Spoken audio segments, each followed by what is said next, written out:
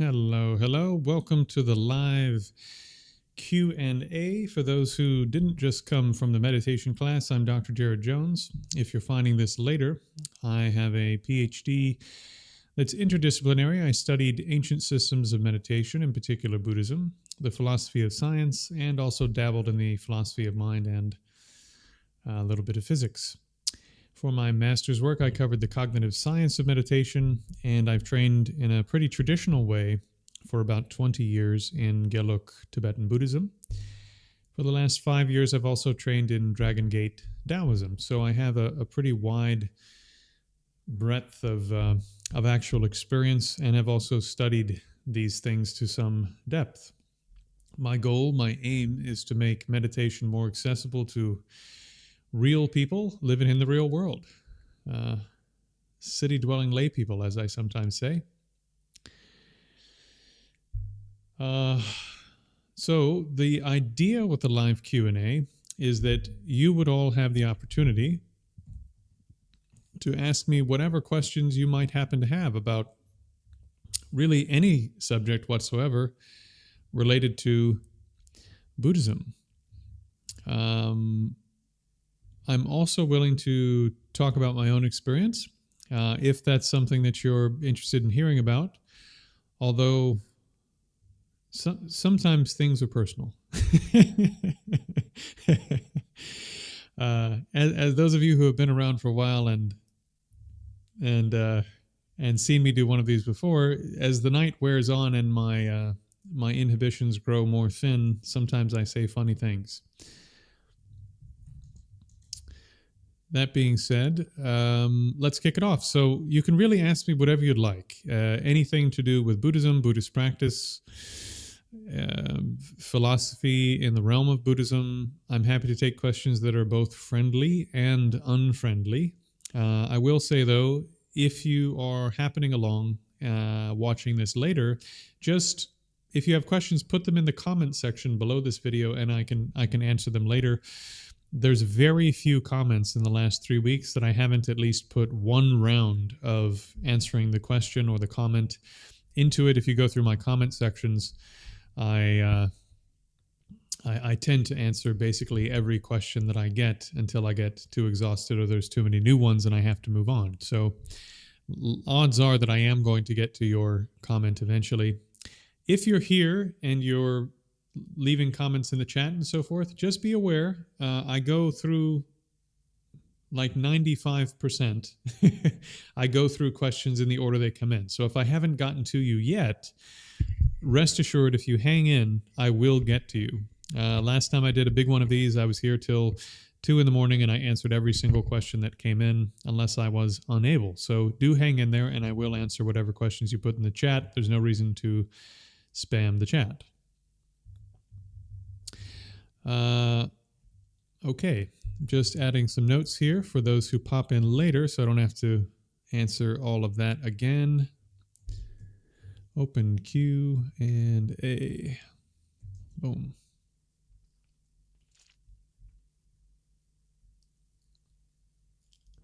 Okay, so let me start from the top.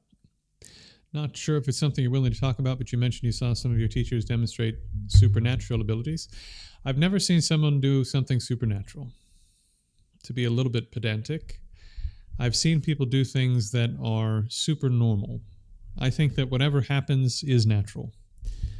If it's something that can happen, it must be due to the natural world. That doesn't mean that it happened because it's a material thing, but I think that only real things exist, right?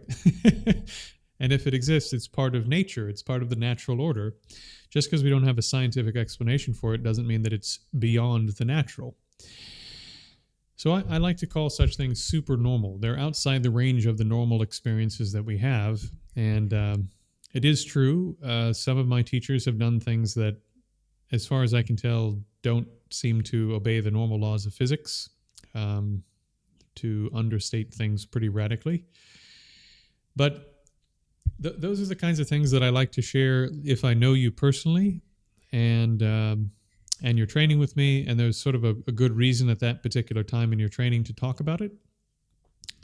Otherwise, it's just sort of, I don't know, You know, it's just not the sort of thing that I want to be out there publicly that everyone knows and is trying to come up with some reason that it's not true.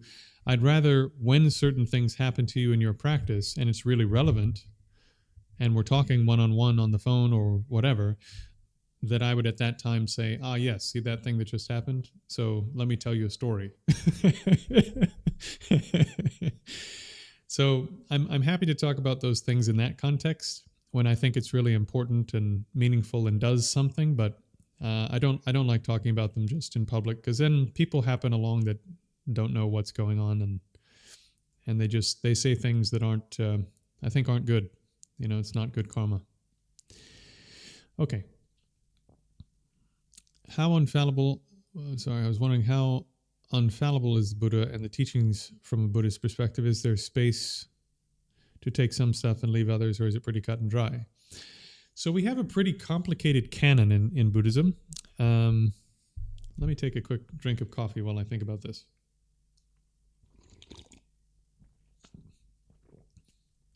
By the way, how's the quality of everything?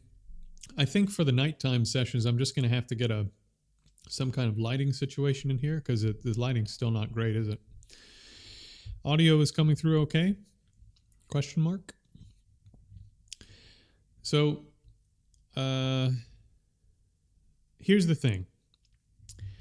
The Buddha's invitation to us was to come and see for ourselves, and that includes reasoning your way through the teachings. There's a pretty famous Mahayana sutra in which the Buddha says, people will not accept my teachings out of faith in me, they'll accept my teachings by investigating them the way that you'd investigate a bar of gold.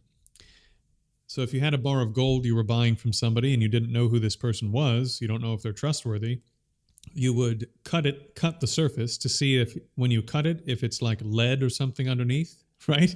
And then maybe you would heat it up a little bit to see, you know, is there like some kind of material on the inside, or is it like a fake material that under a low temperature burns in a way that gold shouldn't burn? So he said by cutting and burning and basically investigating my teachings with the very best logical minds and meditative minds they can, through this, people will come to my teaching. So the Buddha didn't say, have faith in me. He said, investigate with your very best meditative mind. Investigate with your very best logical mind and see if what I said was true or not.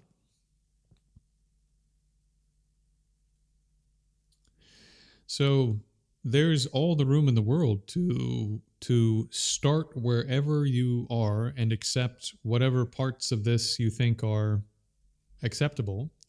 What I recommend is just take whatever doesn't make sense and just put it on the back burner. Don't say yes and don't say no. Just go, okay, yeah, that part's a little weird.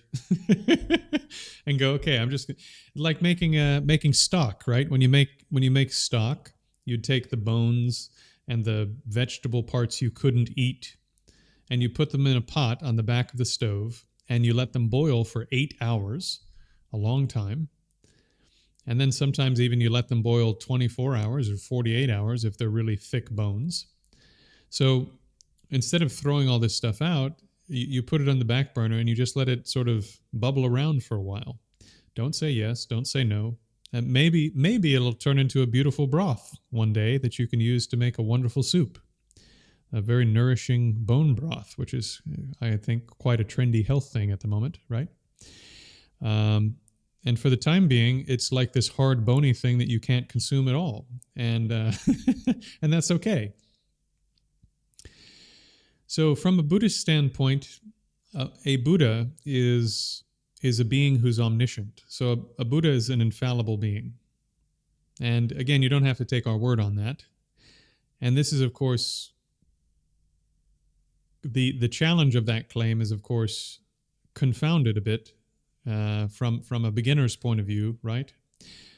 Because we're dealing with historical text. And anytime you're dealing with historical text, you have to think about historical critical issues for investigating the texts that you're working with. And because of this, you can't actually, as I think, any kind of reasonable person, simply accept absolutely everything that's in the canon, in particular because there are certain parts of the canon that don't agree with each other. Now, what's really interesting about our canon is that the Buddha actually says in the canon, at a later period of time, you will find that there will be contradictory teachings. Because some people will say, I said this when I didn't say this. And some people will say, I didn't say this when in fact I did say this, right? And so the Buddha said at a later time, when basically once this is all collected and so forth, the way that you'll know that something is my teaching is that it, at least logically, but ultimately practically, will lead to the results that I claimed are possible. And if it doesn't lead in the direction of, or can't be shown logically to lead in the direction of the results that I said are possible, it's not my teaching. So this is actually a pretty wide criteria for assessing what is a Buddhist teaching. So it should match the main body of his teachings, and it should lead, logically speaking, in the same direction as his teachings. Otherwise, it's not his teaching. Furthermore, there are two categories, broadly speaking, of Buddhist literature. One, according to us, for those of you who know this sort of thing, it's called a hermeneutic, right? How do you approach a particular genre? And what tools mentally do you use to approach a particular genre? We have two genres. One is called the wisdom genre, and the other is the method genre. Anything that's in the method category, which is not Buddhist wisdom of emptiness, selflessness, and permanence, this category, anything besides that, the Buddha said, or at least our scholars and realized yogis and so forth since the time of the Buddha have said, everything else is interpretable. Everything else can be a number of different ways, can change in different circumstances, can potentially be interpreted in a number of different ways. The only part that can't be like that is the wisdom aspect. So the hermeneutic for everything else is investigate these things and you may come to some different conclusions. And actually there may be multiple valid conclusions depending upon your circumstances, in fact. Which is a pretty normal thing because we're talking about training your mind and people are different. People have different needs. So sometimes it's actually correct that there's more than one correct interpretation of something. I mean, I went over a bit of that in the last video, right? Alternatively, when you're talking about emptiness, selflessness, impermanence, this is an area where there are particular definitions, particular meanings, and if you change those meanings, you've gone off the rails. You can't change the meanings of those things because they are things that aren't interpretable. They mean a particular thing. So I would say, actually, I think it's quite a bit more complicated than people think. And this isn't just some Mahayana addition or something that happens when you get into the Chinese canon or the Tibetan canon. This is all the way back to the Pali canon. Not a lot of people know this, but there were, 16 or 24 schools of Buddhism pretty shortly after the Buddha died. And they didn't agree with each other. The only one that existed, the only one that still exists that's relatively from the early period, although they've edited their own canon twice, is the Theravada branch of those who thought the only goal is liberation for oneself. So there was something like 16 or 24, I can't remember, maybe even more actually, depending on which system you're using to divide them up. They had different views on how all of this fits together. And most of them died off as history went forward, but one of them at some stage was called Theravada, and that one has continued. So now we just call, if you want to get liberated for yourself and attain nirvana, and that's all you want to do, we just call that Theravada now, because the only school that survived all of that diversity was the Theravada. Doesn't mean they were right about everything necessarily, but they were the one that survived. So, then adding more complexity to this, when you read the Gandharan material, which is the earliest Buddhist material we have in the archaeological record, you find that this material contains both what we might call Theravada, although it's not actually Theravada, it's just individual liberation kinds of teachings, and it contains Mahayana teachings in an early form. And so we have in the Gandharan canon, going back to the 2nd century BCE, which is the earliest material we have for Buddhism, we have both proto-Mahayana, early Mahayana, and we have these what we would call individual liberation teachings, living under one roof, which was a bombshell, by the way, because everybody thought the Mahayana was some weird addition that came on later and was invented by people later on. And they had like 17 different models for how that was supposed to have happened. And then we found 2nd century texts that were Mahayana texts. 2nd century BCE, not 2nd century CE. So anyways, yeah, it is complicated. You can't actually accept all of it, which is why if you look at my comment section, sometimes people come in and they're like, well, yeah, but what about this particular sutra from the Pali Canon? If we agree with your interpretation, we have to reject that text. And I go, yeah, that's right. Yeah, you got to reject that one. Well, why are you rejecting that one? Well, because if I don't reject that one, then other statements, even in the Pali Canon, can't be true. And those statements are much more important than the one that's being made over here. For example, during the Buddha's enlightenment experience, he remembered infinite past lives and saw every single sentient being, which according to Buddhism is an infinite number, or at least so vast that we couldn't even put a number on it. There are so many sentient beings. He saw every sentient being in reality, saw all of their past lives also. Now, if we don't call being able to see infinite past lives, by the way, for beings whose minds are interdependent with physical reality, so all of what can be known of physical reality is experienced by sentient beings, right? So he sees every sentient being, every single past life of those beings, and the relationships between those lives and his own past lives simultaneously. If that's not omniscience, I don't know what omniscience is. So sometimes we say the Buddha knows every knowable object. That's what a Buddha's mind is. And so there's one sutta, for example, where the Buddha says he's not omniscient in the Pali Canon in the sense that I just described, and yet his enlightenment experience in the Pali Canon describes him as omniscient. So I would say we have to accept one of these cases and not the other. And considering that a huge amount of the material that we have that comes in other parts of the canon expresses that the Buddha is, in fact, what we would call simultaneously omniscient and not serially omniscient, which is a big debate in Buddhism, I accept that he is omniscient in the sense that he knows all things simultaneously, not that he's omniscient in the sense that he could know any one thing he turned his mind towards, which is a very different proposition. Let me give you one more aspect of this just because we made it this far, if you guys are enjoying this. Think about this for a second. If the Buddha had infinite past lives and he was to recall them one at a time, he would never finish. And therefore, he would still be meditating under the Bodhi tree, or he would be dead and we wouldn't know anything about Buddhism, right? Because there was an infinite number of lives. So if he had to recall them in order, he would have never finished recalling them, much less then moved on to recalling the past lives of every single other sentient being of innumerable sentient beings. So to have a mind that can recall an infinite amount of information for a virtually infinite number of beings simultaneously, and to also know all of physical reality that can be known from every single perspective of every single being simultaneously, to me, sounds more like simultaneous omniscience and less like serial omniscience. You could never finish the task if it was becoming aware of one thing at a time. You have to be aware of all of it.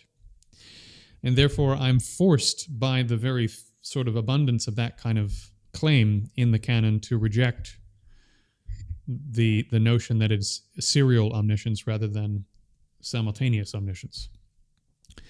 Okay, I think that's probably enough on that. To be quite clear, I don't think it's cut and dry. You have to spend some time looking at the canon, deciding which positions you're going to accept and not accept. And it's actually quite a bit of fun if you're into that sort of thing. It's very smart people. Think about this. The Mozarts and Beethovens and Picassos of a couple thousand years were joining institutions like Nalanda Monastery and debating and trying to figure this kind of stuff out from a Buddhist standpoint. The geniuses of thousands of years were pouring their entire life into trying to sort out some of these issues. So you can imagine the types of debates and discussions they had got quite interesting if you're into that kind of thing. Okay. What was the hardest? I'm now on question number 2. Haha, 40 minutes in. No, 20 minutes in. What was the hardest thing you struggled to accept or believe as a Westerner? Actually even more difficult than accepting that rebirth was real. And I think last big live stream I did, I talked about why I think rebirth is an actual thing. Even harder than that for me was figuring out karma. Because even if rebirth is real, that doesn't necessarily mean that the minds of sentient beings are somehow involved in the existence of the physical universe. Those are two different claims. So it took me quite a while to come to a set of arguments and a set of experiences and a set of, a bit of scientific evidence coming from modern physics and so forth, to be able to arrive at a cogent worldview, let's say, that helped me understand why is it and how is it that mind could be causal in reality? How is it that minds could be causing physical reality to occur in the way that's being described in Buddhism? And I had a couple of breakthrough moments in that kind of understanding. One of them was actually studying a bit of relativity and realizing, for example, that if you look at the pole barn or the ladder barn paradox, depending on where you read it, we know from modern physics that before we even talk about quantum stuff, which is quite weird, right? Even just at the level of relativity, we know that depending upon where you happen to be standing at the time, causal sequences can happen in a different order than from two different perspectives. And objects can be two different shapes from two different perspectives. And not look two different shapes, but physically be two different shapes. We know that depending upon where you happen to be standing at the time, that an event may have already occurred or not yet occurred for two different beings who are looking at exactly the same, supposedly objectively existence physical event. And so it was hearing these kinds of arguments from physics which made me think, maybe there's something to this thing of like somehow physical events are entangled with the observer also, the beings also, not just each other physically, but also beings who happen to be doing stuff from particular perspectives. And there are reasons that that's not a fully complete explanation, but that got me a little bit further. And then over the last 15 years, I've just studied a huge amount of what's come out in terms of modern physics and theoretical physics in terms of quantum mechanics. And the statements of physicists have shocked me, even as a Buddhist. They've shocked me because there is a non-quack, non-BS, non-fringe opinion in the academy that you need consciousness to explain the existence of the physical universe. And as a matter of fact, since I have a stream that's actually not going to crash if I try to do two things at once, I will pull that up and show you. Coming to grips. Haha, there it is. Now, of course, what I'm about to put on the screen, I don't accept the full argument that they make in regards to what conscious being you need, because they're going to make an argument for God, and I would make an argument for infinite sentient minds that don't have the problems of God. But let me change screens. Where is it? Full screen share. There it is. So just so that you guys know, Henry Stapp is a theoretical physicists. So amongst the authors for this article are 2 philosophers and 1 physicist. So there is someone on the panel who really does know what they're talking about. Let me see if I can find the key passage here. Okay, here we go. So according to quantum mechanics, the world exists only as a cloud of simultaneous overlapping possibilities, technically called a superposition, until an observation brings one of these possibilities into existence, keyword observation, into focus in the form of a definite object and event. This transition is technically called a measurement. One of the keys to our argument for the mental world is the contention that only conscious observers can perform measurements. So this is called the special status of consciousness interpretation of quantum mechanics. And they go on to say, some criticize this contention by claiming that inanimate objects, such as detectors, can also perform measurements. So this would be like a double slit experiment, having a device on the back of it that's detecting where the particles are hitting when you fire them through the double slit.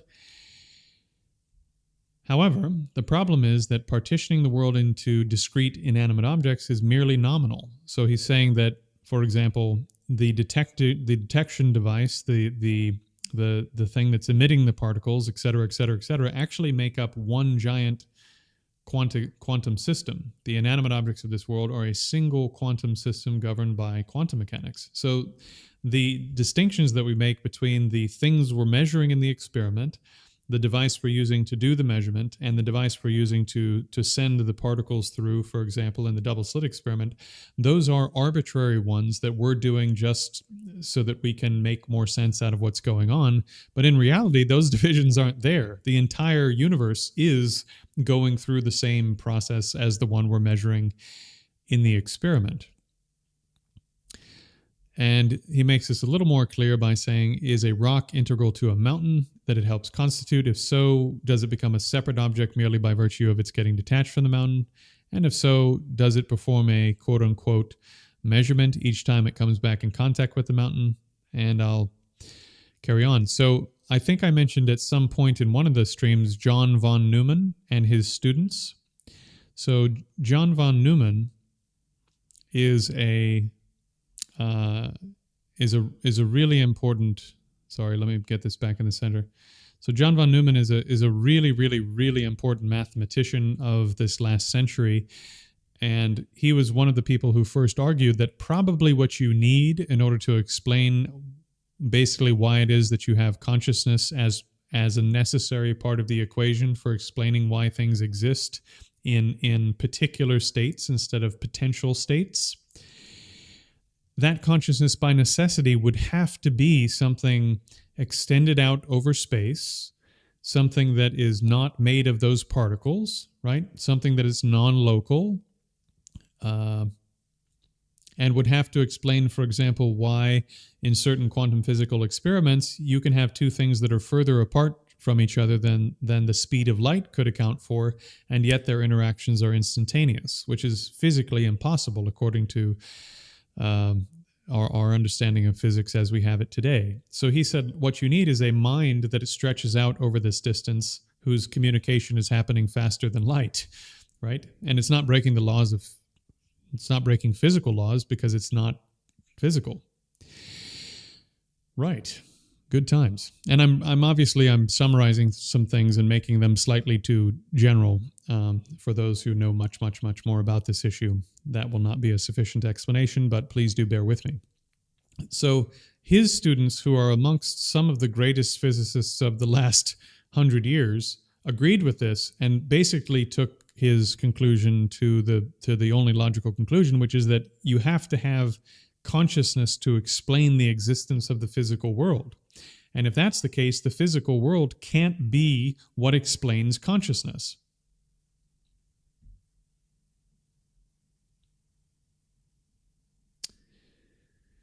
So this article goes on quite a bit, but to get to some of the meat here, for those of you who don't know, basically what some physicists are arguing is that even though a particle seems to exist in a particular state when it's been measured by some device, the argument is by these physicists that actually it hasn't yet begun to exist in a particular state until that device's results are observed by a person.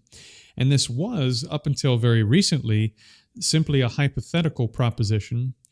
But they've done experiments with regards to what's called Wigner's friend, the Wigner's friend paradox, and shown that, at least on a small scale, approximating that effect, that two observers who don't know what the results are for each other, to put it again way too generally, can in fact have two completely different states of the existence of one physical event, simply because they're in different states of, again, very roughly, sort of knowledge about what's going on about the event. So the event is, again, very generally, being... the event isn't simply objective. It's something that depends, at least in some measure, on consciousness, right? So out there in the world is the potential for something to happen, but nothing in particular happens until consciousness is involved. So it was through looking at the results of quantum mechanics over the last 15 years, and also my heart guru, who was a Western lay practitioner and was a scientist actually before he did some of his work in other areas. He was a biologist. He spent years, the better part of a decade, doing really intense, really deep research into theoretical physics, and got me turned on to this idea. And we spent, again, about 10 years discussing this idea and whether or not it was viable. And he talked to scientists and philosophers at College of Charleston, where I was living at the time, and even spoke with the Dalai Lama about his book and his research, and His Holiness wanted him to translate the book he was working on into Tibetan so that they could have it in the monasteries to talk about the relationship between mind and physical things. So His Holiness the Dalai Lama thought what he had done with that work and that concept was important, but that never ended up happening. But he was requested to do it. So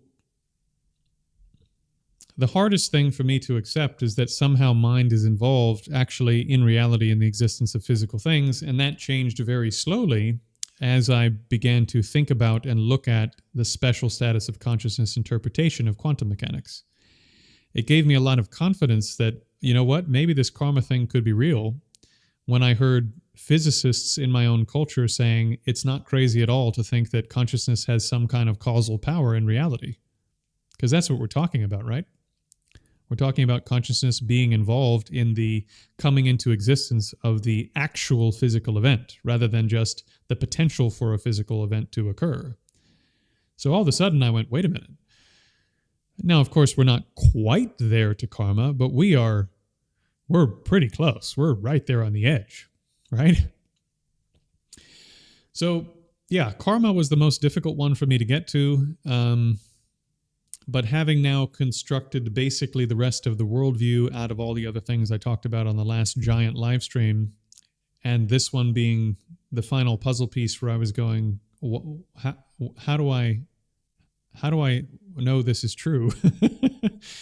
That being the final puzzle piece, so to speak, slotting that into a picture that I had already constructed of other relationships is what made the karma piece click for me. And I went, wow.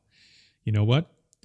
There's actually every reason in the world to think that since what consciousness has to collapse reality into an actual state is past impressions from actions it's performed, since that's what the data, the information that it has to create the next event, it makes a lot of sense that our previous actions would have an effect on how consciousness is collapsing reality from moment to moment.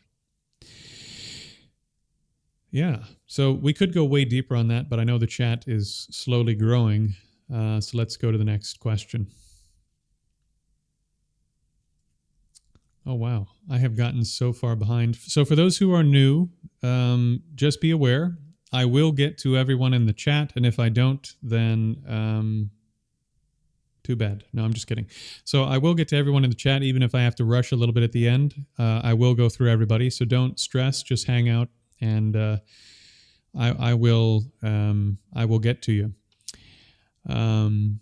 Also, I'll just throw this out there, as I tend to do on these lives. If you're new, I don't charge for anything, and I go live almost every day to answer these questions and teach meditation.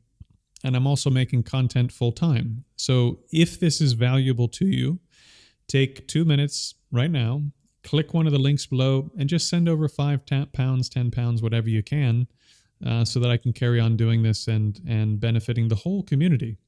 So I never charge, but it takes a certain amount of money to carry on doing this. So every bit that comes through really does help, especially here in the early days of this work.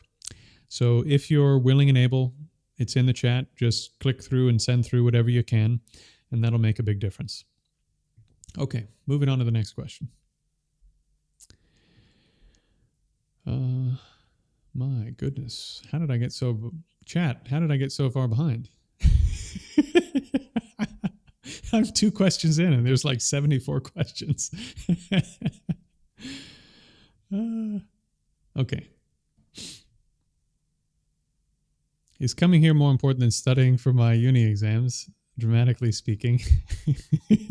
Dharmically speaking. Oh, goodness gracious. I would say studying for your exams is more important. And hang in while I justify that position.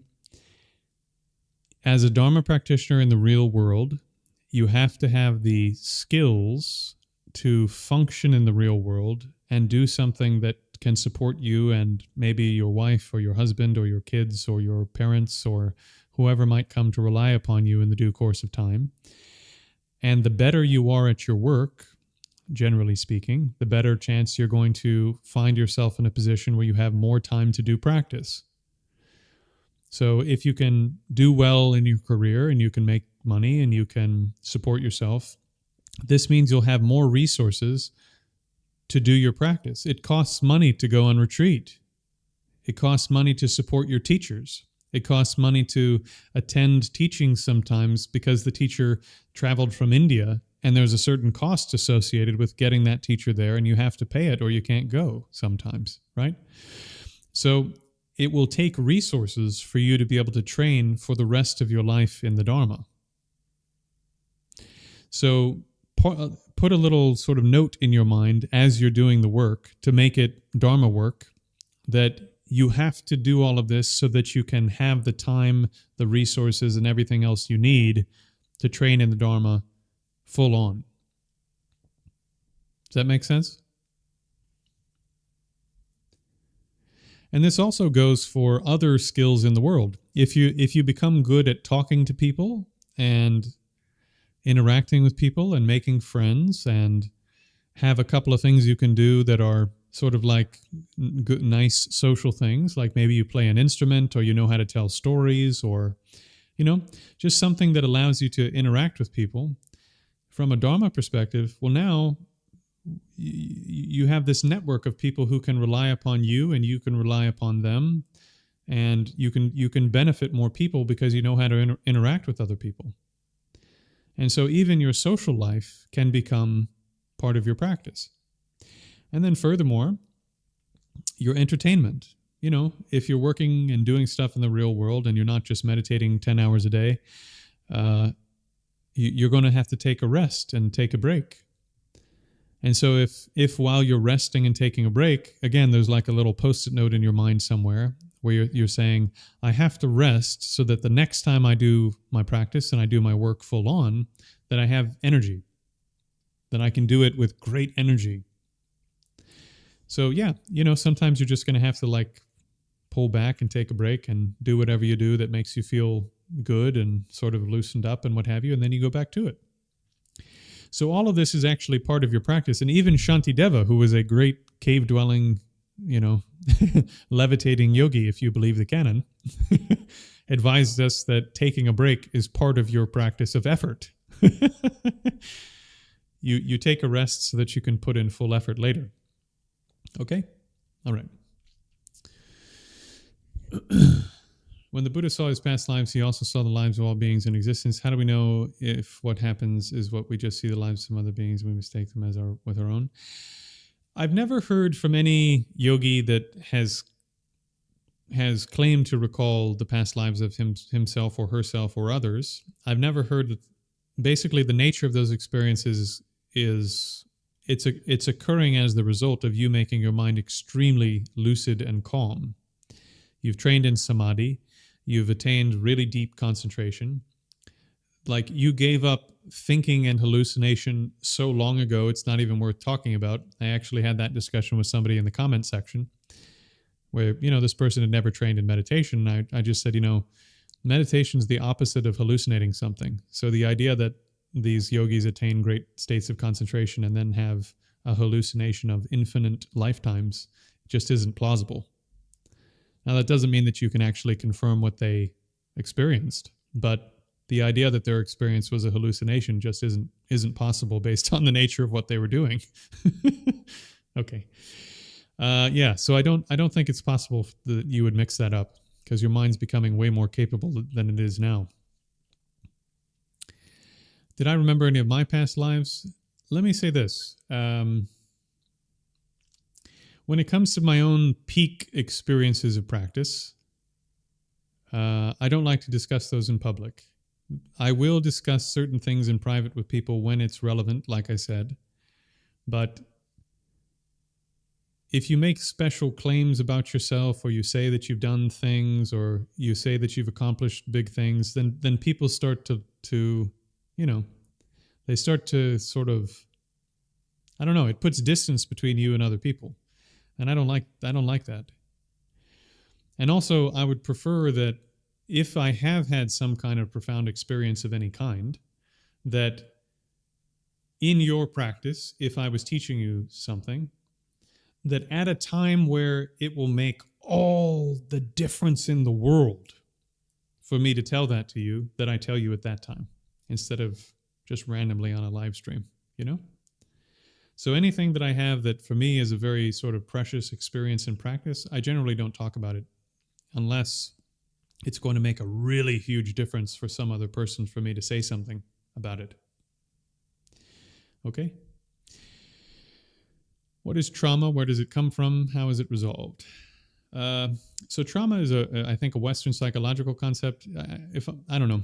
I'm not an expert on the Western psychology. I have studied a bit of cognitive psychology, specifically in the realm of training and meditation, but I haven't studied a great deal of Western psychology as a broad discipline, if that makes sense. Is it just me, or is my camera super dark? Sorry, everyone, give me a moment. I'm going to see if I can fix this. Chat amongst yourselves.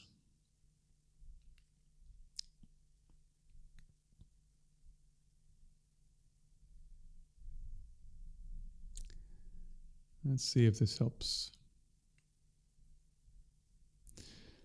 Nope, I think that's just going to freak my camera out. Okay, I'm going to leave it.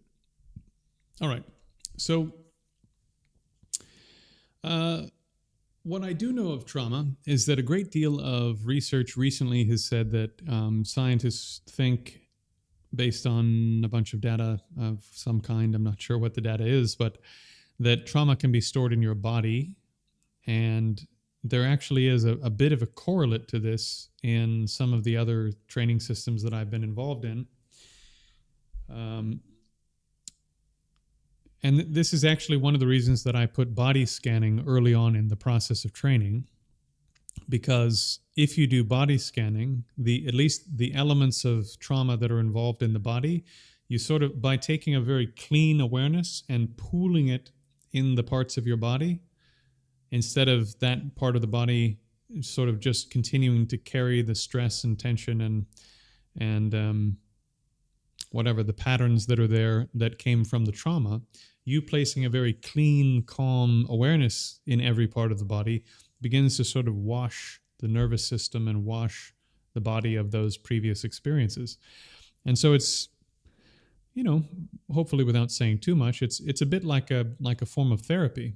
So not only does it make your mind very calm, which helps you accomplish the second and third stages of concentration, but it also helps you start working out your emotional problems. And if you do it in a standing position, as I recommend in the course down below, the school course, if you do it in a standing position, it also totally transforms your body. So your body also becomes stronger, healthier, better blood flow, better breathing. Like it's just absolutely remarkable if you combine those two things together. And I know Cleric hates doing standing practice, but it's not actually very comfortable to do standing practice. But I've described why I think it's important to do it nonetheless. Yeah. No, yeah, I agree with you. Super normal things. The trouble is that anybody can claim they've had any kind of experience and seen any kind of thing. So saying it in a context where 99.7% of people aren't going to believe it doesn't add anything. And as a matter of fact, it'll take some people who would have otherwise been interested and would have otherwise made progress with what you're saying, immediately it turns them off and they leave. So I would rather just stick with stuff that's within the common realm of experience. And again, at that critical juncture where maybe it'll make a big difference to you for me to say something from my own experience that maybe is extraordinary or something I've seen, at those critical junctures, one-to-one, person-to-person, then I share those kinds of things. But yeah, I just don't think it's very useful in a public forum. Do some things exist without causes and conditions? This is actually a really interesting question. What about perspective? What perspectives exist among Mahayana schools? So there are things that exist. Oh gosh, this is such an interesting, difficult, fun question. So cessations, absences, things that don't exist don't require causes, obviously, because they don't exist. They do require, if it's something that existed in the past, generally speaking, they require conditions to go out of existence. But the actual non-existence of a particular thing isn't caused by anything. Nothing. Think about a seed becoming a sprout, right?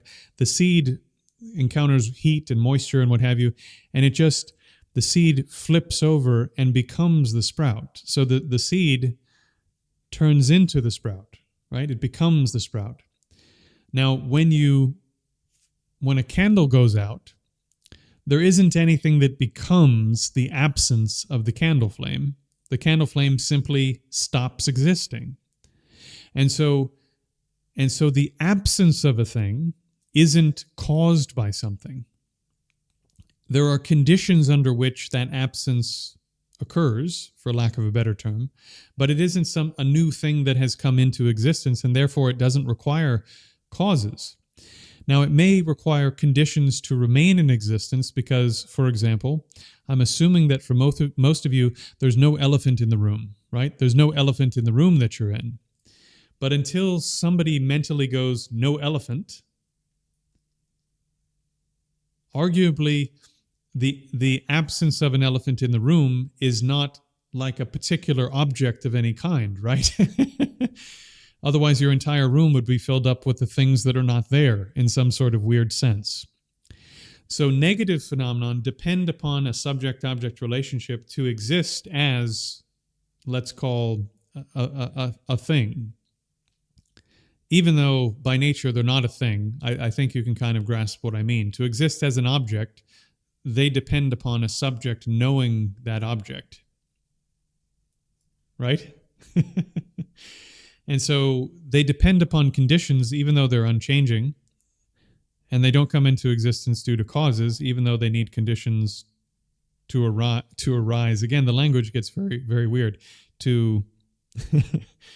Even though there were conditions that were required for that thing to go out of existence. And then to basically remain as a non-existent thing in terms of some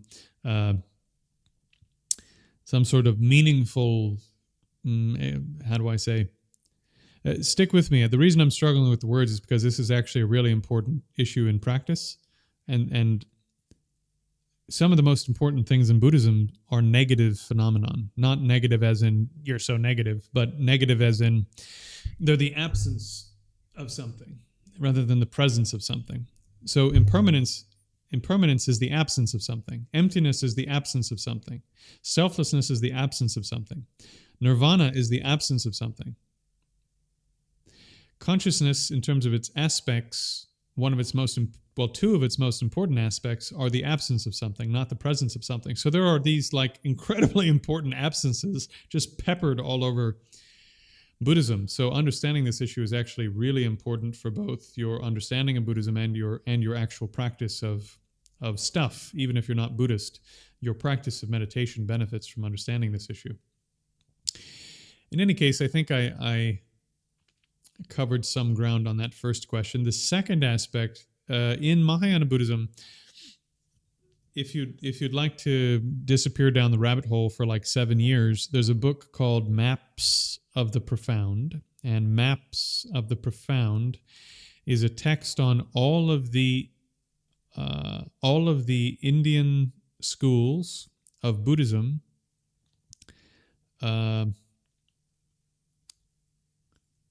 that had various sort of subtle differences in terms of their understanding of selflessness, emptiness, and then the later commentaries on those, and exactly all of the positions that each school held in virtually infinite detail. So that is a question that I can't answer in short form, but to do my best, there are maybe 4 or 5 different major absences that are referred to in the different schools of emptiness. So the one that you find in the Theravada canon is mainly, although not exclusively, the absence of a permanent, unitary, independent self. As you move up a notch, then there is a self-sufficient, substantially existent self. As you move up a notch, there is a truly existent self, which is different from the type of selflessness you'd arrive at if you were to arrive at it through the interdependence of the apprehender and the apprehended, because you don't think the knower and the known, you don't think those two are connected when you live your day-to-day life. And then finally, at least according to our school, and I argued for this in my thesis and my PhD, so I went through the arguments pretty hardcore, and I think this is correct. The most subtle and most correct position is the absence of inherent existence.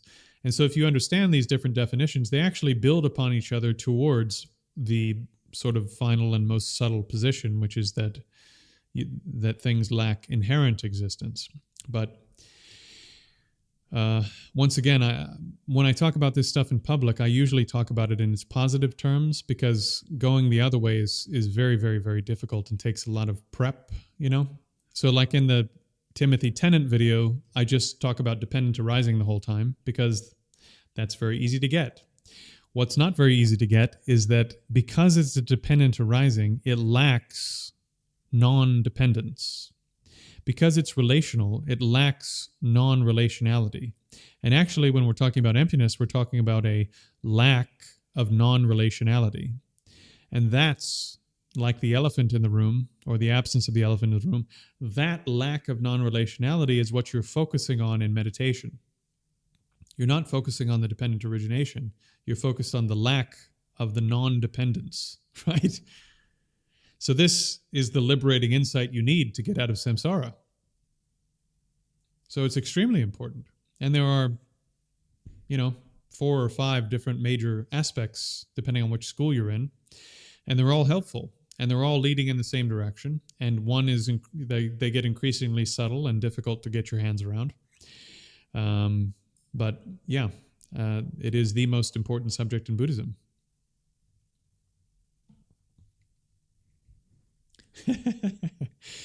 Casey fam.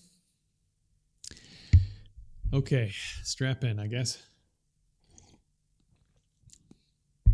My friends, colleagues, Once again, as I am wont to do, I'll mention if you're new, I teach everything for free. If you'd like me to be able to carry on doing that, a certain number of community members have to chip in a bit. It doesn't actually have to be a lot. We're already at 141 views. If every person had chipped in £5 on their way through, then the entire month would be finished in terms of pretty close to finished in terms of, well, yeah, actually I'd be done fundraising for the month and I could just shut up and do the stuff. So if everybody would go to go where it says Q&A, the pinned comment, leave the stream for a couple minutes, come right back, just pop $5 in there, 10, 20, whatever you can. And then the money side of this is completely worked out and I can carry on doing this with you guys for the next 50 years, right?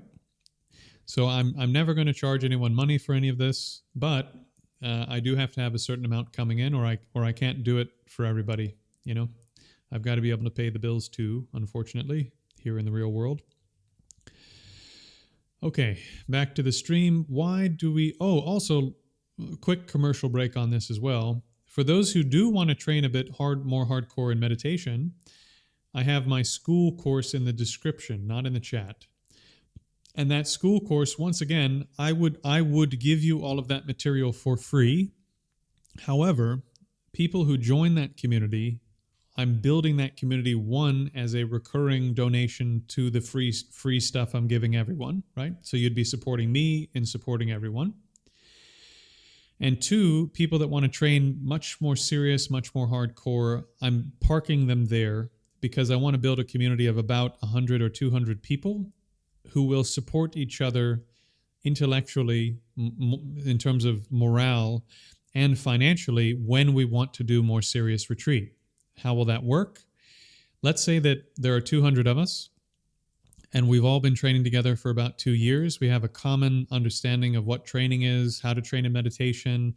We've all read the same material up to a certain point, and we all have our own traditions too. You're all in your own lineages. I'm not trying to make you switch to a new lineage. But you want to go into retreat for 2 weeks. How are you going to get the money together to do that? Now, maybe you're fortunate enough to financially it all works out. But with 200 of us, half a month of your bills might be $1,000 or $1,500. Between 200 of us, that's like $7 each to send you into retreat for 2 weeks to deepen your practice. Maybe you have travel costs associated with it too, and that's another $500. Fine. Between the 200 of us, that's like an extra $150. So I'm trying to build a community, and I'm parking everyone in the school community right now, where we'd be able to support each other financially in doing really serious practice and retreat.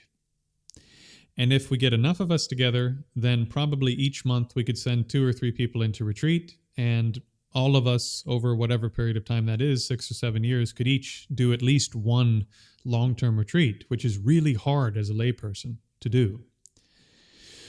So this is what I'm trying to build in the school course, which I may move over to a website or something at some point. But for now, that's where I'm parking that community. So if that sounds like something you'd like to do long-term and you want to study more hardcore for meditation training, you can check that link out as well. Okay, so back to conspiracy theories. Haha. So conspiracy theories are not really my thing. It's not really my, I'm not really into it. There are some things that are actual conspiracies, and then there's a whole bunch of nonsense. So my wife actually works in intelligence. She works in the intelligence field. So, there are some things happening in the world that are like people behind the scenes doing stuff, and those are real things. But most of the stuff that people think is going on that they talk about on the internet all the time, none of that is what's actually happening. And if you work in intelligence, you hear about what's actually happening. And, since I'm married to someone in intelligence, I get to hear some of those things. And usually it's not what people think. So that's where I'll leave that comment. Have I ever met devas? As I mentioned earlier in the stream, my own private experiences I keep to myself unless it's really going to help one particular person. So I don't like to answer those kinds of questions to a larger audience. Sandaha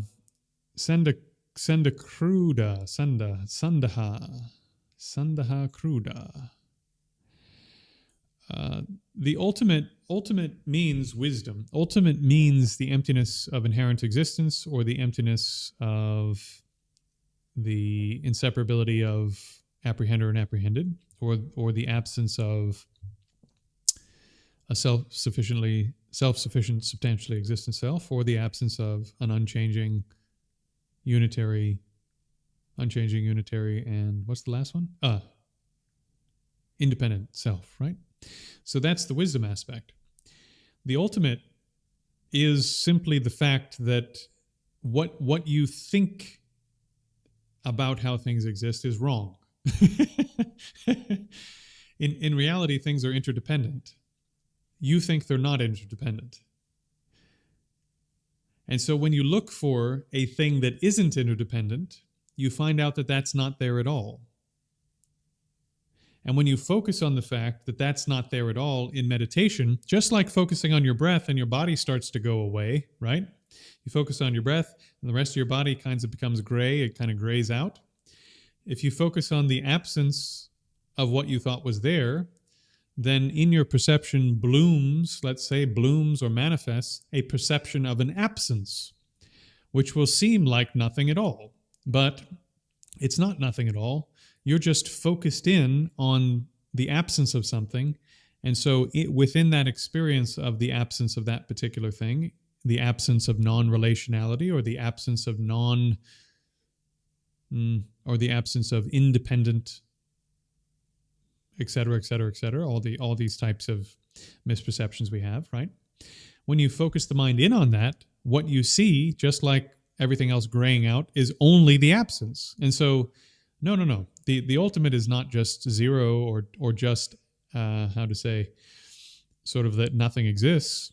It's that you've focused your mind in on the absence of something you thought was there. And then once you come out of that absence, the result is that you're seeing more closely the fact that things are dependently originated, right? Things are relational.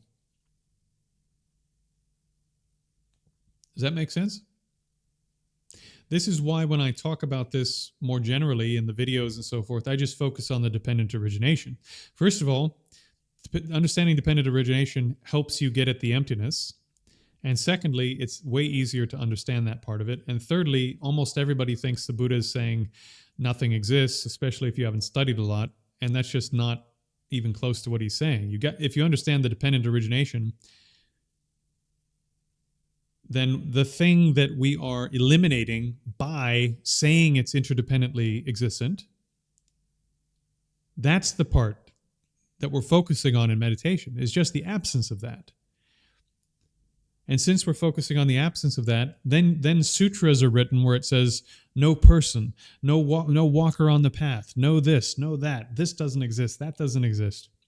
Because in that state of awareness, all that's there is the absence. It doesn't mean nothing exists. It means the thing that you pointed your mind at expecting it to be there doesn't exist. What exists in reality is dependent relationships, dependent arising. So that's really the Buddha's ultimate teaching, is dependent arising. For those who don't know, emptiness means things exist. This is one of the greatest logical inversions in Buddhist philosophical history. Seemingly, isn't it? The absence of inherent existence is an argument for the existence of things. Why? Because we're saying it dependently exists. The proof that it doesn't inherently exist is that it does dependently exist.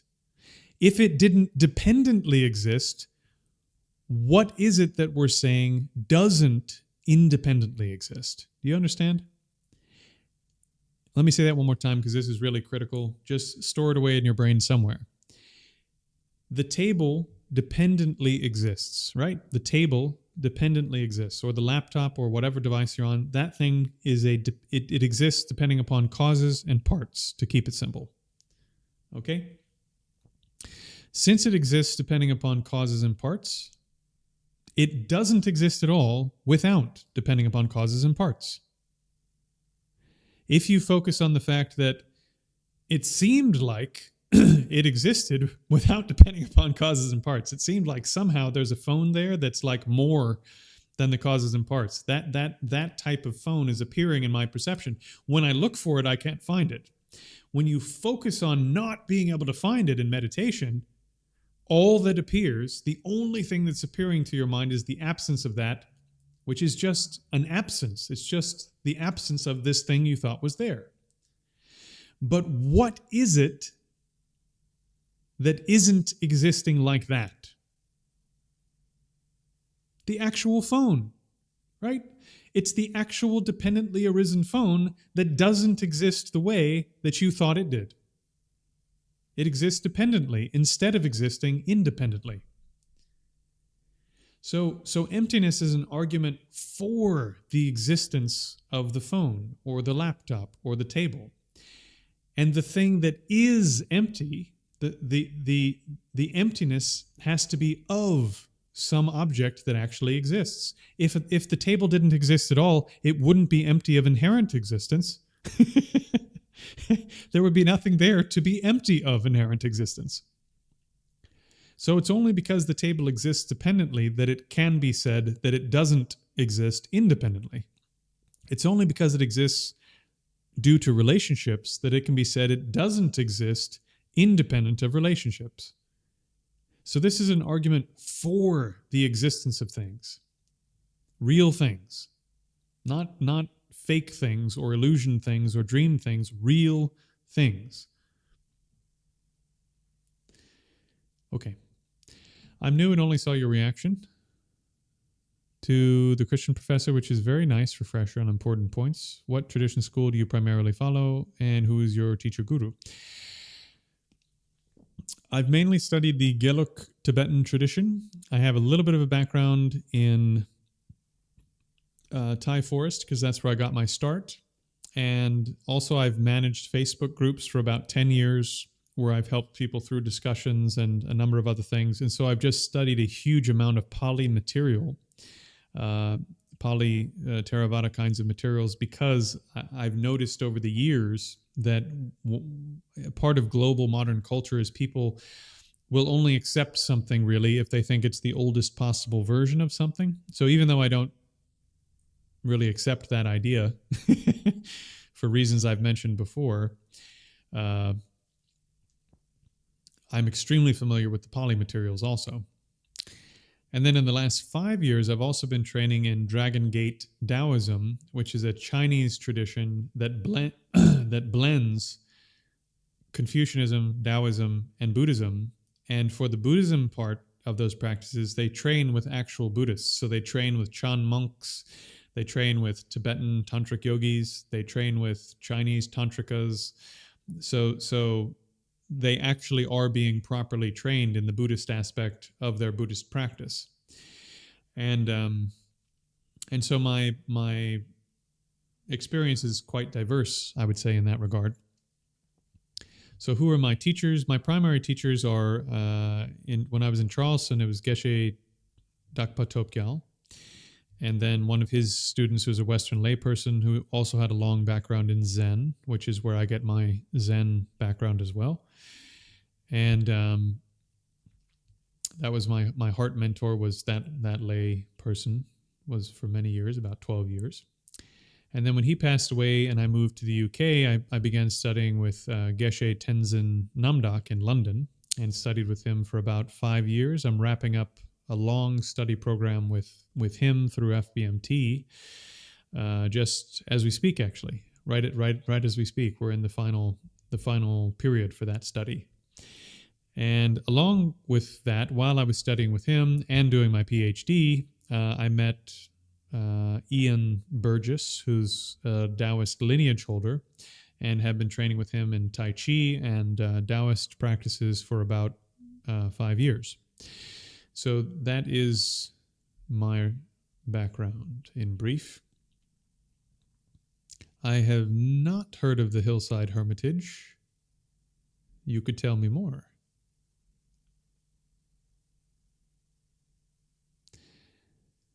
Do you think, I'm now on Faizan's question, do you think certain groups have somewhat of a control over the world? Well, yeah, of course. I don't mean that in a conspiratorial way, but like, of course, the governments of various countries have some control over their countries, and there are very wealthy individuals. You know, uh, like my family was middle class, but because of being business people, some of my family, we got to meet some people that were extraordinarily wealthy, and meet heads of universities and meet politicians and billionaires and this sort of thing. And those people, in particular people with lots of money, they have extraordinary control over stuff that's happening. And then of course also the people that are running social media companies, they get some say and influence on what kind of stuff is being presented to what people at what times. And conventional media companies, universities. So anybody that's spreading information or has lots of money to change what people think, or who can actually affect law and policy that will affect the way that people live in a given area, all of those people have some control. And then, of course, people that are doing any kind of work that shapes the character of people, like people in religion, they have some control. So, yeah, lots of people have lots of control. If you can motivate people to think and act differently, then you have some control in the world.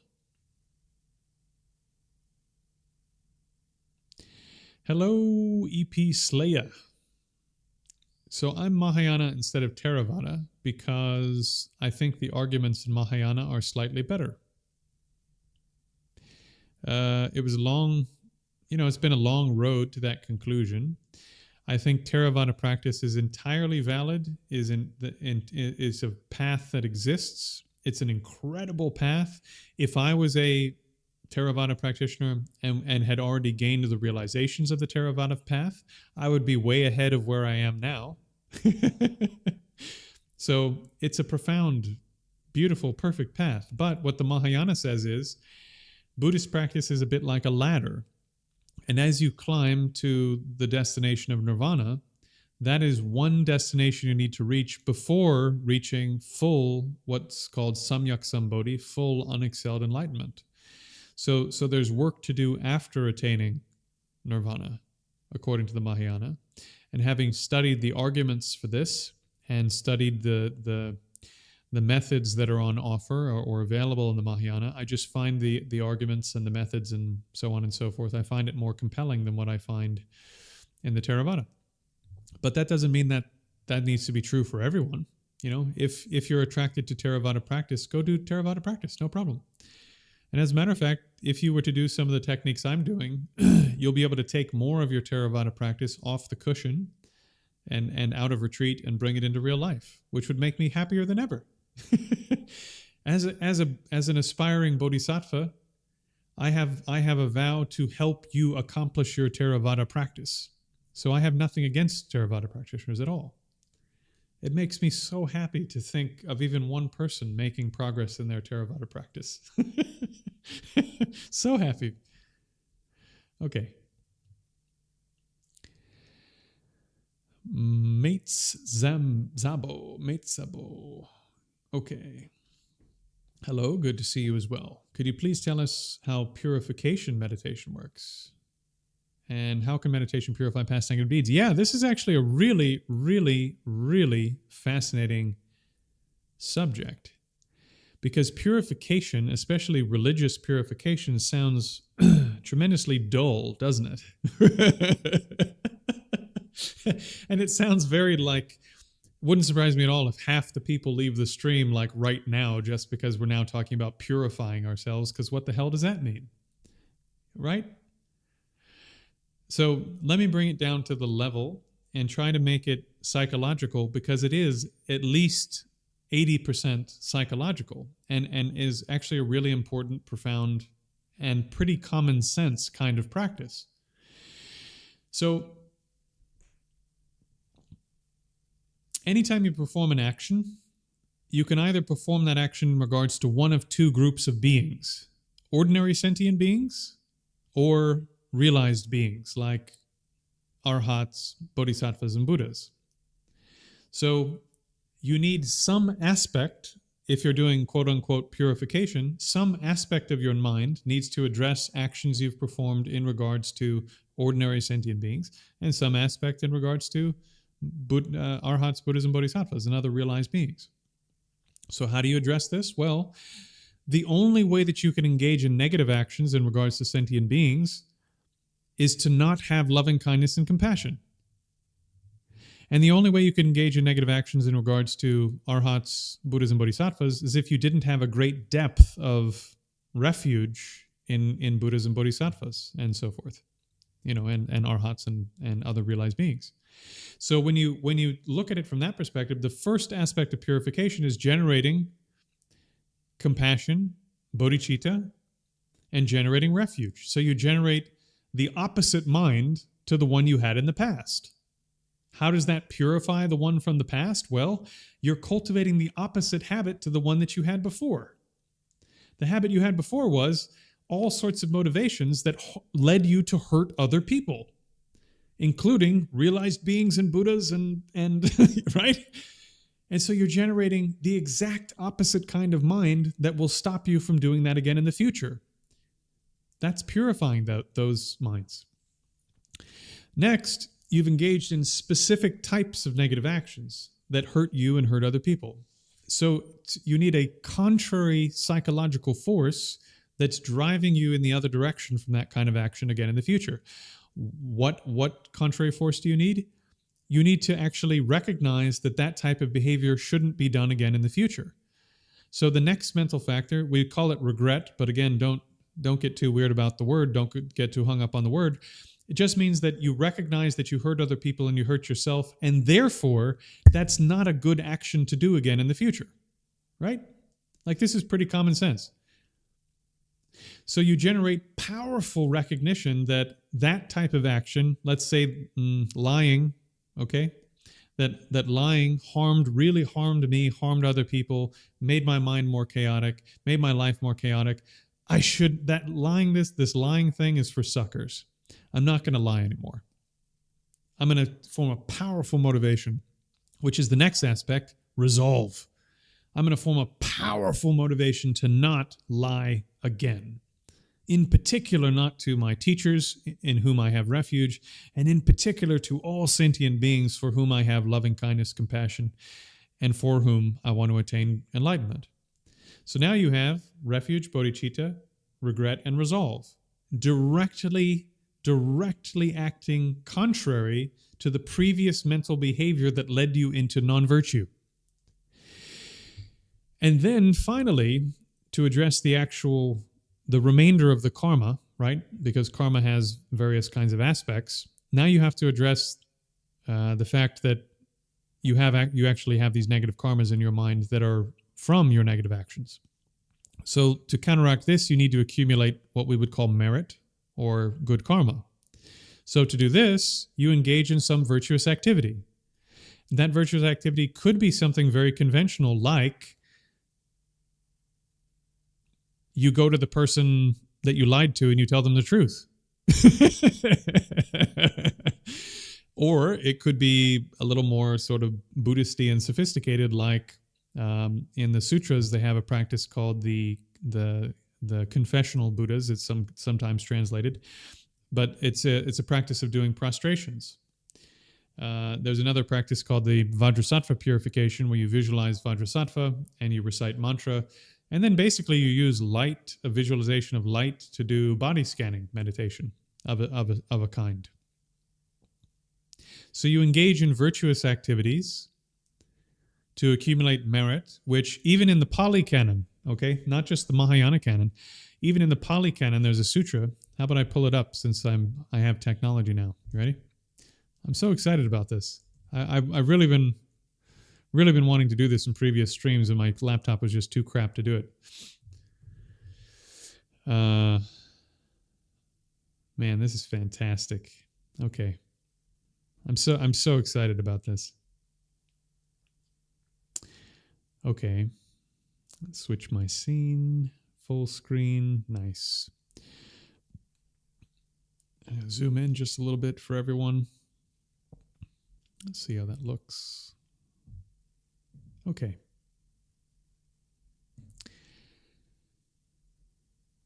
So here's the Buddha talking to some of his monks, and there were some people around saying that in whatever way a person makes a karma, that's how it's experienced.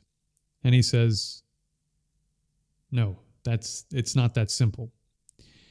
He says there's a case where a trifling evil deed done by a certain person takes them to the lower, most painful kinds of rebirth. And yet there's another case where the very same trifling negative thing done by another person is experienced right here in this current life, karmically, not just like, not just like as a normal consequence in this life, but karmically a result comes about in this life, and it barely appears for a moment.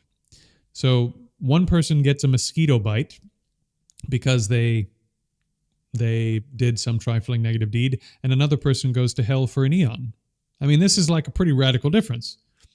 And so what is the Buddha saying? Again, if you don't believe in lower realms, that's fine. Just take it on the chin for now. He says, for the person who gets sent to a lower realm for even a small misdeed, this individual is undeveloped in contemplating the body. So they can't do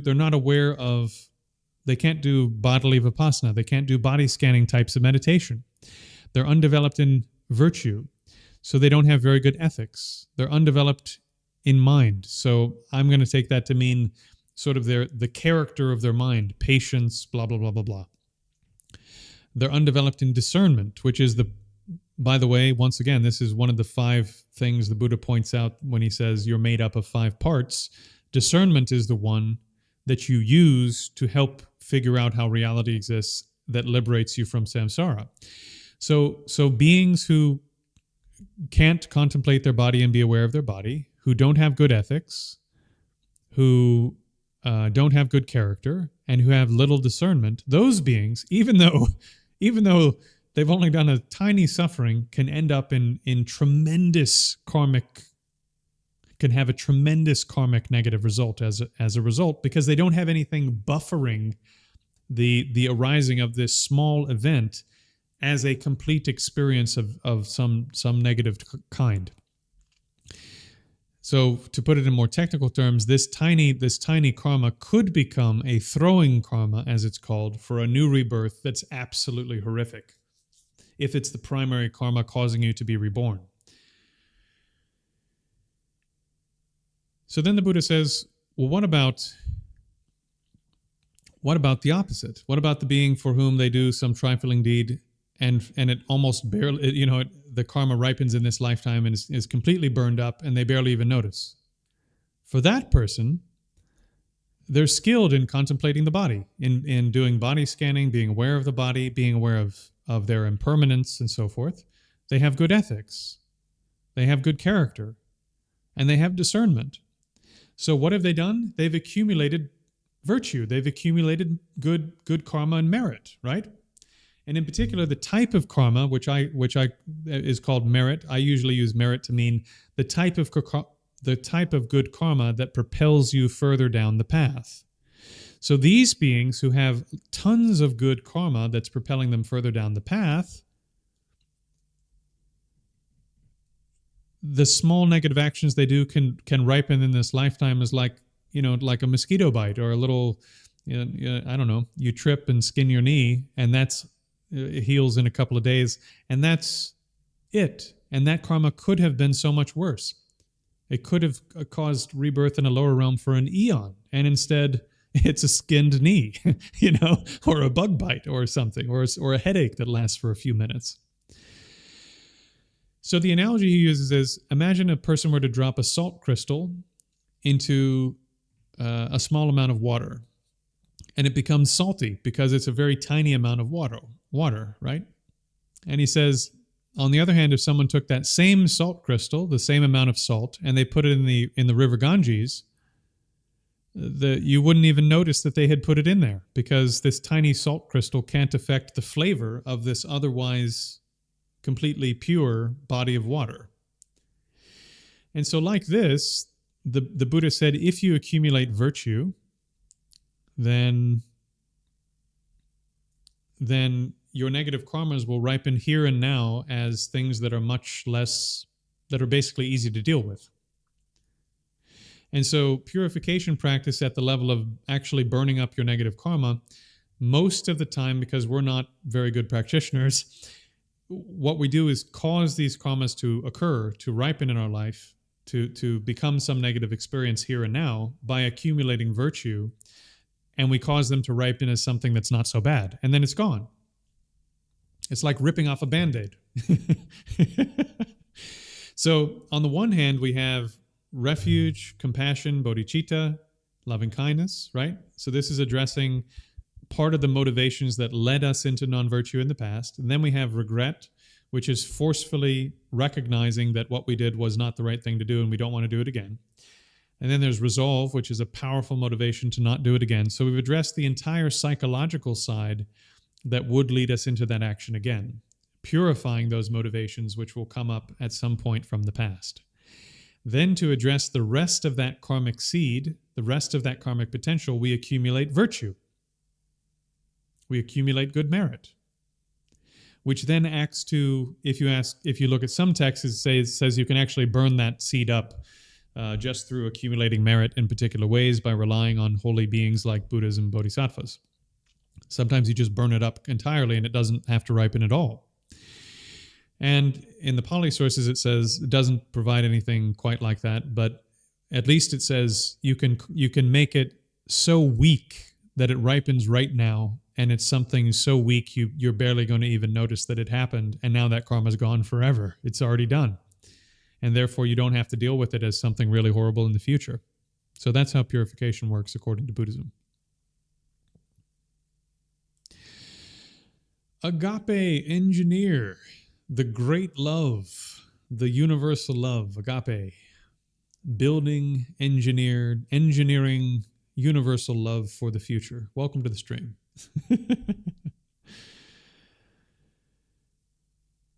Okay, so if you watch, go to the video on Timothy Tennant, where I'm responding to his arguments, because he brings that up. And if you go to the timestamps, somewhere I have the timestamp for what it means to kill the Buddha, excuse me, which is an expression that comes in from Japanese Zen. And yeah, that's all I'll say about that.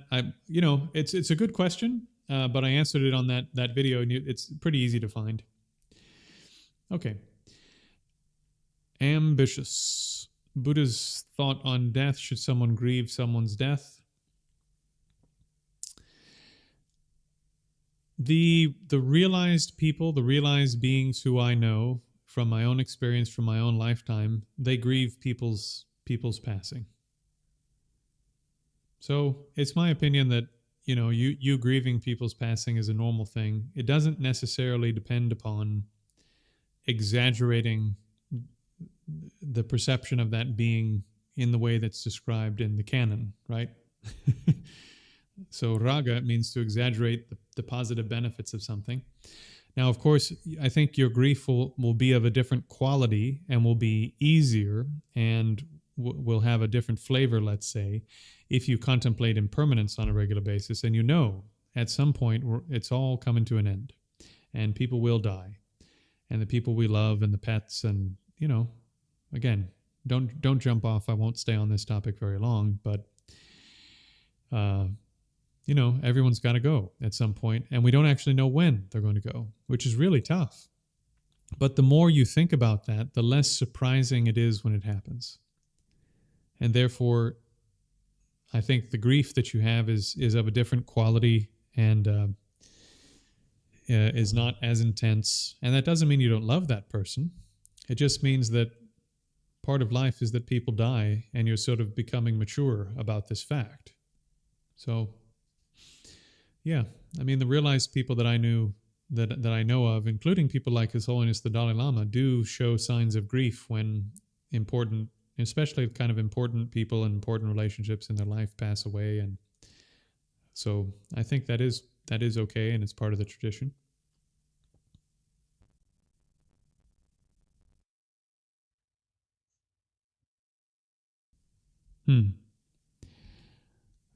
Okay. Hopefully Hopefully that fixes the problem. I don't know how long ago I started having an audio problem, but we'll see if what I just did fixed it. Let's see. Yeah, I probably need to have headphones so that I can hear myself talking, but that's really annoying. Tomorrow when I do my stream, I will make sure that I have another device so I can hear what's coming out and make sure it's not going nuts. Or maybe somebody who has my contact info could sort of like be monitoring the stream or something. Okay.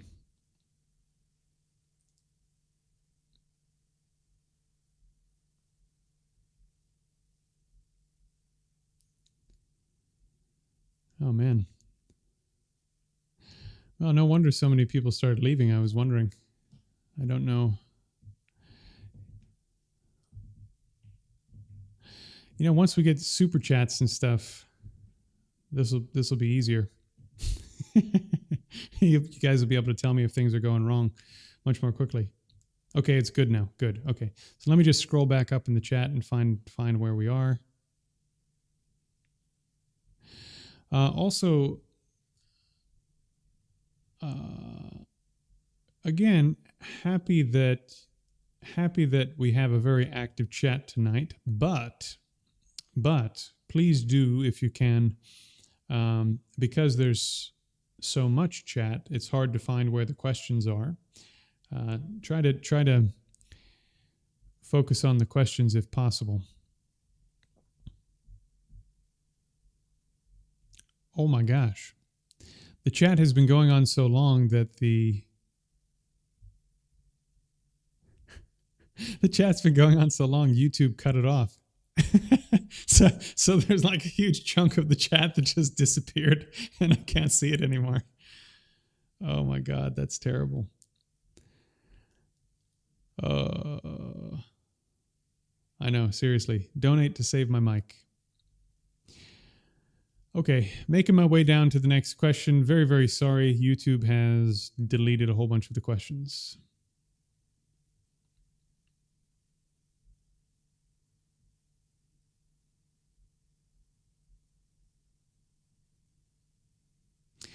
Okay, so somebody asked how many hours do you need for Super Chat? I've met all the requirements now. So as soon as YouTube updates, I'll have enough subscribers and enough watch hours to activate monetization, Super Chats, subscriptions, blah, blah, blah.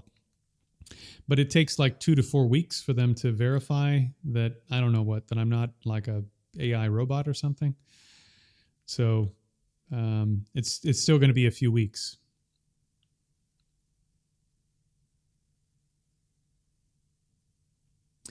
So, Iman, there's absolutely no similarity between a hypnotically remembered memory and a past life memory recalled during a deep state of meditation, because those two states of mind don't share anything in common besides both being states of mind.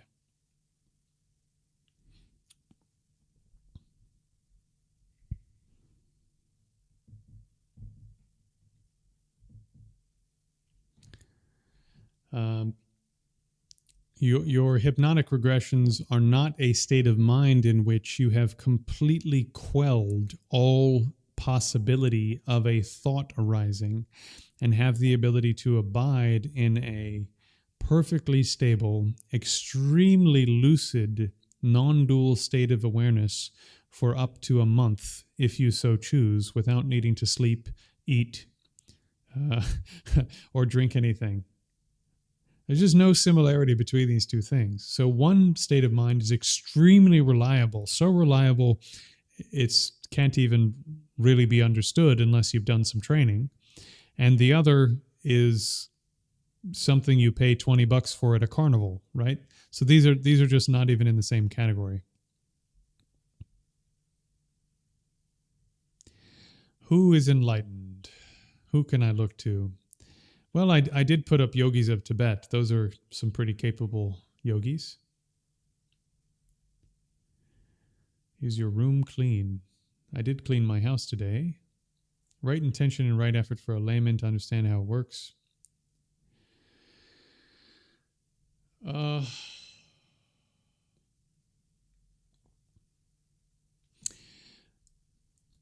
in terms of right intention, right effort, I've actually spent much more time using the Bodhisattva version of these concepts. And so the version of explanation that you would find in the Pali Canon, I just don't have it at hand as much in my mind. So the critical definitions for both of those terms that I would need to have in mind to really answer the question well. I would need to think about it a bit and look it up and sort of put it back in that context. In a Mahayana context, the perfection of effort means that you're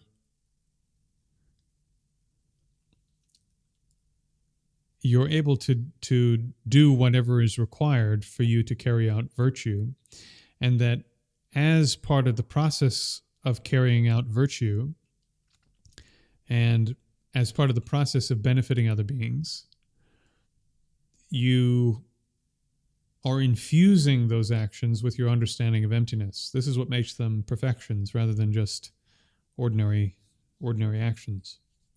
Because those efforts are actually taking you towards enlightenment. Because they're infused with wisdom.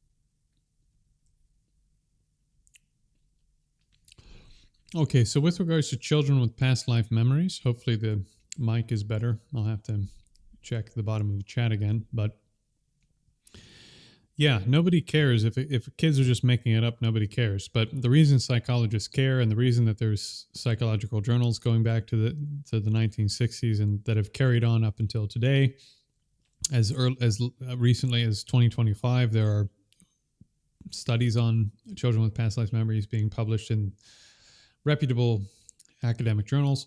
The reason for this is that these children have verifiable memories.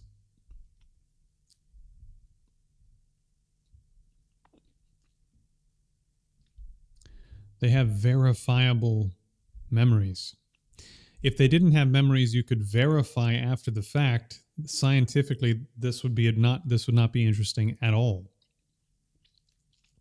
So I'd highly recommend you buy the book Life Before Life, which has a bunch of the case studies and describes the research methodology that they use for this kind of research. That will give you a great deal of insight on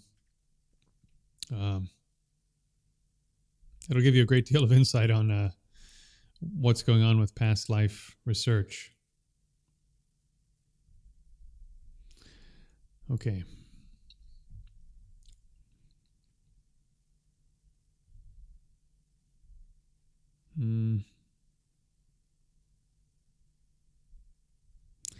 Yes, sorry about the static, everyone.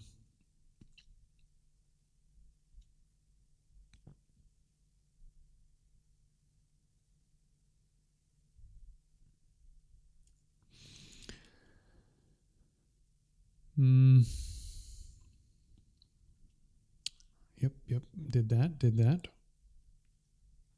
Okay, here we are.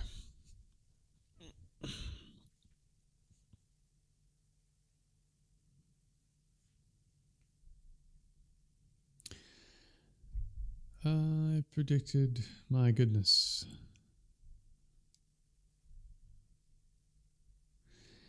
I'll say once again in the chat, please do, if you can, do your very best to keep it to more questions and less sort of random stuff. The trouble with a lot of the random stuff is it makes it very hard to find the questions in the chat. And then also, as you can see, if something goes wrong, like the audio becoming poor or something, it takes me like 14 years to get to the bottom of the chat to notice that something's gone wrong. So would be better if possible. Try to do a little less. Yeah. So I can't do super chats, like I said, for somewhere between 2 and 4 more weeks. Yes, I could also assign moderators. I might do that at some point if somebody volunteers. All right.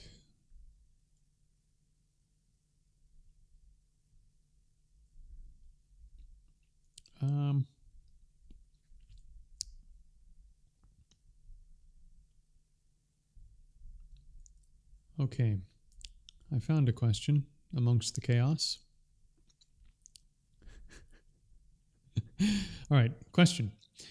Why is Maya Illusion a feminine name, and does it have anything to do with subconscious or other female words in other religions? I'm not sure. I mean, what's kind of interesting is actually that compassion in Buddhist psychology is considered a masculine quality, and wisdom, the philosophical truth that liberates you from reality, from misperceptions, considered to be a female quality. Because emptiness is what's required to give rise to everything, and compassion is what's required to take the action that will allow you to penetrate the nature of reality. So compassion is driving you to penetrate the nature of reality, and emptiness, which is a vacuity, the absence of something, on the one hand, is an absence, right? So it's something that can be penetrated, to put it bluntly. And on the other, it is what is required to give rise to anything. So it can become pregnant, right? So through the pregnancy of the emptiness is dependent arising.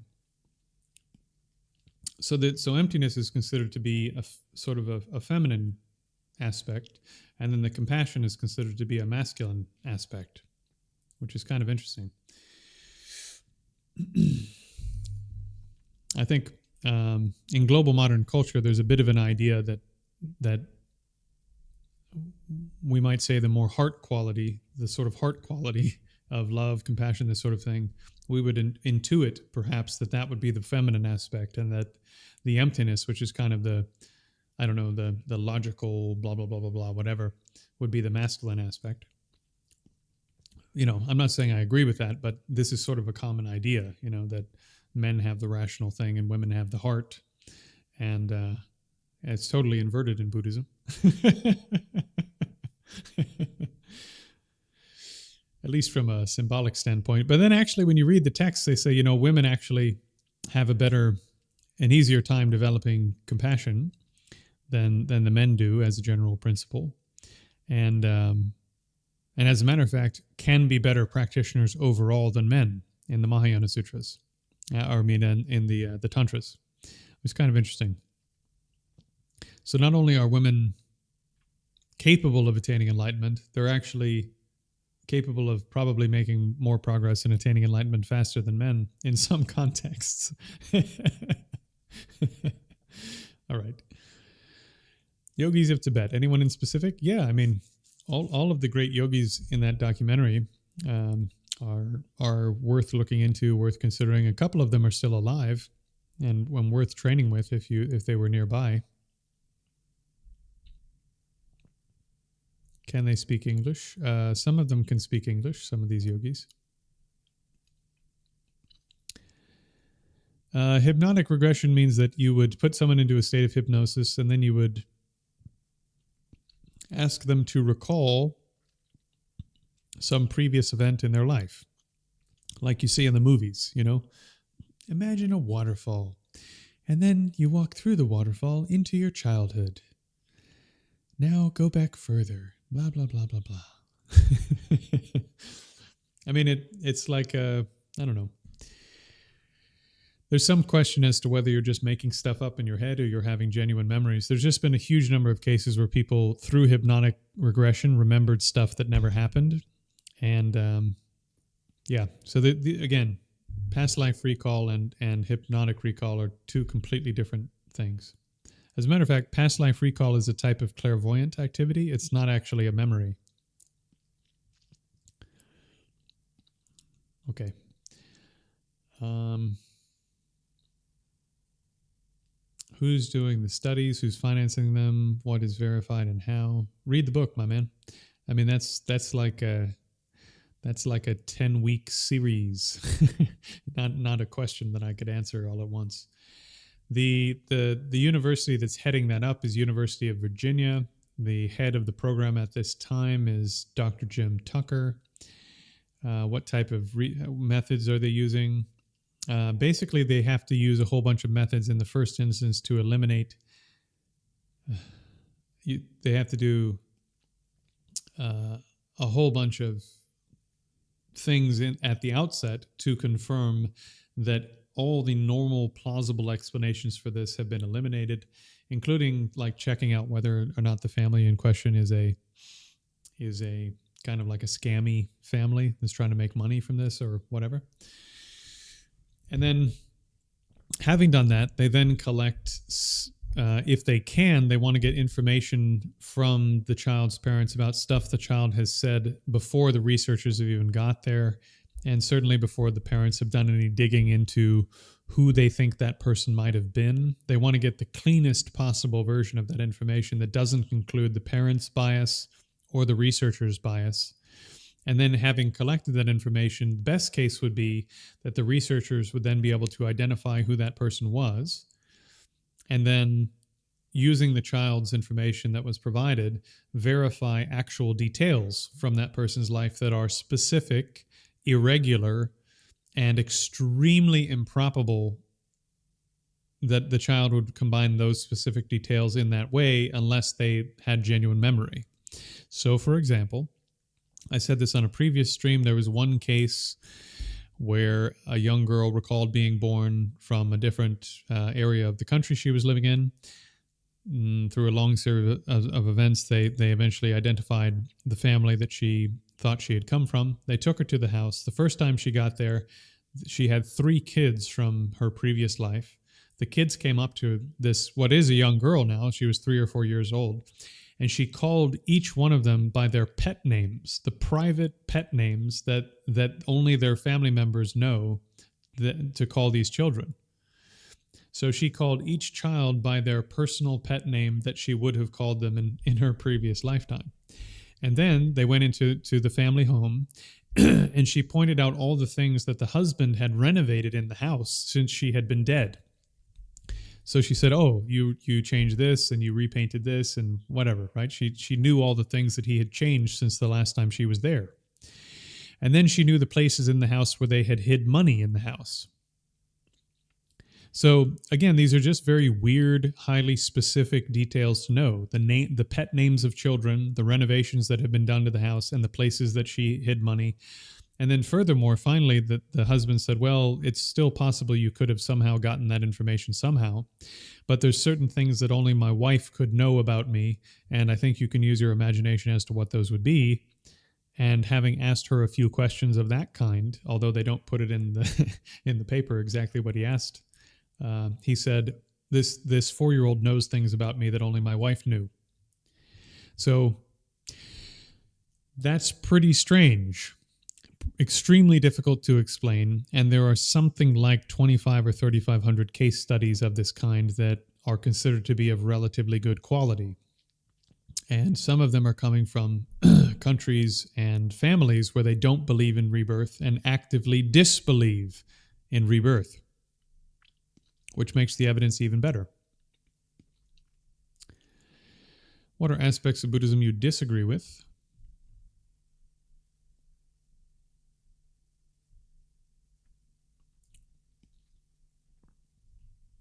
Okay, it is time once again for the commercial break. If you are new, if you're happening through, if you find this later, I teach everything for free. In order to do this, to answer questions and teach meditation classes and do the courses and content and so forth, unfortunately, it does require a bit of money to keep the lights on. So if you're compelled to chip in a little bit so that I can carry on doing this for free for everyone, including you who might be happening to listen to this now, just take 2 minutes, hop off the stream, hit pause, come right back.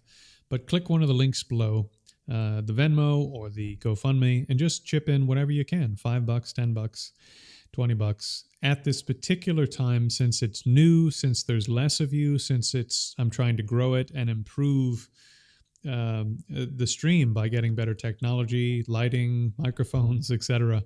Your contributions are more important probably than they will ever be in the history of this endeavor. So it really does mean a lot, whatever you can chip in. And the more of you that chip in and help me to make this stable and have the resources to grow it, the faster I can grow it, the more content I can make, and the more I'm going to be able to do this for all of you. So if you're willing, if you're able, please do chip in what you can. Okay, carrying on. I would say in terms of things I disagree with, it's not any category of things, so to speak, of just, like, oh, I don't agree with, I don't know, Buddhist patience or something. There's nothing like that. What I disagree with broadly is that I think there's just a huge amount of Buddhist teaching and material that's designed for people in retreat or designed for monks and nuns, or that are only effective if you're able to do a huge amount of it every day.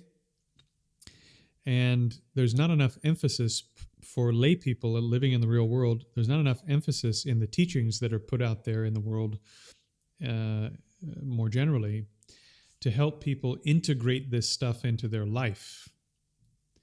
And there's not enough information on helping people understand how you take these instructions, which are incredibly profound, incredibly rich, incredibly worth it in terms of the effort you put in. There's just not enough time, effort, energy put into trying to figure out what are the best ways to help people do this if they've got an hour to do formal practice, and then they need to do informal practice for the other 23 hours. And that's really where I've set my sights, so to speak. This is where I've aimed my attention, because my main gurus, my main teachers have been lay people, even though I've trained with lots of monks and nuns, and I've taken most of my vows with monks and nuns. Most of my important teachers, Lama Jampa Shainman, my main teacher from Charleston, my main Taoist teacher, and so forth, they're all lay people, and they're all considered to be extremely highly accomplished in their respective traditions and practices. So on the one hand, I have set my own sights on how do I figure out how to do this for me as a real person. And on the other, I've trained with a lot of people who have been successful in doing that. And then I've tried to systematize how it is that I could help any person in any tradition, training in meditation, training in stuff where you're trying to turn your mind inwards, help anyone in any of these systems do this better and do it in real life. And that's how I ended up here talking to you today. So what I disagree with is sort of not about content really, but about method. What are we teaching people, and when and why, and what order are we putting things in? Because, somebody will quit before they get any benefits if you give them the wrong techniques, because it takes a lot of work. It can be painful. And if you're just doing a bunch of stuff that doesn't produce results for really long periods of time, especially in the beginning, it's hard. And people quit. And I think a lot more people would stick with it if they had better explanations about what the steps and stages were, and if the methods they were using were really effective for the stage of practice they were at. And so I just wish there was more time and attention put into that as a general principle. That being said, there's a huge amount. I basically don't disagree with any particular lineage of teaching besides a couple of ones that are kind of a bit weird. Okay, the difference between a Pure Land, I'm now talking about Shining Ray. The difference between a Pure Land and a Christian heaven is that the heavenly realms including Christian heaven if it exists, according to Buddhism, are temporary places in which some type of deity who is still stuck in samsara is at the head of that heavenly realm, let's say. And again, I'm being a bit too general, but stick with me. And in that heavenly realm, you have incredibly, incredibly blissful sensory experiences, beyond imagining, really.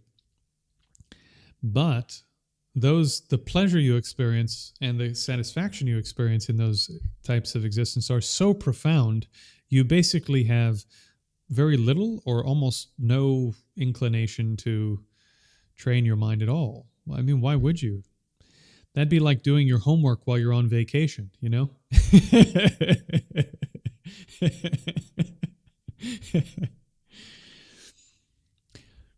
So, yeah, it's like answering work emails while you're on vacation. Like, why would you want to, So the difference between a heavenly realm, a normal heavenly realm, and a pure land is that in a pure land, or what's called a pure abode in the Theravada tradition, those are very similar concepts. You're surrounded by other practitioners. The head of that place, you could say, the sort of head being leading that place is a Buddha or a Bodhisattva, or basically other beings who are headed down the path in the same direction as you are. And within that realm, within that heavenly rebirth, you will attain nirvana or you will attain Buddhahood, depending on what the nature of that realm is. Or in your very next rebirth after leaving that place, you'll attain nirvana or enlightenment, as the case may be. So not only do you get to have a heavenly rebirth, but you also either attain a permanent result of one of the two permanent results of Buddhist practice in that realm, or immediately after leaving that realm, you attain it in the next rebirth as a human being or whatever it is. So the benefits of going to one of these places are just tremendous. If you don't think you're going to be able to complete your practice in this life, going to a pure land or a pure abode is a really, really good option. Especially because some of the pure lands are quite easy to get into, relatively speaking, like Amitabha's pure realm, relatively speaking, if you believe the sutras, and some of you may not.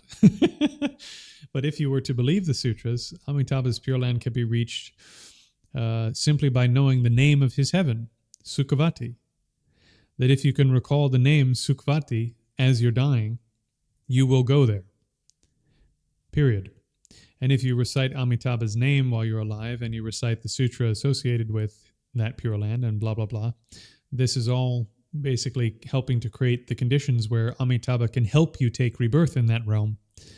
And therefore, you've set yourself up pretty good in terms of being able to do a lot of practice as you move forward in terms of rebirth. Okay.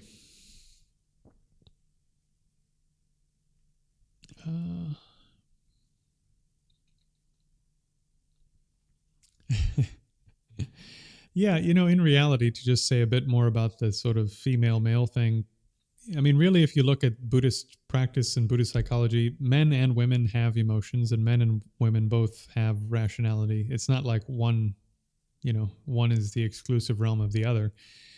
You have to train both your logic and your emotions as a male or a female on the path, and you have to train in both compassion and wisdom as a male or female on the path. So these are mostly just kind of symbolic relationships in terms of symbolism that help you understand stuff and help it fit in your mind.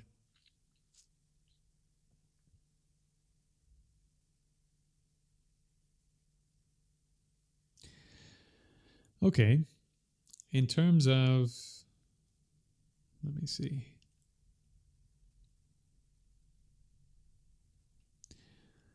Wow. Okay. So to say a bit more about witnessing consciousness. So the witness is the witness or the observer or the knower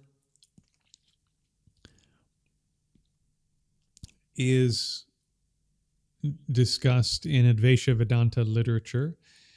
Sometimes in wider Hindu literature, you'll hear this term Sat Chit Ananda, that consciousness, your mind, is Sat, existent or being, right? It is existent or being. Chit, it's a mind, it's knowing, it's cognizant. Ananda, bliss. So that consciousness itself is identified as that which is an existent entity that knows things and is blissful. This is my understanding. And that this knowing, blissful, existent entity is basically, from their viewpoint, is an unchanging thing. And as an unchanging thing, everything else around it appears in it, but that the thing itself, the mind itself, the citta itself, is not affected by or changed by these things that are just more or less kind of, I don't know how to say it, so swirling around mind and appearing as appearances to mind. And so when you do meditation of the kind that I teach, you tame the 5 external senses, then you turn your attention to consciousness, conscious content, right? The flow of content. As that begins to dissolve, you become aware of consciousness. And the experience that you'll have in regards to consciousness is probably, first of all, that it seems like it's not changing, it's not doing anything, and that it has the same properties, exactly the same properties from moment to moment. And this might incline you to think that Advaita Vedanta has the right idea, because here it is. Here's this thing that knows stuff, is blissful, and seems to just be existing as what it is without changing, right? Sat Chit Ananda. So from a Buddhist standpoint, this is the starting point for your real inquiry into the nature of the existence of your consciousness. Because you have ignorance, it appears like it's an unchanging, independent, unitary entity. This is the very problem we identified in Buddhist psychology right from the beginning, that when you look at anything in the world, the way that it appears to you is as if it exists in that way. So when you experience consciousness, surprise, it appears to you to exist in that way.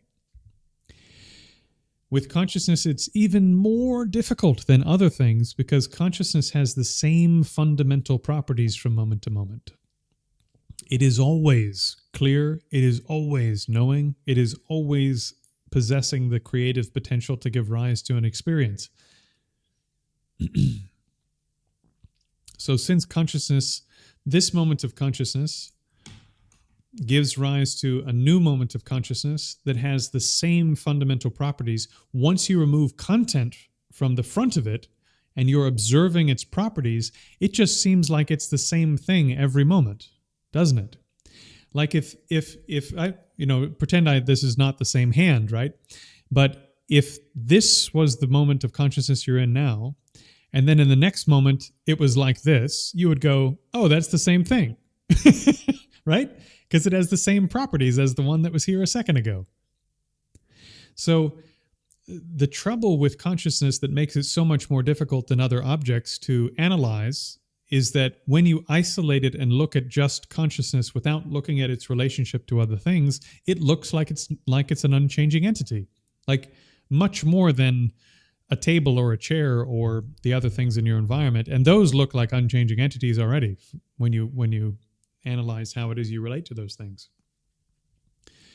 So once you have an experience of consciousness, then, according to Buddhism, now do your analysis. Investigate the relationality, the dependency, the changing nature of this entity. And when you do that, eventually you'll notice that the way that it exists is as a dependent arising, a non-dual with its contents, not separate from its content, and constantly changing. If it wasn't constantly changing, it couldn't interact with or know anything. So through this kind of analysis, you're able to see the dependence arising and then therefore the emptiness of the main mind, the consciousness. And so this then makes the type of meditation on consciousness you're doing different from what they're doing in Advaita Vedanta, even though you start in the same place, as far as I can tell.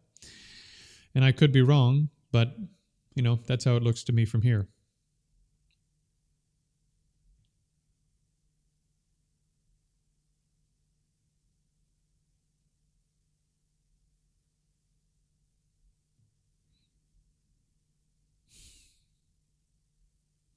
Just scrolling through to see what else we have.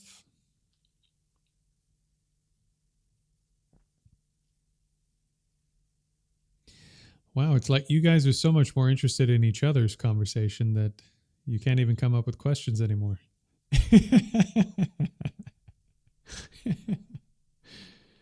uh,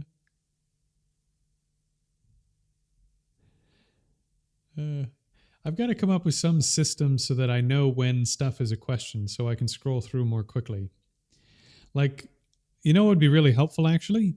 Um, once I get some moderators, this will work. But if you did an at every time, if you did at for me during the times that you were asking me a question, then those appear as orange in my chat. So I'm able to identify them very quickly. And that would differentiate between the times you're talking to each other and the times you're talking to me.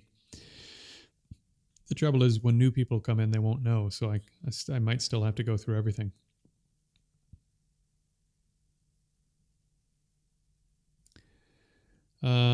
Buddha, you're welcome.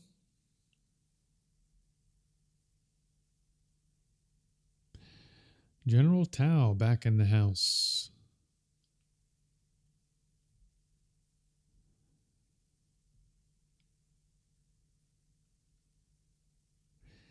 Oh man, we've got discussion of Freemasonry in the chat. How do we get to Freemasonry? The Freemasons are pretty harmless. I know a lot about Freemasonry. It's basically like a group of guys that gets together and they tell stories to each other that teach you lessons about your character. And then you hang out and you have dinner and you go home. Sometimes people sing and whatever, but like it's a pretty tame organization. The way that they use symbols and so forth is quite sophisticated, but it's mainly kind of like a storytelling organization, you could say, that teaches you how to use symbol to improve your character in a pretty logical way.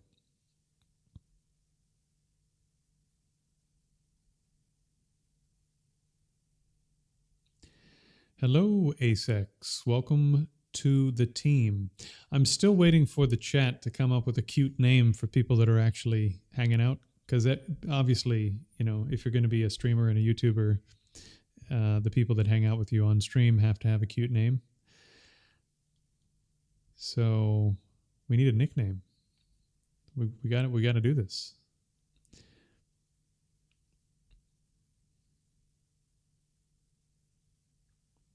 Okay, yeah. So the Buddha having no secret teachings.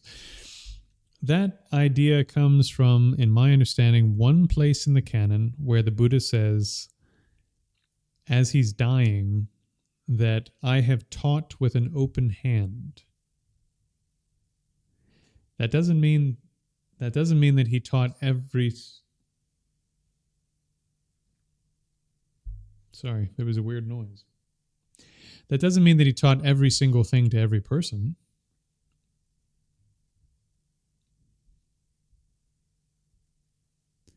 He gave different people different teachings even in the Pali Canon. I think mainly what he meant was, think about his dying circumstance. He's preparing to pass away. I think it took 2 weeks, if I'm not mistaken. He knew he was going to die. And for 2 weeks or a week or 10 days or something, somewhere in there, I can't remember now. But he's hanging out with a whole bunch of students who have been with him, by the way, some of them for 40, whatever it was, 45 years.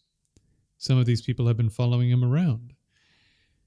So he's telling these people, I have taught you the information that you need for 45 years, and I haven't held back anything that you need to complete your training. And before he made that statement, he waited something like a week, repeatedly asking, do you have any further questions, or do you have the information you need? And nobody had any questions. So this is coming up in a context where he's addressing mostly senior students who have been with him for decades. And he's saying, do you have any lingering questions you need to ask before I die? Because I'm dying soon. And they say no. And he says, good, I didn't hold anything back from you. You have the information you need. I'm going to pass away now. Just carry on with what I told you, right? Let the Dharma be your guide. I've already told you what you need to know. You've practiced it for a long time. For those of you who haven't gained realization yet, you have enough information to do it. Just carry on with what you've been told for 2 decades or 3 decades or 4 decades. You know, there's nothing more for me to tell you. I didn't hold back anything that you need. That doesn't necessarily mean that he gave everyone the same advice or that there's only one system that he gave to everyone. It just means that for everyone present, he's already given everyone there what it is they need to carry on with their training and get to wherever they can get to with their training. This is how I interpret that statement. So then when you start asking, well, you know, like, why is certain tantric stuff secret? Because it's not for everyone. And it can hurt people. You can totally fry your nervous system doing practices like Tumo, for example. I mean, you can really screw yourself up for years if you do those practices and you don't know what you're doing.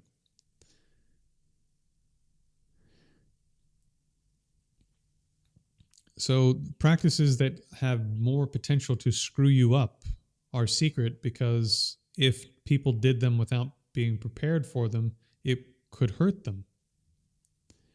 They're not just gatekeeping this stuff for fun. If they thought it would help people, they would teach it to more people. Of course they would. They have compassion. But if you use certain kinds of techniques on yourself and you're messing with the reality generating machine, certain types of practices can screw you up. Even if they're really powerful, especially if they're really powerful, and especially if you do them well and you work hard on them, they can screw you up. So, you know, for beings who might get screwed up by certain kinds of practices, why would you tell them that thing? You tell them something else they can actually do that's not going to screw them up. You didn't hold anything back. You gave them what they needed. It's like telling your 10-year-old one thing and telling your 18-year-old something else. Your 10-year-old can't do what the 18-year-old can do. And it's like telling your 30-year-old something different than the 18-year-old, because the 30-year-old is not a young man or woman on the brink of entering real life. I mean, the 30-year-old's not a young man or woman on the brink of entering real life. They're a person who's already been out there in the wild, in theory, dealing with real life for the better part of a decade, right? So each of the level of maturity of the practitioner and the level of sort of ability to deal with difficulty and the sort of wisdom that comes from being around for a while for different types of practitioner are different. So you give them different advice. You didn't hold back anything that was needed for that particular person. So you haven't closed your hand and kept something back that could have helped this one or this one or this one. But what you handed them with your hand was 3 different things. Okay. Yeah, this issue of no secret teachings is an important one, because I don't think the open hand means that there's nothing that there weren't certain things only given to certain people.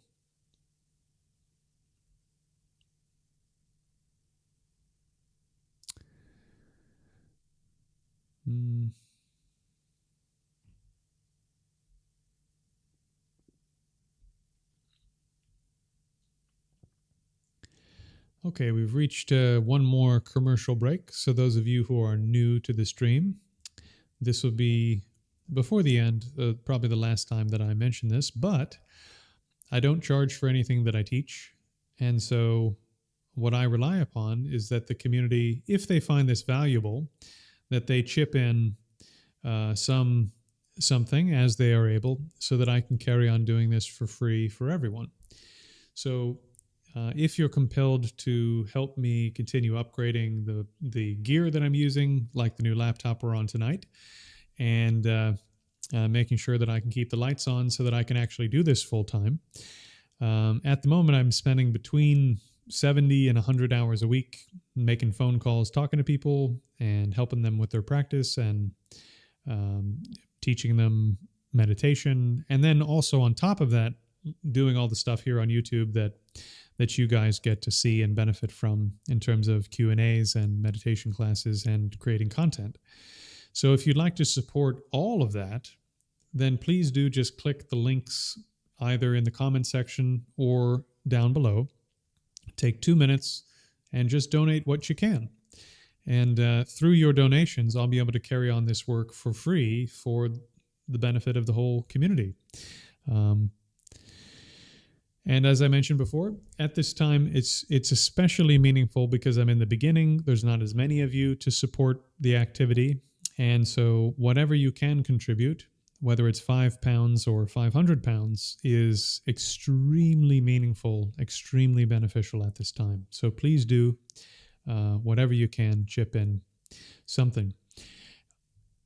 That being said, yes, as General Tao just mentioned in the comment section, coming up, I am going to be monetizing the channel. And so there'll be super chats and there'll be the ability to do membership through YouTube. But for the next month, I still do have to survive just on, kind of whatever you guys decide to chip in terms of one-off donations and so forth. So again, quite meaningful for the next 4 weeks that if you'd like this to continue and so on, that some donations do come in. Okay. So if you're willing and able at this time, take 2 minutes, hit pause on the stream, make a small donation or whatever you can, and come right back in, and we'll carry on. Okay.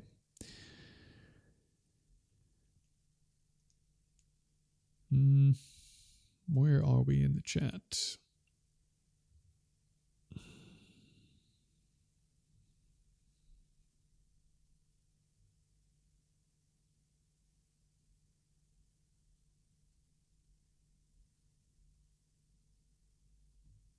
Okay.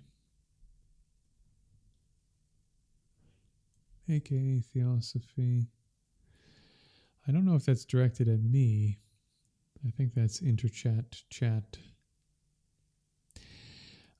Ace X. Yes, so as I've said before, I trained in Tibetan Buddhism, mainly Geluk, which is His Holiness the Dalai Lama's lineage. I also trained in Zen. And in addition to that, for the last 5 years, I've trained in Dragon Gate Taoism, which is a blend of Confucianism, Taoism, and Buddhism.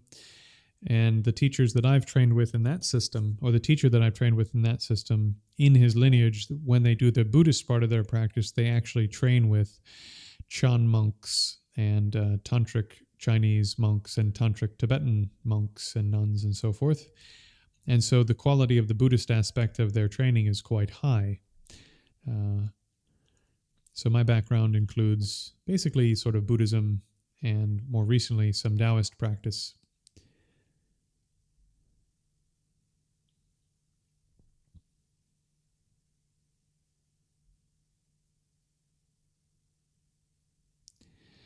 Yeah, it would be kind of cool to be able to select comments. I don't know exactly how I would do that. I could probably set it up through OBS that I could put whatever comment I'm answering on screen somehow. Yeah, to be continued on that point, but that is a good point. Okay, General Tao, what questions would you most like to be asked? Personally, I like it. I don't know. It's hard to say. I like it when questions come in that really hit, like when someone goes, I'm struggling with this particular part of this. And that question is a question that I know for a fact millions of other Buddhists, and sometimes also millions of non-Buddhists, are struggling with. That this this kind of question in regards to life or practice or meditation or whatever is a question that's actually weighing on a lot of people. I'll give you an example.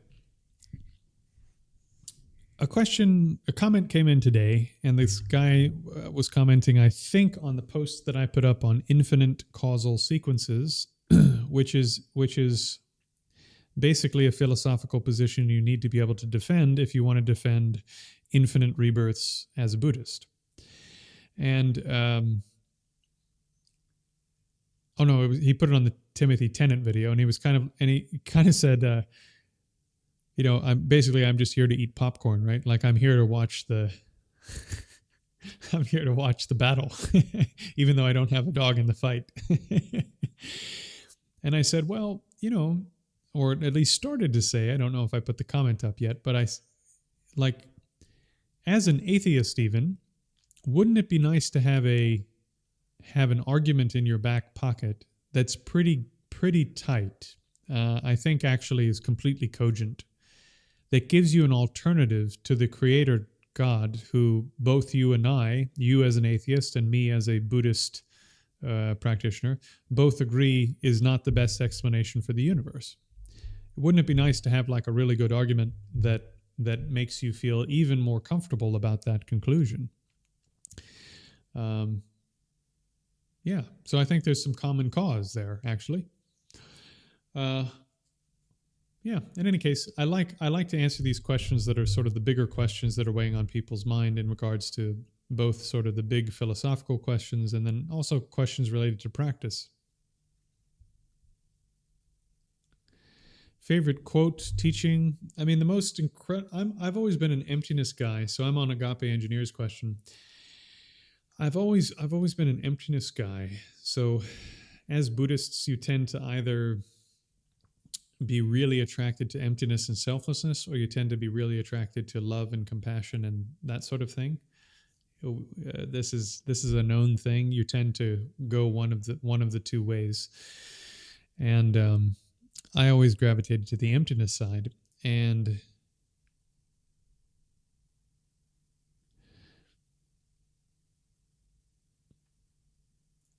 in Nagarjuna's seminal work on emptiness and dependent arising, where he coins, as far as I can tell, this term dependent designation, which is perhaps the most important development in the Buddhist understanding of dependent origination since the Buddha laid out the idea in the first place. Nagarjuna said, not from itself, nor from another, nor from both, nor from absolutely nothing, does anything, anywhere, whatever, arise. So he's making this argument that the misperception you have of how things exists extends to causes and effects and conditions, and extends to them in such a way that you could mistakenly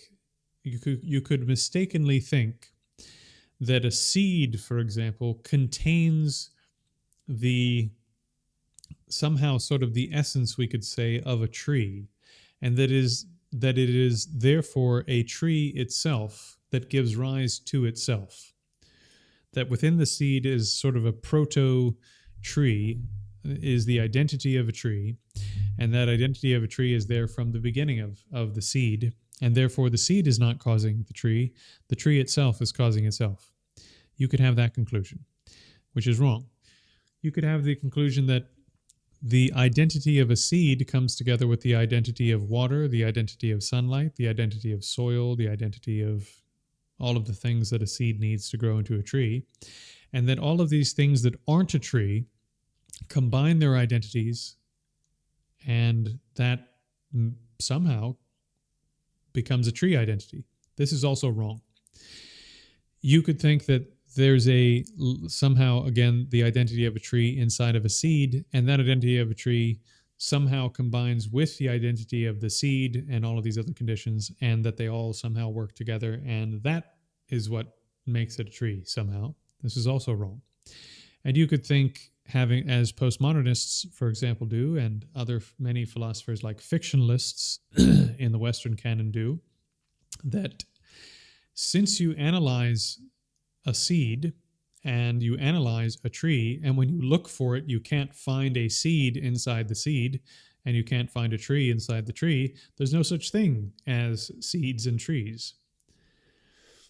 And so therefore, for example, if a tree exists, it doesn't come from anything. It just sort of pops into existence when it's want to exist, and it doesn't rely on anything else, which is also wrong. So Nagarjuna said, things don't come from themselves. They don't come from other things. They don't come from both themselves and other things, and they don't come out of nowhere.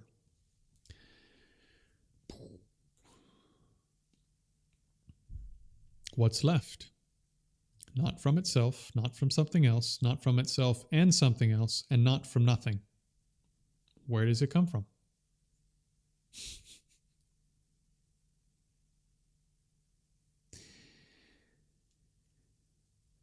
So this particular statement is so important because our reality exists as a bunch of causal relationships, right?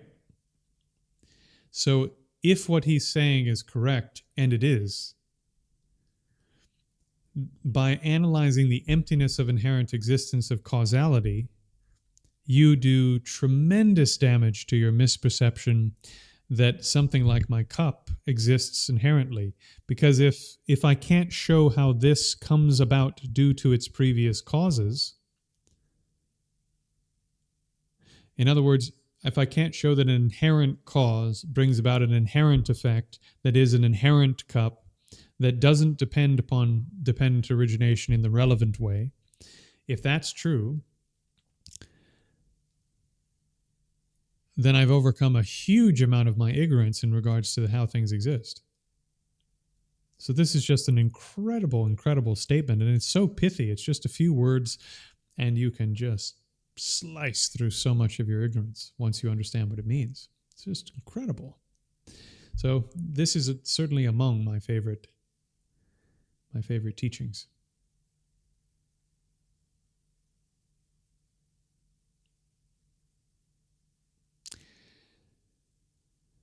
So how did the Buddhism move from Theravada to Mahayana and then Vajrayana? I've addressed this a bit in previous streams. So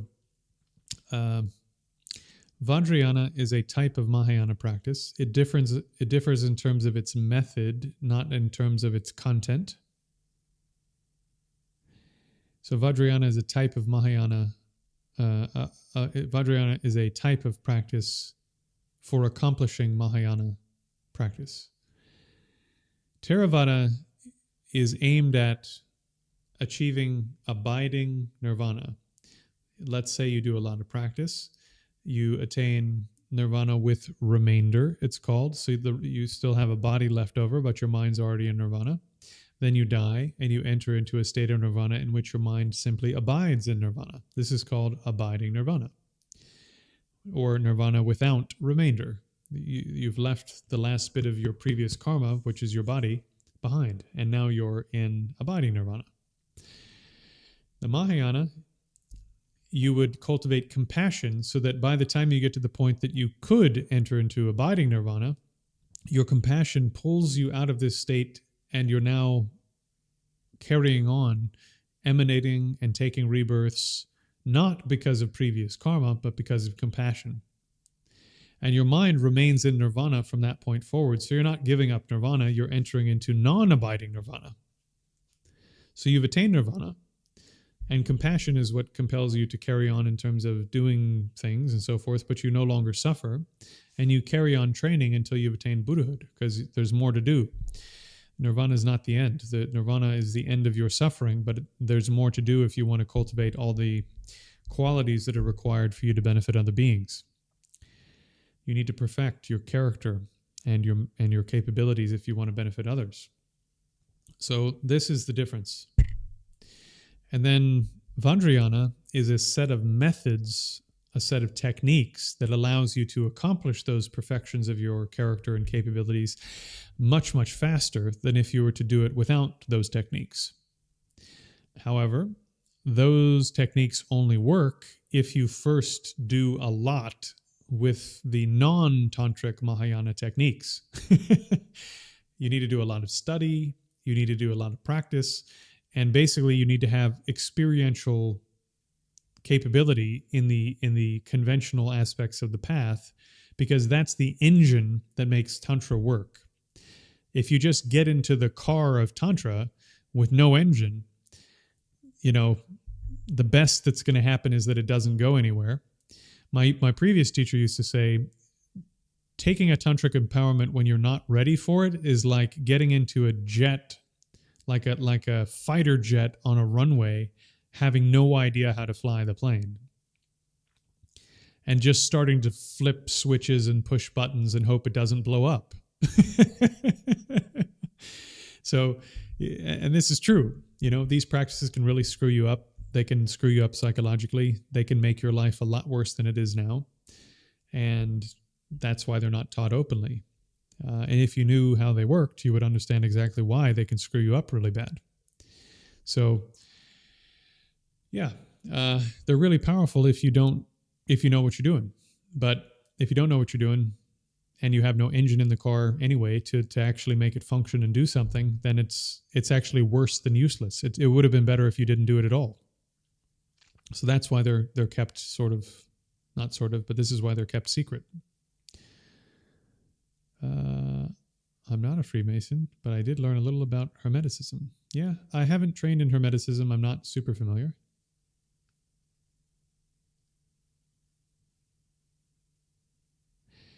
I know the Scottish Freemasons here in Edinburgh quite well, and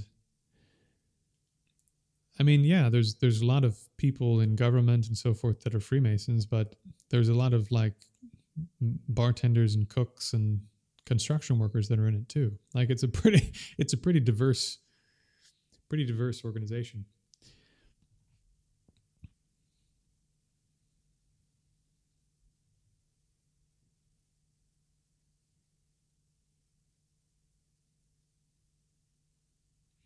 I'm not sure what you mean by a handful of leaves, Sherry.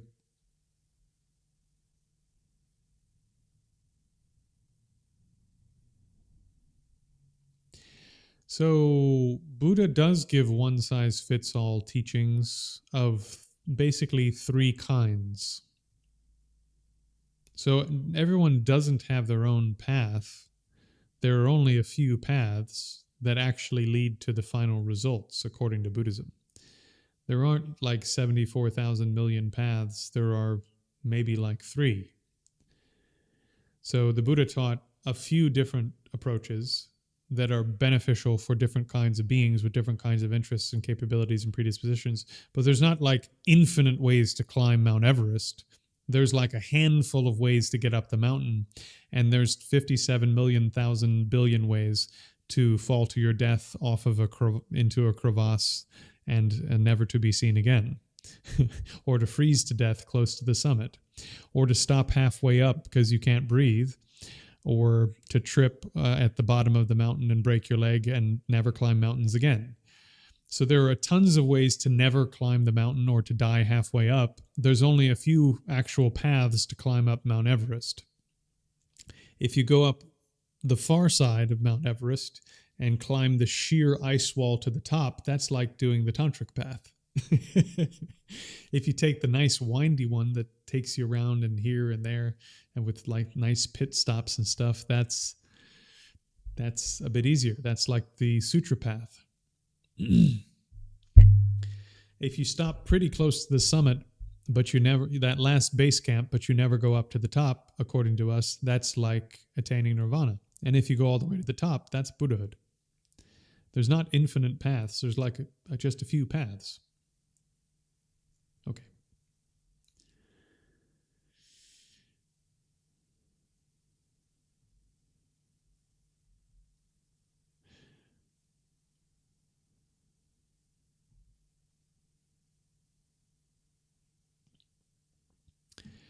So I'm in a minority as an academic, but I'm in a majority as a Buddhist in saying I think the Buddha did teach tantric methods. I think tantric methods were an oral tradition and only later got written down, uh, and that those methods and so forth were shared in common between Hindus and Buddhists, and that the Buddha only taught those methods and so forth to a small number of students during his own time. This is my feeling about the situation. It's not actually something I can prove academically, but it is something I think is true, for what it's worth. You can think that he did or not. I think the more important question is, do they work? And according to some extremely, extremely capable meditators, who are capable, by the way, of doing both kinds of practice, both the sutra style and sutta style methods, they can do those all the way up to there's one meditator who's quite famous in the Gelug traditions. I think he's still alive. And he had done a huge amount of retreat. And he went to the Dalai Lama after one of these long retreats he had done, I think it was several years.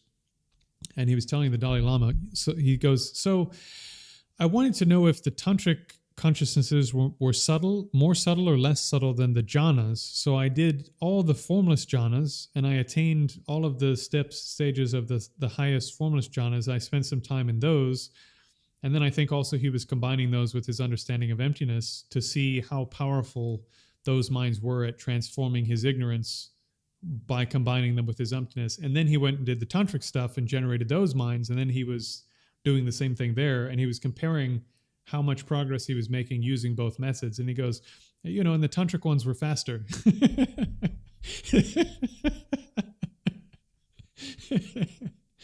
So the thing is, again, these are like extraordinarily capable meditators. And if there was a better way of doing it, they would just drop the stuff that wasn't working and wasn't helpful and was slower.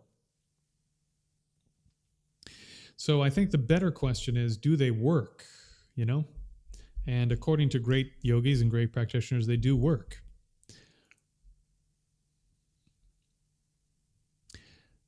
No, I answered your question. I answered the question of how did Buddhism move from Mahayana to Vajrayana to...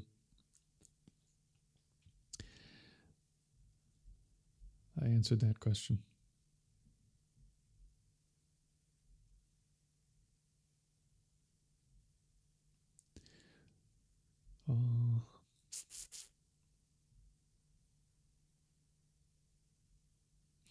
I just answer the questions that come in order for those who are new, which is why it takes a while to get to your question. But I'm not ignoring anyone.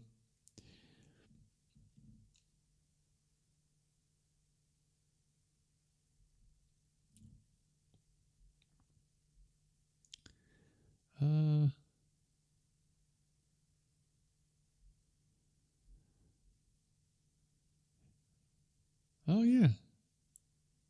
Okay. Ooh, man.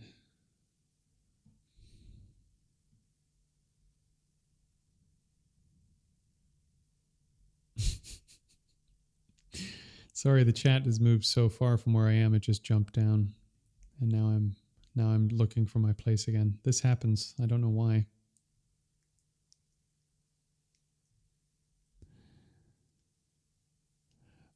Okay.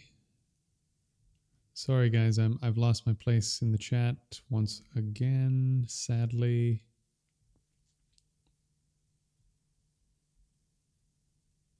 Here we are. Okay, I'm finally back. All right. There are definitely secret teachings. I don't think tantric stuff is part of practice. I already addressed that. Are the Mahayana texts contradictory to the Pali Suttas? Actually, I think the disagreements between the Mahayana material and the Pali material is less than people make it out to be. Their disagreement is really mostly about whether or not everyone can attain enlightenment, because they do agree that the Buddha attained enlightenment.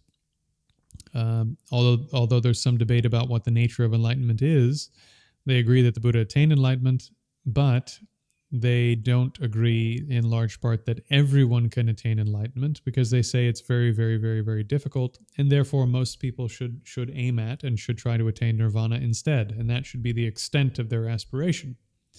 And the Mahayanas say, nope. We can all do the enlightenment thing, and that's where we should aim our effort.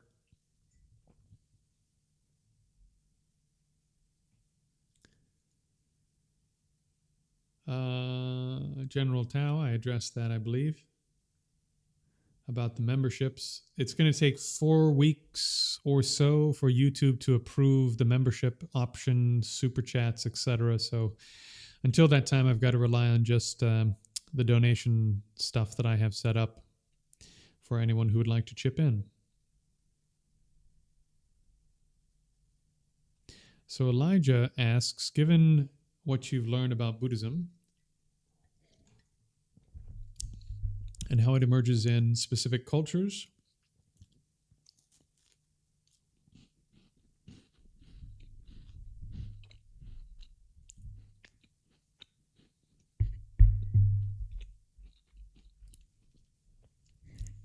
as a response to that particular suffering, what do you envision Western Buddhism will look like? I heard a wonderful analogy a while back. I think it was Sadhguru, actually. The algorithm feeds me all sorts of interesting things as I'm looking for looking for things to potentially comment on and so forth. And he was talking about Hindu practice. And he said something that occurred to him throughout the course of his journey, I suppose, is that from what he could tell, Hinduism used to be a much more sort of trimmed down system in terms of practices and so on. And that over time, perhaps with good intent, but over time, the geniuses of every generation added on another layer, another layer, another layer, another ritual, another this, another that. And suddenly it was almost like a tree that had so much moss on it, you couldn't see the tree anymore. So it was just like a big ball of moss. and to get to the actual tree was quite difficult. And so what he wanted to do in his way of teaching people Hindu practice was to try to strip away all the moss and just focus on the actual tree of practice, let's say. And I think in particular because Western Buddhism is largely, but not entirely, a layperson's tradition, I think Western Buddhism, simply by virtue of us not having enough time for the moss of the practices, that Western Buddhism will help to strip away much of what is sort of the extra layers of stuff that may be quite good, actually. You know, I don't actually want to compare it to moss, but the extra layers of stuff that perhaps, like if you were living in a monastery and you had 16 hours a day to do it, that would be a good way to do it. But if you don't, that you have to focus on the real essence, the real sort of golden kernel that is the core of the practice and the core of what you're trying to do. So I think Western Buddhism has the potential to head in that way, and the efforts that I've seen to go that way have basically turned Buddhism into a secular endeavor, and I think personally that's going too far. As what's his name? Alex O'Connor, I think, the young philosopher. As he says, you shouldn't throw the baby out with the holy water. It's actually quite clever, you know, that there's been so much effort to try to make this palatable for everyone and get rid of anything that vaguely smells of any kind of other religious practice, because Buddhism has a tremendous amount in common with other religions, but Buddhism tries to make itself sound so much more unique. You know, there are unique things, but everyone's trying to make Buddhism into just psychology or just some secular thing. And as a result, humbly, truly though, again, I don't know, but it seems like from my perspective, the secularization of Buddhism is causing it to go out of existence. Because if you're a secular Buddhist, you have no ability whatsoever to answer the big questions of life. You've basically turned all of this into self-help. And there is a huge amount of self-help out there, and a lot of it is probably better than secular Buddhism. And so, as one imam recently said of Buddhism, you have no IP. You have no unique selling proposition for your, you know, there's no reason people should come to you because you're just like everything else. Furthermore, once you've made it entirely secular, you have removed the big questions of life. Why are we here? Where are we going? What should I be doing in a bigger context than just trying to feel good for me, or trying to do a little bit of stuff for other people that's not going to matter because we're all going to die, and then the universe is going to tear itself apart in heat death, and everything that ever occurred will cease to exist and will not have mattered for anything. Because this is what physicists say is coming, right? So if you live for 50 years and then you die, and then the universe tears itself apart 40 billion or 140 billion years from now, or whatever they say, 120 billion years from now, none of it mattered, because all that exists is physical stuff, and it's all going to go out of existence. So all of this is meaningless. It has to be meaningless by necessity. And trying to pretend that it's not is you just screwing around in your own head to make yourself feel better. If you really think it through, none of it matters if that's your point of view. So turning Buddhism into self-help nihilism, I don't think is helping Buddhism, and I think is part of why Buddhism as a whole is actually declining. Older Buddhists are passing away. People are not becoming monastics in sufficient numbers to maintain the great monastic universities.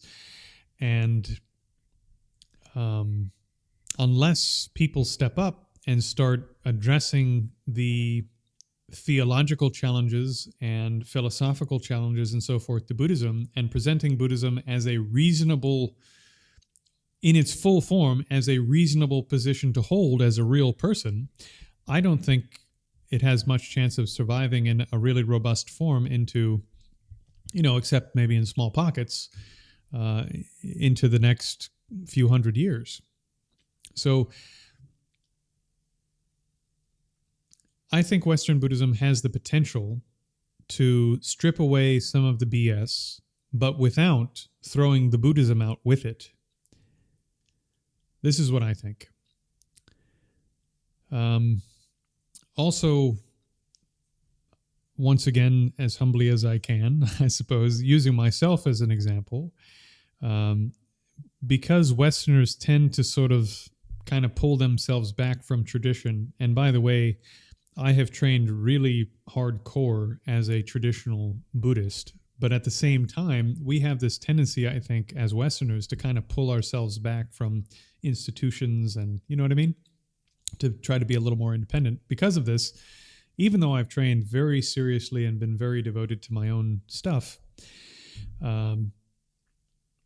because I've absorbed things from other places and thought them through and tried to compare them with what I'm doing, I have a much sort of more complete picture of what's going on with meditation, I think, for example, and how all of these systems fit together, like Chan and Zen, and how they all fit together with the wider landscape of spiritual training. So I think that's also potentially going to be part of what Western Buddhism is a sort of zooming out, a wider spectrum view of what all of this is and how it works. As I sometimes say to my students, the magic is that it's cause and effect. The magic is that it's not magic. The magic is that it happens due to causes and reasons and conditions that you can put into place. And when the experiences that are actually holy and incredible occur, what's incredible is that that's the ordinary condition. It's not like the will of a deity. That's the ordinary condition. And the ordinary condition is so incredible and extraordinary and mind-blowing and unexpected that you have to call it religion. But it's just how it is. Every Tuesday when you wake up in the morning, it's already like that. How incredible is this? So I think again, the magic is in the fact that it's not magic. And Western Buddhism has a potential to sort of bring the language of that into our century instead of just relying on the historical sources, which are extremely profound and important. But if that's the only source that you use, I mean, I just know people get confused. I've run Facebook groups for a decade with about 1 million people in them, and people are confused by this kind of language all the time. So, all right, let me carry on.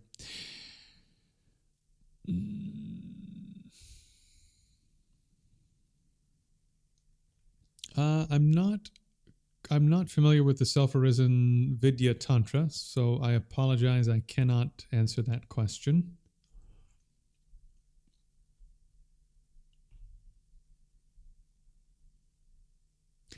Yes, Camino, there are huge numbers of Mahayana sutras that talk about dependent origination. I mean, that's one of the biggest topics of discussion in Buddhism, period. So it's all over the place.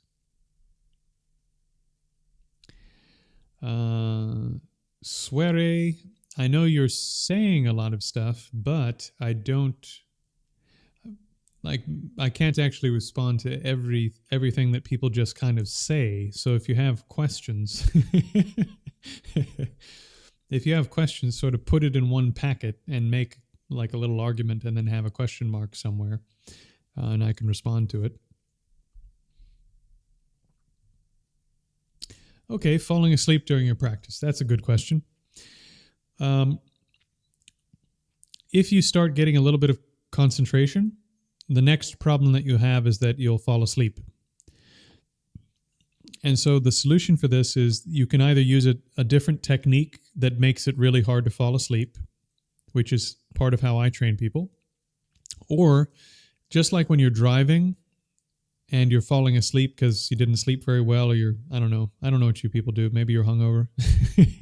I don't drink, so maybe you're falling asleep a bit while you're driving, and then you start to fall asleep, and you go, "Oh, nope, I got to be awake. Gotta right," and you just sort of pull yourself up out of that state. So if you train your mind to make itself more awake, more lucid, then and then also once you've made it more awake and more lucid, then you place it again forcefully on the meditation object. That'll stop you from falling asleep. What makes you fall asleep is that you divide your attention in two.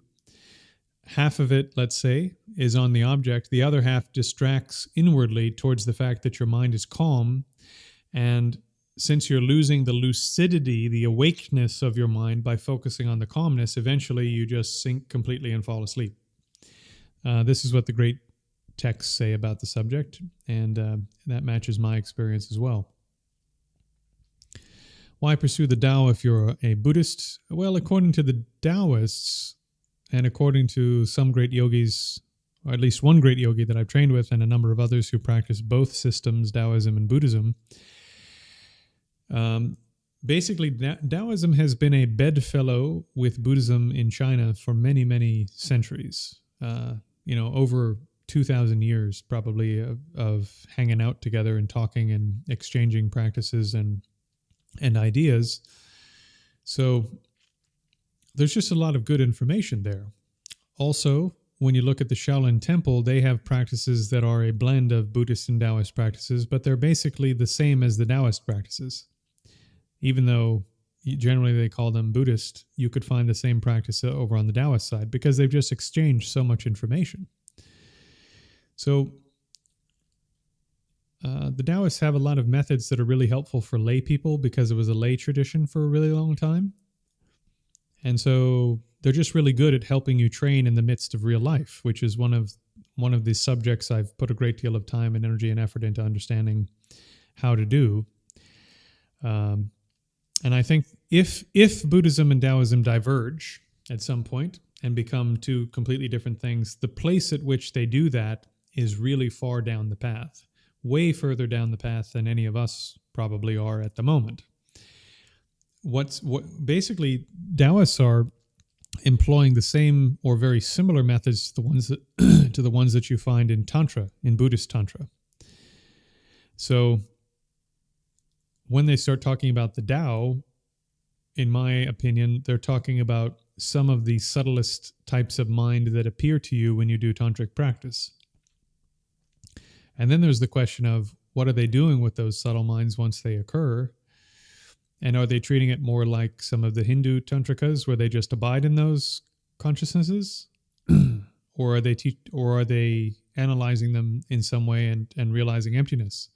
And honestly, I don't know. I don't know what the answer is. But if they have methods to accomplish those same types of subtle consciousness, then why not see what the actual comparison is between the Buddhist ones and theirs from experience?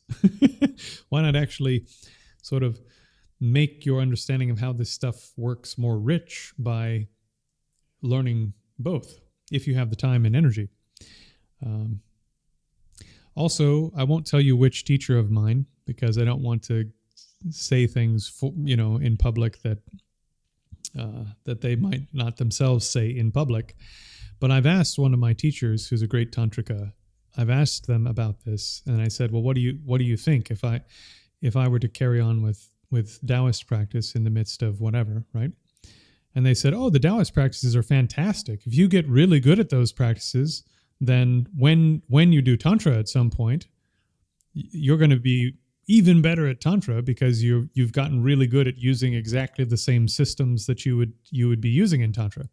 And furthermore, the Taoists have all sorts of methods for improving your subtle body and the way it works and pooling the various types of sub-physical substances in the body. And those methods are, in my opinion," he said, "in my opinion, I think they're better than the Tibetan ones." I went, okay, fair enough. I'll carry on doing what I'm doing then.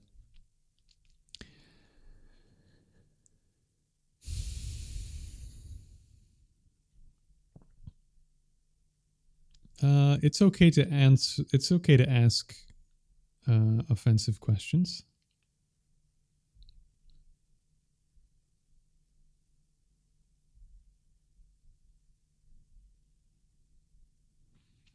I don't mind if you guys chat in the chat. I just have to have some way to address to find the questions that are actually part of what I'm doing here. What came first, the chicken or the egg? The egg. You're welcome.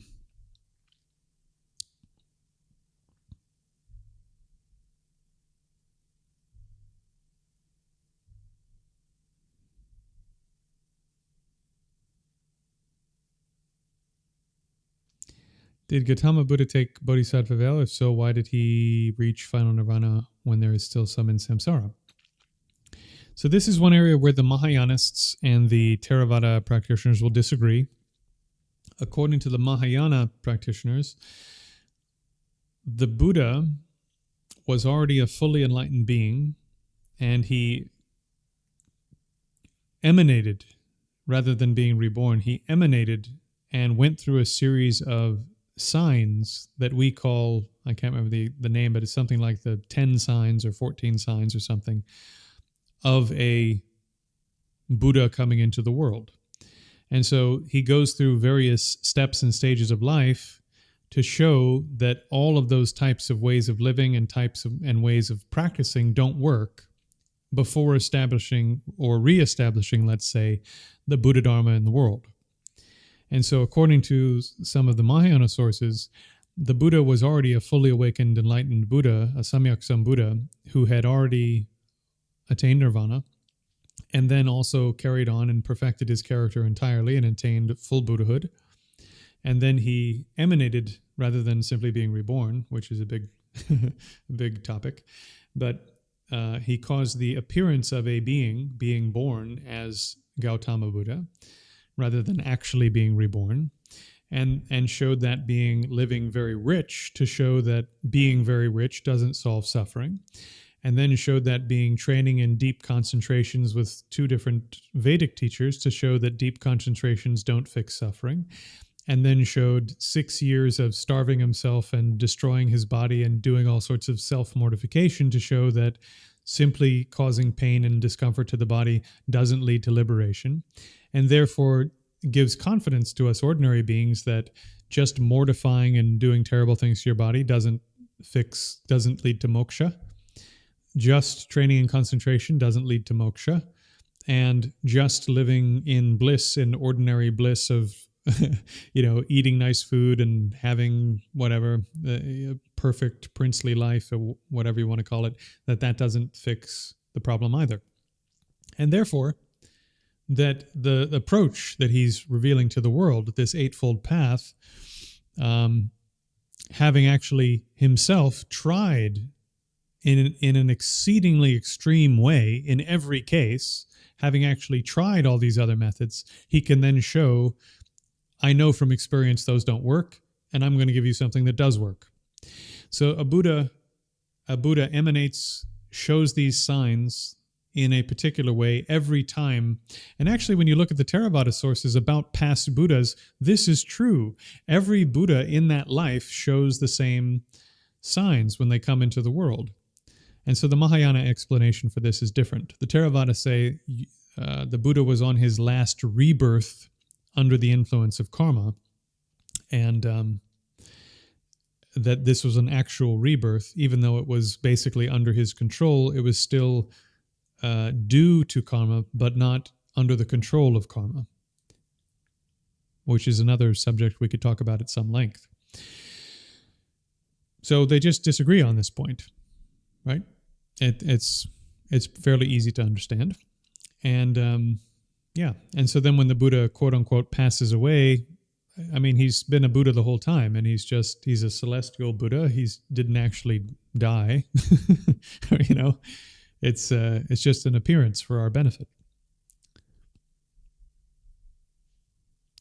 No, the chicken can't come first, unfortunately, because that chicken came from an egg.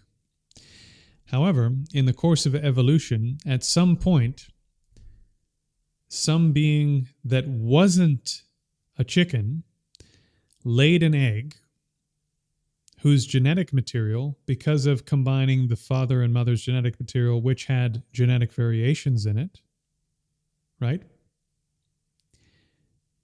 That egg hatched, and it was the first chicken, the first actual chicken. So the chicken came from non-chicken, just like reptiles came from fish, and dinosaurs became birds, and the common ancestor between monkeys and humans became monkeys and humans. So the egg definitely came first. You're welcome. Moving on. In this world, it is decentralized causes and conditions. However, you can see your own role in the process if you step out of the game. Okay.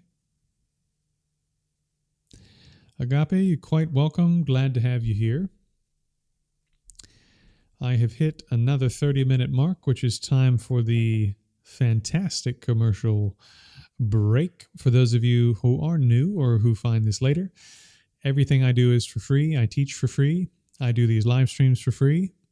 Even my school course, I am willing and able and enthusiastic even to give away all of that information for free, and you can find it for free in other places where I have posted it. However, it takes a certain amount of donations to allow me to do this full time. And I do indeed spend about 70 hours a week, sometimes 100 hours a week, doing this to benefit the whole community as best, again, humbly, as best I'm able. So if you're finding some value in this, I would ask that with 1,500 subscribers and other people randomly coming through, if everyone chipped in £5, I wouldn't have to ask for another dime to do all of this. Now with 1,500 members, I wouldn't have to ask for another dime for 3 months. I could just carry on, never talk about donations, and do all of this stuff. So if it's within your means and you've gotten some value out of this, just click the link below, one of the links below, send £5 or £10, £20, whatever you can. If you want to send more, fantastic. Since this is new, there's less people, and of course donations are coming in a little bit slower, so everything you give right now really, really, really helps to help me keep the lights on at home, of course, but also to improve the technology, etc., that I'm using to provide all of this. So please do take 2 minutes, leave the stream if you must, hit pause, provide a little donation, come right back, and I will still be here. Okay? Carrying on. Did the first God come out of an egg surrounded by time? In every new universe, the first being to wake up is a universal Brahma. And that Brahma, generally speaking, because it's the first being to wake up in a new universe, thinks and believes that it is a universal, omniscient, thinks that it is a omniscient, eternal, all-powerful creator deity. And then at some point later, a Buddha comes along and says, by the way, I can remember your past lives, and I can see things in the future you can't see, and I have powers to do things that you can't do, including I can disappear to locations that you can't see with your mind. So this proves that you're not all-powerful, you're not all-knowing, you're not eternal, and you need to change up, bro. You're tripping. Unfortunately, before that happens, usually one of the devas in that heaven dies, is reborn in the human realm, and tells everyone that you have a Father in heaven who created everything, and then that wrong view enters the world.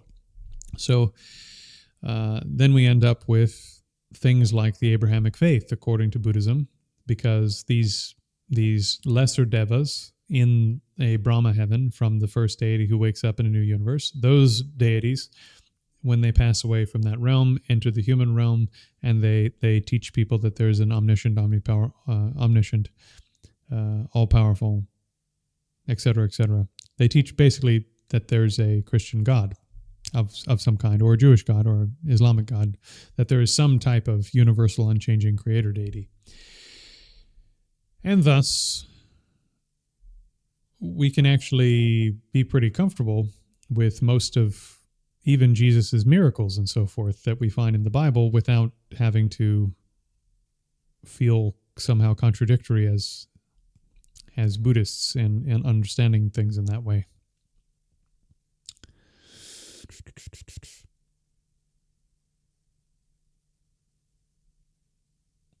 Okay. So Dhruv,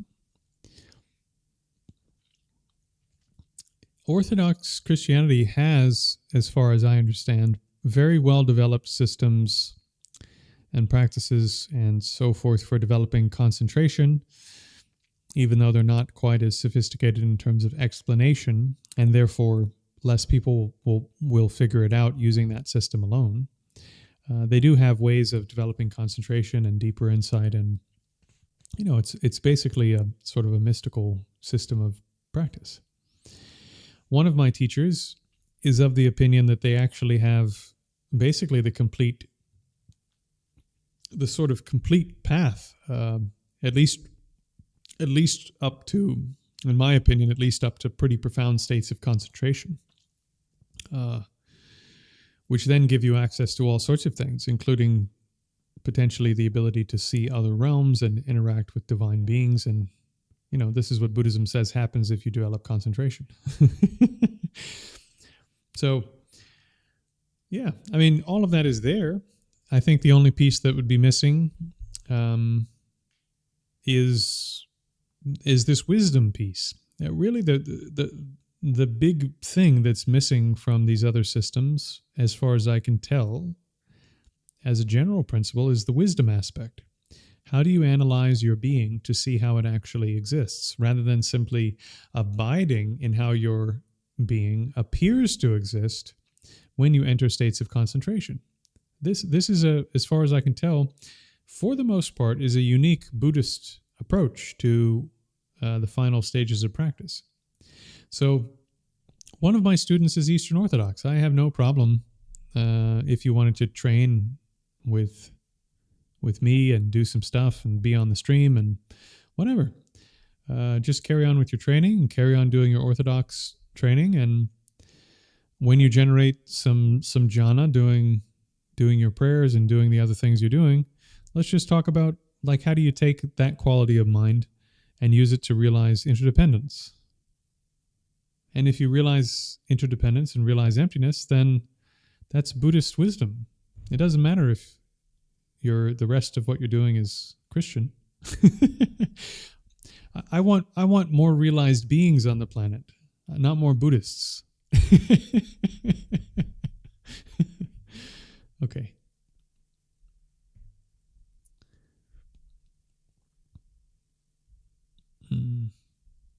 Yeah, and at some point, if you decide that actually the Buddhist thing is better, fine. That's good too. I mean, obviously, I think the Buddhist thing is better, but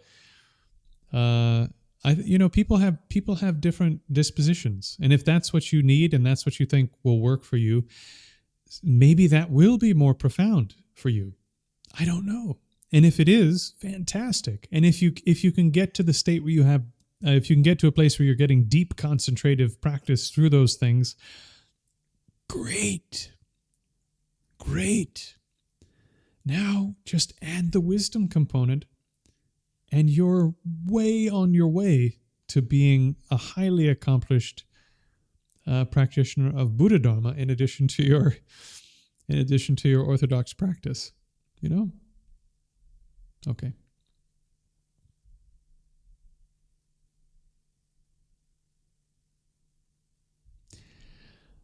Agape, I wouldn't say too much about these things. I mean, I know some Orthodox folks, and I listen to some Orthodox ministers from time to time to just sort of tap into what are you doing here? What's going on?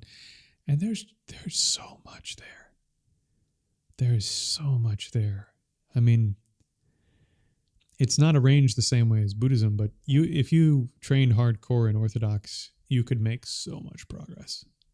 And if that's what you're really drawn to, and you want to do 8 hours a day of that, 5 hours a day of that, because some part of you is driving you to do that, fantastic.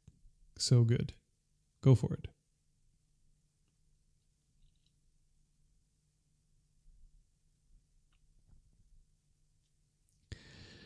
Dylan, I hear that kind of thing from time to time. And it could be that, maybe Buddhist practice is not the best thing for you. It could also be potentially that, as with so many other people, number one, you don't have really enough information in terms of the worldview of Buddhism to really feel settled in that position in as a Buddhist. Which is one of the things I'm trying to work on is to create enough content that people can develop the whole worldview that really coheres and sticks together and works. It's entirely coherent. And having done this, you'll feel more settled, and actually you'll want to do more practice because you go, oh, wow, yeah, this is probably a real thing. Since I think it's a real thing, it's probably worth my time and effort and pain and energy. And then feeling that way, you'll put in more practice. And putting in more practice, you'll see more results. In addition to this, it could also be that the techniques you're getting are not very good for lay people. And this is also very common. I talk to people, the last 3 weeks, I've talked to people hours and hours and hours about the fact that they hit a glass ceiling and they can't make any more progress. Because the type of technique that they're using could work if they were doing 12 hours a day, but they don't have 12 hours a day. And this is very, very, very common that people are doing practices that are extremely profound and could be effective, but you just don't have enough time to use that technique and have it be effective. So this is why I teach certain techniques, because if you don't have very much time, you need to be able to very specifically work on the various skills at the various levels of meditative training that allow you to make progress in the training, basically. And then once you've made progress at some of these initial levels, then you need some type of technique that allows you to take your practice off the cushion and into real life at a high level. And then once you can do that, then you're actually going to start being able to do 4 or 5, 8, 10, 12 hours of practice a day, because the type of practice you're doing translates into real life and you're doing it in the midst of life. And then there's enough time to make progress in the practice. So it could be that you, like so many other people I've talked to recently and over the last 10 years where I've been talking to a lot of people about this, that you just don't have the right techniques and the right stuff to be able to take it into real life and do enough practice for it to do something. You know, it's very common. That's why I'm here, actually. That's why I'm doing what I'm doing. Okay.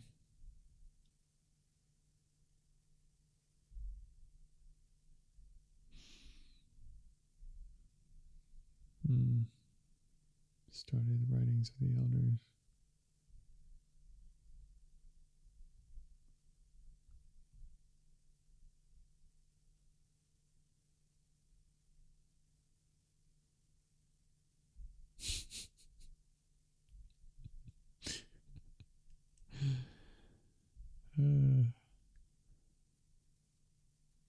The most scarce type of being. So over here where I am, my lovelies, it is now just about 2 in the morning, getting pretty close. So I'm going to have to say that in terms of questions, whatever's coming up to now I can do, I think, if I carry on through. But beyond that, I won't be able to take more probably.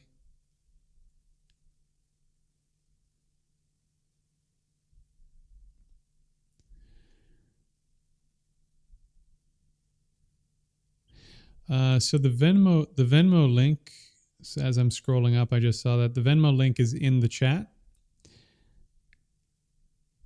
is in the pinned comment, and it's also in the description below the video.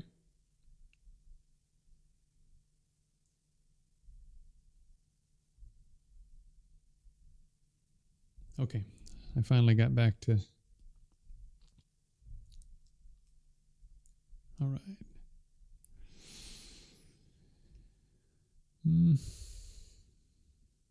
How skilled are you with Theravada? Are you one who disparages it as selfish? Absolutely not. No. And tries to convert them to bodhisattvas. If I was trying to convert Theravada people to Mahayana who didn't want to convert to Mahayana, I'd be breaking my bodhisattva vows. As a bodhisattva, you take vows to not do that. So no, that's not my intent.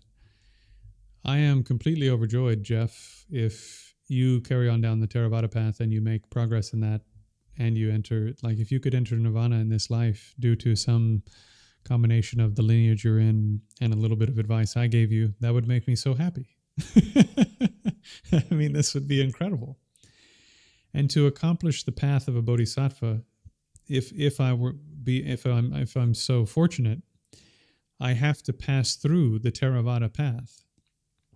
You have to climb the ladder up to nirvana and then carry on. So I can't disparage what will be 70% of my journey, let's say, for the sake of the last 30%. You have to enter nirvana and then exit nirvana into non-abiding nirvana in order to attain Buddhahood. So So no, I don't disparage the Theravada, and I unless somebody trains with me for a while, for example, and then decides that actually they want to transition over or something, more or less as their own decision. Definitely not. I want Theravadan practitioners to be successful in their own practice. I disagree with what Agape said, Dylan.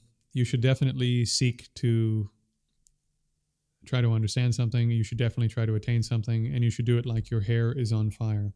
You should do it with extreme effort, extreme desire, extreme willpower, especially in the beginning when your meditation isn't working.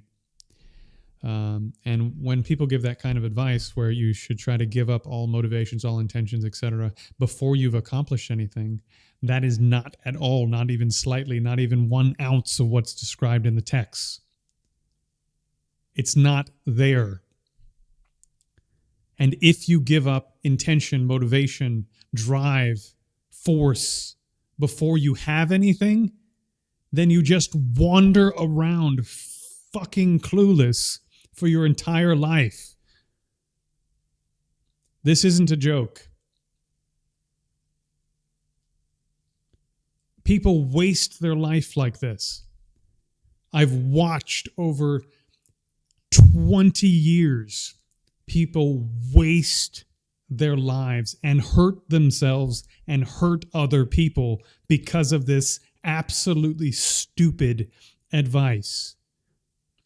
And I come from a tradition, a hardcore Zen practitioner who was so hardcore, I don't even know how to describe my primary teacher to you. That he would rather be completely obscure and have nobody even know he existed rather than risk the puff, the chance that the intention would arise in him to get something slightly conventional out of his practice. I mean, a force of nature in terms of the abandonment of intent in the Zen sense of the word, gave me the advice to be absolutely brutally forceful in your movement and intent and drive to accomplish your practice. Fucking fight for it. You've been here forever. Forever, infinitely, you've been stuck here. And if you don't want to get out, you won't. Don't you get it?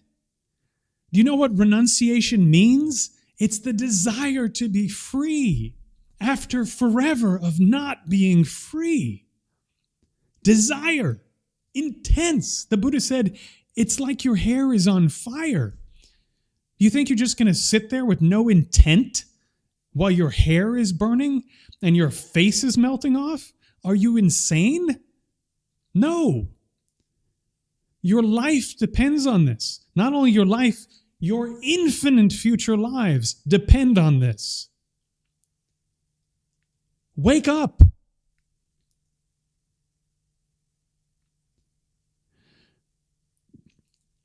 The great Zen archer doesn't walk to the place he's going to fire the arrow and just stand there like an idiot.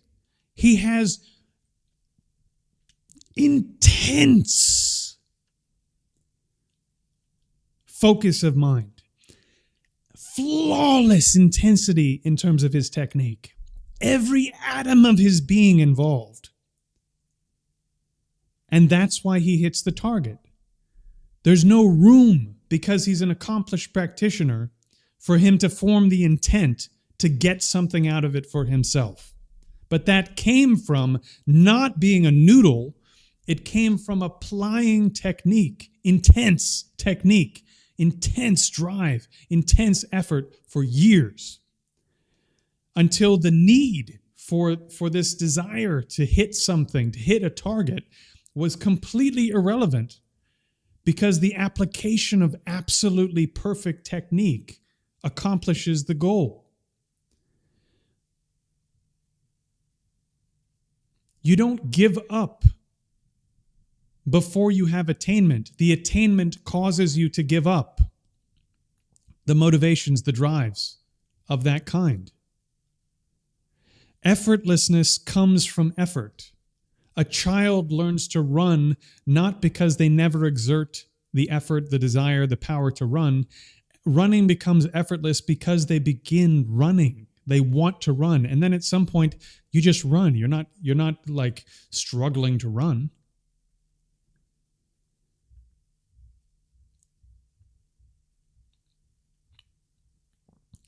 Your house is burning down. You better want to get out of there or it's going to fall down on top of you.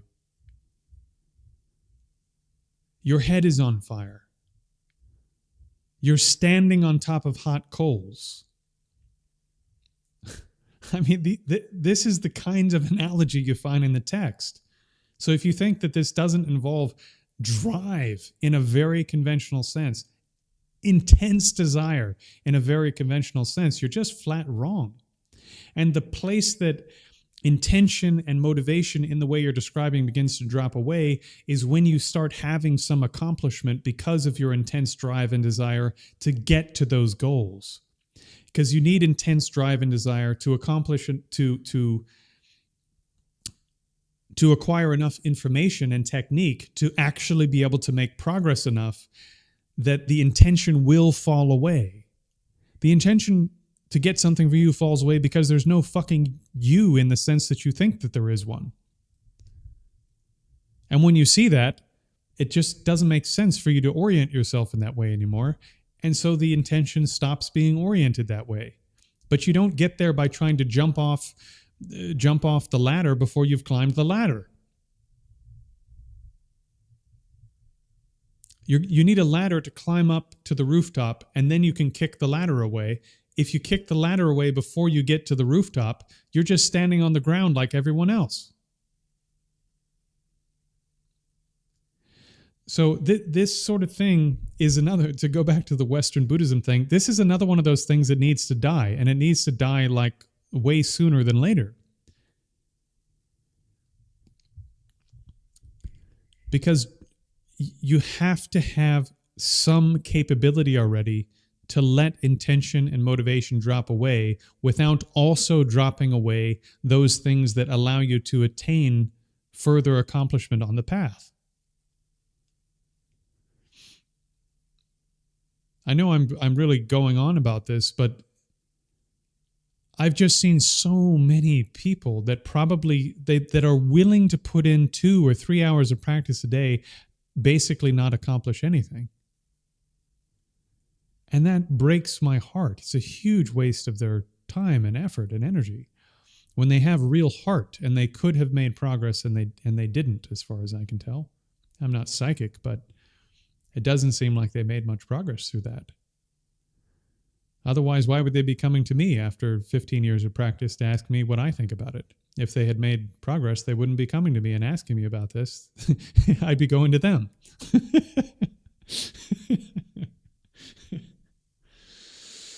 Okay, I've got to get through the chat.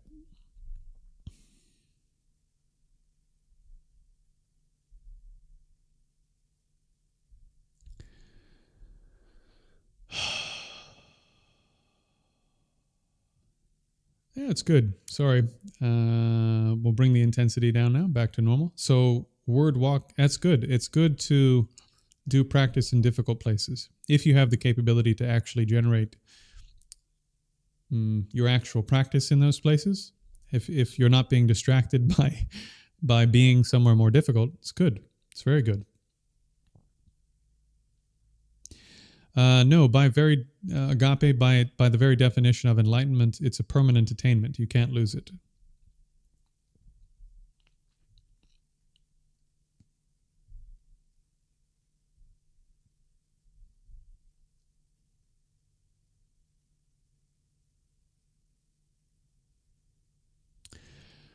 Camino, with regards to the handful of leaves sutta, I'm not sure. It's, again, the Buddhist sources are, they come in 2 flavors, as I said earlier. They come in the flavor of wisdom teachings and everything else. wisdom teachings are not allowed to be interpreted and basically can't be wrong, right? They mean a specific thing, and those things can't ever be wrong in any circumstance. They are the correct analysis, the correct information in all times, in all circumstances. It's always like this. Everything else is interpretable. Everything else can be true, can be false, can be helpful, can be unhelpful, depending on the person. And so the Buddha sometimes says different things to different people and gives different information to different people for all of this other stuff, because it depends. It depends on who you are, it depends on what you need. And so in this sort of handful of leaves, let's say over here, there's a little bit more variation. I mean, there's some commonality like ethics and concentration and so forth, but there are also differences. Like between Theravada and Mahayana, you need more loving kindness and compassion in Mahayana, because otherwise you'll just fall into nirvana if you attain nirvana with remainder. So you need something powerful to pull you out of nirvana without remainder, or you're just going to stay there after death, whether you like it or not. There's nothing to take you back out. So again, it could be on one occasion the Buddha said, I only teach one thing or something. But you could interpret that to mean, I only teach one thing to people like yourself. To people like you, people in your category, I only teach this one thing. Now carry on and go do it. Okay. Did you know Sadhguru hasn't read any of the Hindu scriptures? He knows a whole lot about the Hindu scriptures for someone who hasn't read them. What do you mean by Western Buddhism, like European Buddhism? I think what they meant was Buddhism as it has sort of migrated into the West and taken on a form, let's say, that is somehow more concordant with Western life. Is it skillful or beneficial, even compassionate, to try to convert all Theravada to Bodhisattva? I think I answered that, didn't I? Something very similar to this.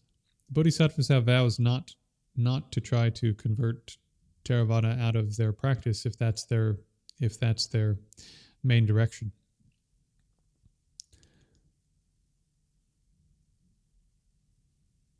Do all human beings possess a skillful means to act as a Buddha? To act as a Buddha? I'm not sure what you mean.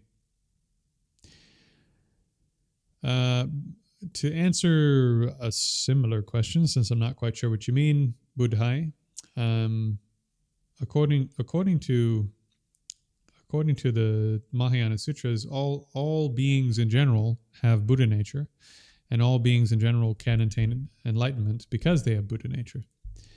And a certain subset of human beings have what's called a precious human rebirth, in which they have all of the conditions necessary to make it further down the path, to basically head in whatever direction in terms of the path of their practice that they would like to head. If they want to just have a better rebirth, they can do that. If they want to head towards nirvana, they can head that way. If they want to start heading towards enlightenment, they can do that. They may have a predisposition to doing one of these three things, but they're basically set up perfectly to begin heading in whatever really virtuous direction they'd like to head. And that's not actually all human beings. It's only a relatively small number. So yeah, hope that helps.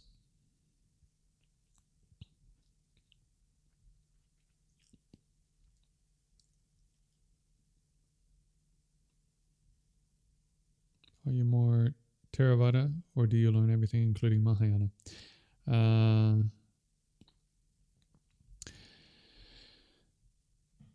Am I more Theravada or Mahayana? So, as I've said before, you have to accomplish the Theravada to then carry on to attain Buddhahood. So, Mahayana includes Theravada.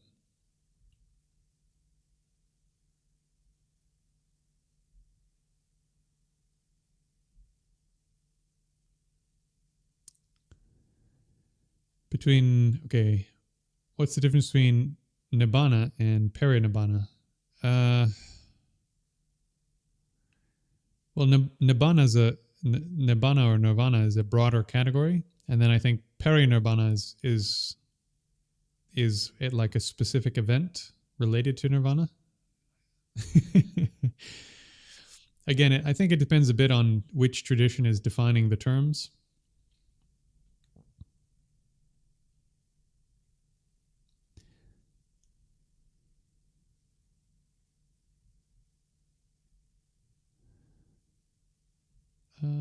Grifter can still bring some value.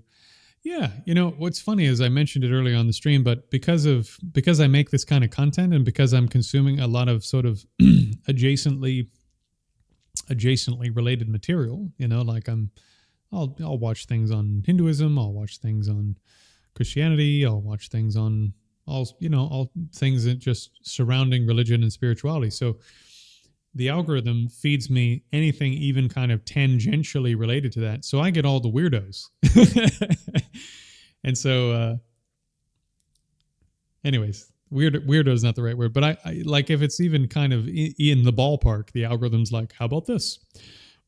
And so I'll get things like Bashar, the guy who channels an alien.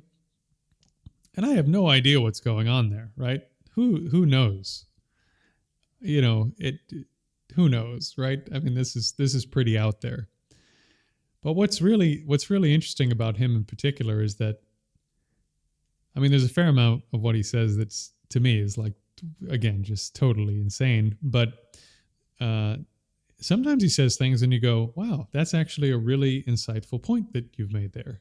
And you can see why, even if everything he's saying is everything he's claiming to do and be is false, you can see why people would want to hang out and listen to what he has to say, because he drops some really important kind of insights from time to time. And again, I don't know what's going on with Sadhguru. I don't know what his sort of thing is. I don't know what his capabilities are.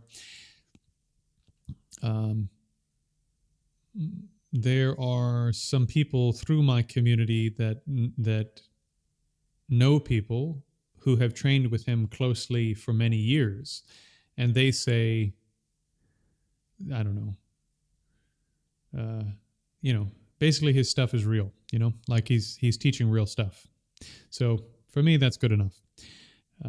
Whether or not he's a perfect human being, or whether or not he has character flaws, or sometimes he does some things that he shouldn't do or whatever, to me, that's not, from my standpoint, that's kind of not my business. Like, he's got to deal with the karma if that's true. And if it's not true, again, I don't want to be the guy that sits over here and says, oh yeah, you did all this stuff, when I don't know you. I don't know what you're doing. It's nothing to do with me.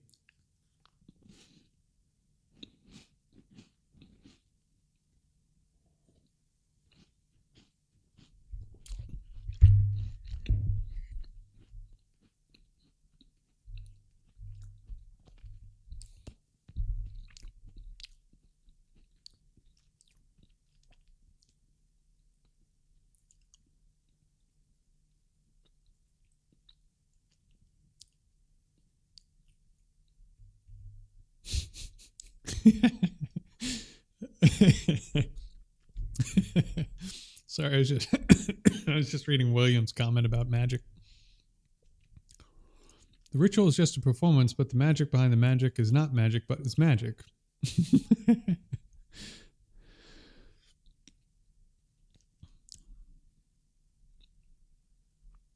Good night, William. You're probably already gone.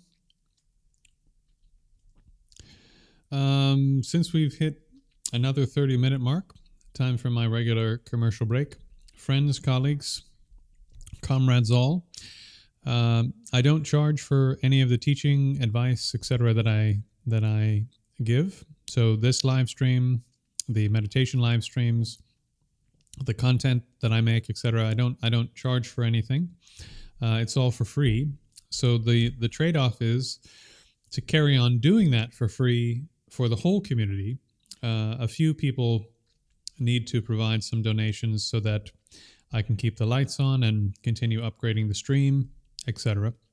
So if you're getting some value out of this and you feel like you'd like to support me so that I can go on supporting the community, the links is in a the links for donating are in a pinned comment down below in the chat, and then also in the description for the video at the bottom of the video. So if you're hearing this right now, please do, if you're compelled, pause the stream, take 2 minutes, make a quick donation, so that I can carry on doing this for you and for the rest of the community. And yeah, as I've said before, we've got about 1,500 followers now. If everybody chipped in like £5, I wouldn't have to say this another time for like 3 months. So so even if everybody chips in £5, it means a lot. So whatever you can do, put in a little bit, and it'll really help, especially right now as I'm getting things, kind of growing things and getting them up to speed. All right. Okay.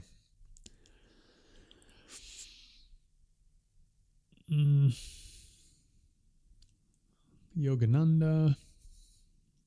I met one of Yogananda's students in California when I was there, and I've met and I've watched some stuff by some of his other students.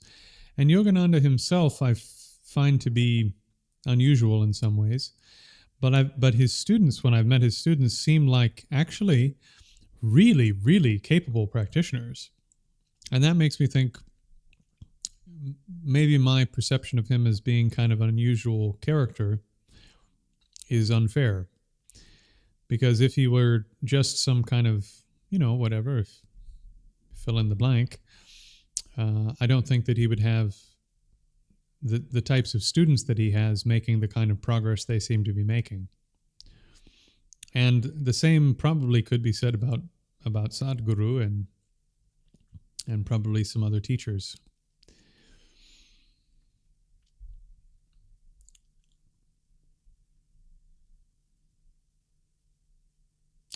What's the difference between nirvana and the Vedanta realization of Brahman?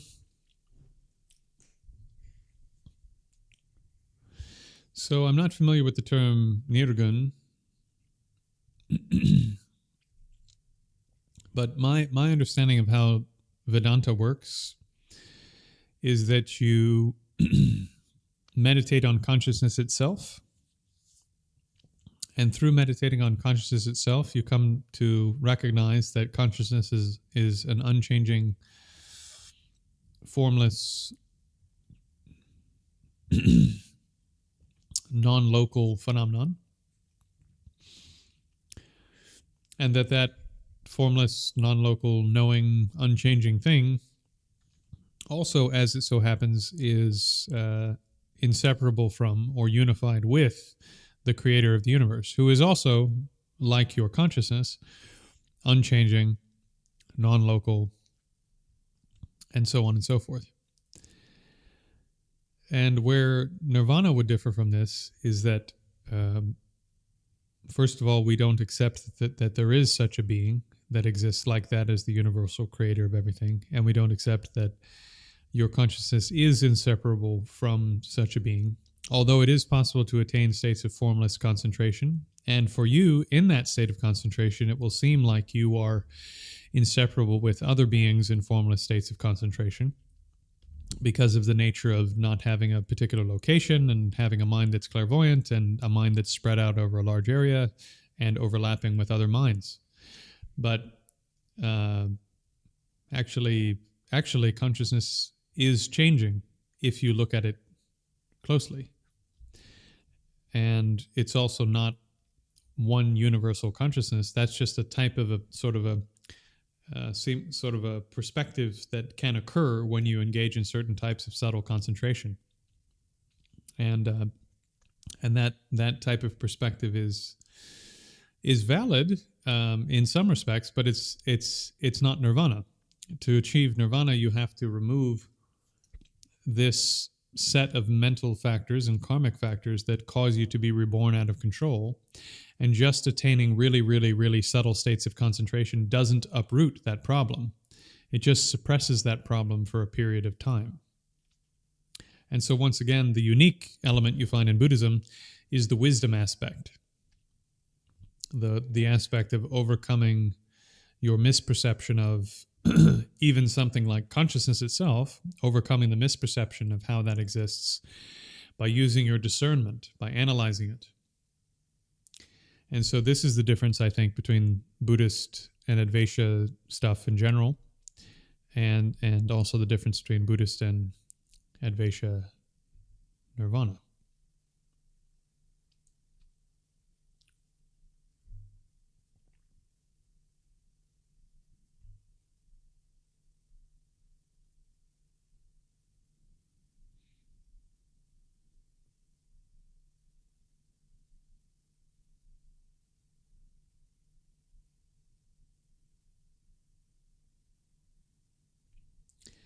Could we pull out a Ouija board and ask enlightened ghosts questions?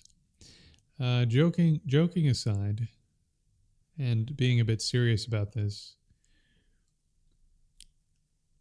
I have, at least personally, and I'm a quite a skeptical person who didn't believe any of this until I had good reasons and experiences and so forth to have these kinds of thoughts. I'm quite convinced that there are, in fact, celestial bodhisattvas, celestial enlightened beings, celestial deities. And I don't say that lightly because I find it actually kind of embarrassing to say that in public, because I know what it sounds like, especially as an academic, to make that kind of statement. It sounds, it sounds kind of weird. But I've just seen too many things, experienced too many things to think otherwise. And I'm also convinced that under the right circumstances, that those beings will actually help you to do things and accomplish things in the world and in your practice. So it is actually something to take seriously. Not that you need to take it on faith, because I didn't take it really on faith until some things happened. But yeah, if you do the sorts of practices that involve those beings, then things will happen.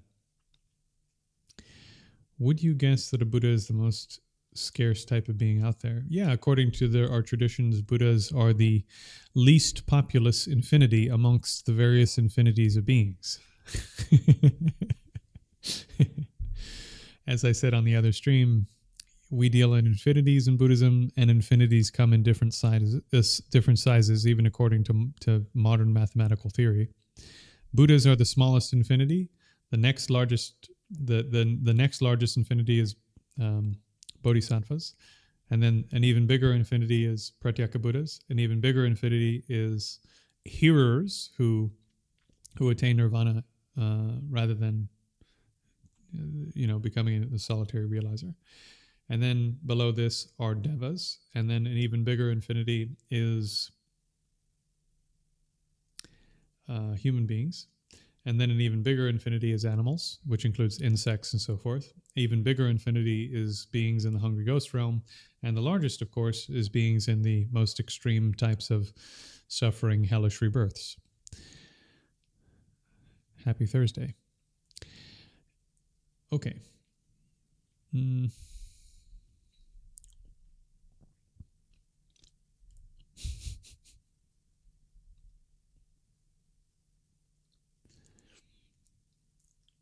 Okay, so Agape says, get a Patreon. I do have a Patreon, but I use the Patreon for raising money for charitable causes. So the Patreon that I have, I don't advertise anywhere on here. It's only advertised through my Facebook group. If you contribute to the Patreon, I use the Patreon to raise money in particular for, various types of charitable work that I do with some of my long-term students and students from the Facebook community. So that's where I park that. And then for my own purposes, I use GoFundMe, because on GoFundMe, you have a slider where you can get rid of all the fees and stuff. And then Venmo, of course, where you just send money directly, is just a bit more convenient. And eventually we'll have it all here on YouTube, as I discussed.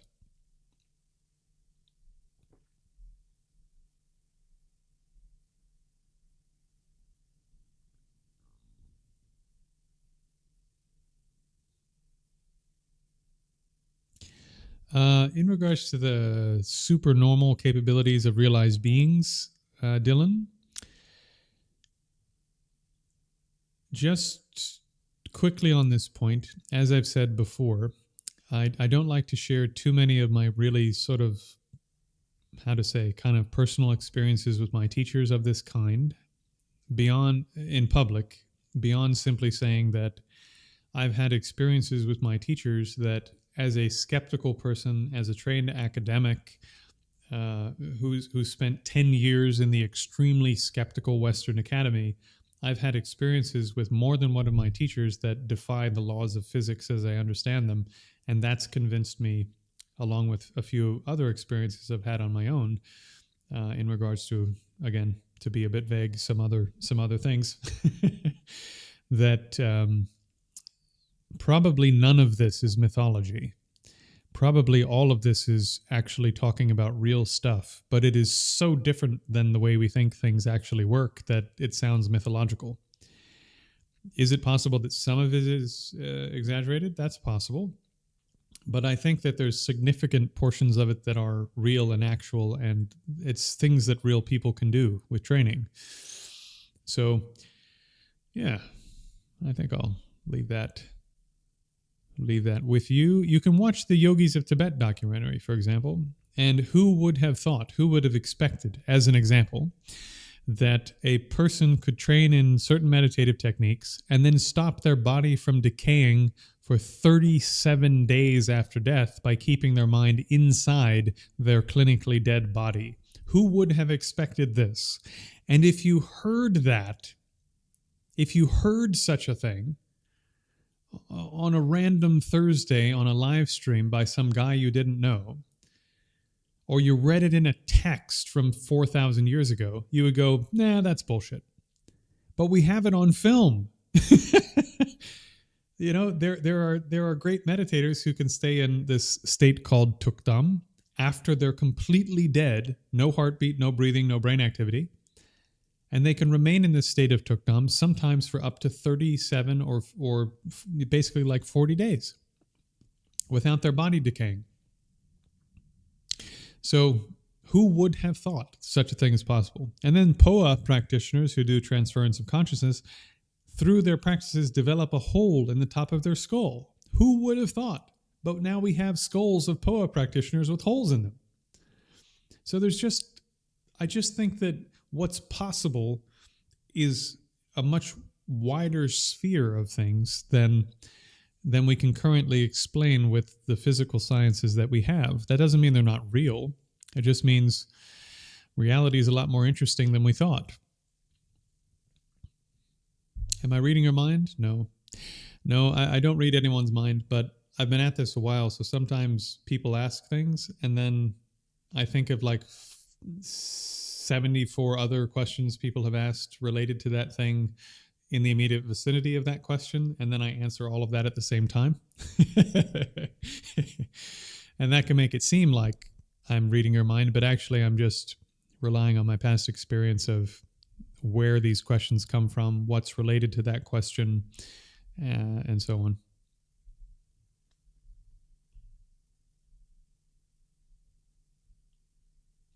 Don't do drugs.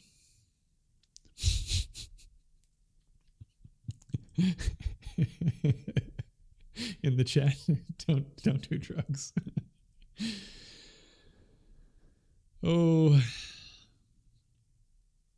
what do I mean by emptiness? Emptiness is the critical topic in Buddhism. It's what separates Buddhism from every other meditative tradition on earth, because it's the only tradition, besides traditions that, in my opinion, have mixed with Buddhism and remained what they are. It's the only tradition on earth that teaches this concept in the form that it's being taught in Buddhism. This is the thing that makes Buddhism unique. There'll be much more on emptiness probably in my content creation in the future. That's what I did my PhD work on. That was the main focus of my work.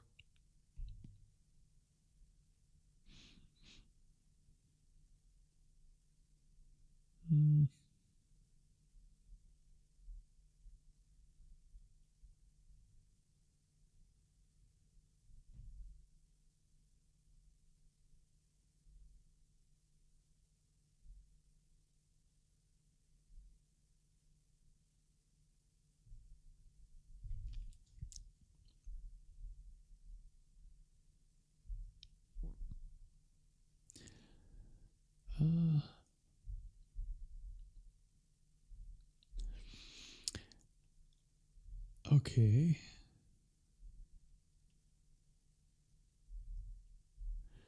Ah, okay, okay.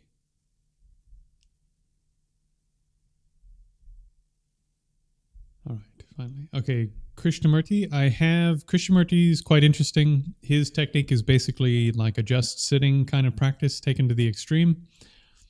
Normal guy, and it's actually pretty interesting. Uh, I teach the same technique. I just don't teach it in the same way. I call it Foundation 4. I borrow it from the Mahamudra tradition of Tibetan Buddhism.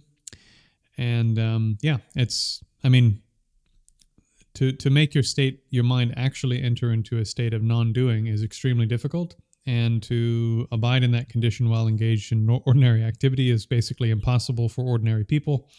You need to do a lot of training to be able to do that. And that was his main technique. And according to his students, and I think himself, he was quite capable in that technique. And it does work if you can do it. So it's worth doing. It is amongst the best and most profound practices on earth, if you can do it. If you can't do it, it's terrible. It's a huge waste of time. And I think mostly the way that it's taught, not in his school, I don't exactly know the system of how they teach, but mostly the way that technique is taught in the world, nobody can do it because you need a lot of time for it to work. You need to put in a lot of practice for it to begin working, and people don't have enough time to do the practice. So it'd be better if they did something else that gives them more mental capability first, and then to do that practice after they have some ability to control their mind. Okay. I'm sorry if I miss questions. I'm trying to look through the chat.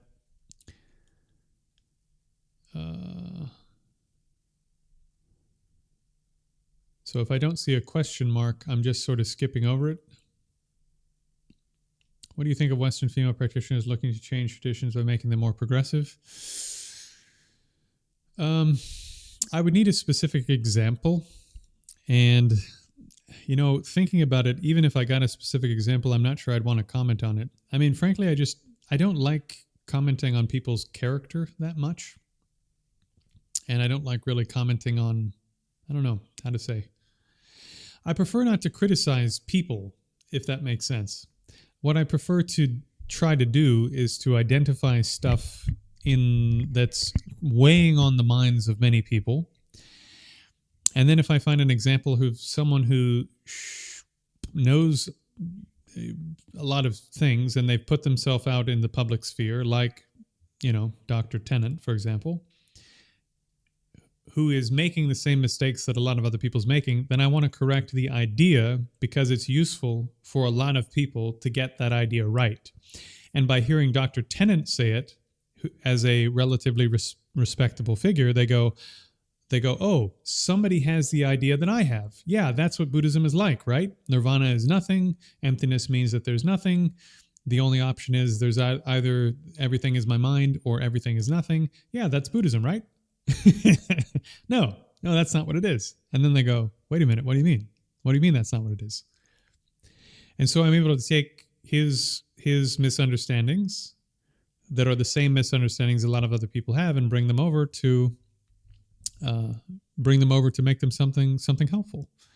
So I'm not even really criticizing him. I'm just looking at the ideas, right? I mean, I think I've said in the comment section over and over, I've told people, don't insult this guy. Don't make fun of him. Don't do this. Don't do that kind of thing. That doesn't help. That doesn't help him. Doesn't help me. Doesn't help you. There's no reason to be unkind. Just correct the ideas, if there's a good reason to do so.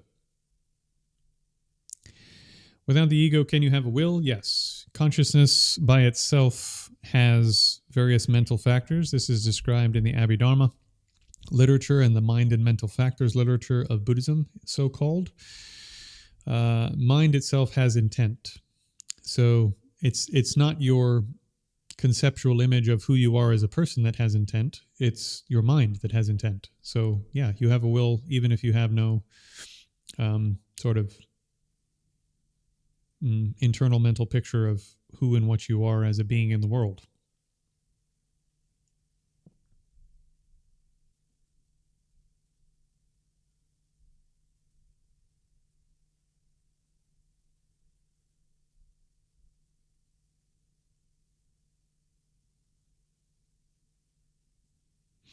Okay. In terms of the Vajrayana, again, I said this earlier in the stream. I'll say it very briefly once again. I have a minority opinion as an academic, but I'm in the majority in agreeing with my Buddhist colleagues that Tantra comes from the Buddha, that Tantra was an oral tradition, and that it wasn't written down until much, much, much later. If you're doing a historical critical study of this sort of thing, your instinct, your habit would be to take the first instance of the text to be the time that thing has arisen in the historical record, which I think methodologically even has some problems. The other thing you might do is to look at, well, how is the text written, so to say? Is it written in the sort of grammar and norms and language choices and maybe the scriptural way of writing something in terms of your handwriting that is concordant with that time period? And you would say, well, if it's all of that sort of thing, if all that's there, then isn't that pretty good evidence that thing arose at that period of time in history? Not really, because the person writing it down would have been from that time, even if they inherited an oral lineage which had been going on for 700 years or 1200 years. If they're writing it down now, they're writing it down with the handwriting of a person right now, right?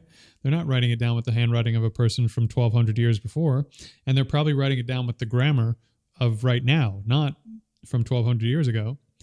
And they're probably writing it down with the word choices from now, not the word choices from 1200 years ago, except for maybe some critical terms. So my view, in line with my Buddhist fellows, but not my academic fellows, is that Tantra goes back to the Buddha, and it was taught to a small number of students and passed down as an oral lineage. But if I were to say that in an academic setting, they might not be very happy with me. In a Buddhist setting, that's actually the standard viewpoint. That's what the Tantras say about themselves. And yeah.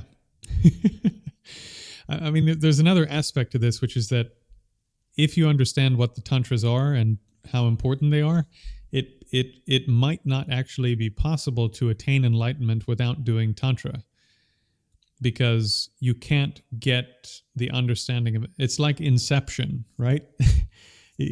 Unless you can get to the lowest level of the dream and plant the idea there, then it doesn't take root in the furthest, deepest part of the mind, and therefore then affect all the other layers of the mind.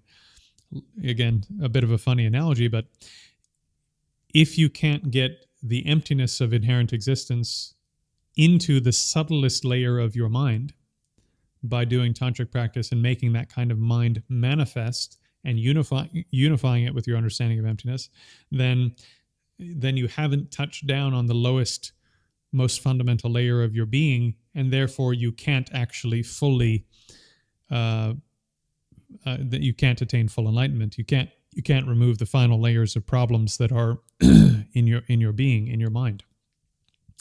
And if that's the case, then the Buddha had to be a tantrika. The Buddha had to be a tantrika because you can't attain what he attained if you're not a tantrika. And if he was a tantrika, then he would be teaching it to other people. And if he taught it to other people, then we would have these oral lineages that, perhaps didn't get written down until 600 or 700 Common Era. But that doesn't mean that's when they emerged. It just means that's when they were written down. But I digress.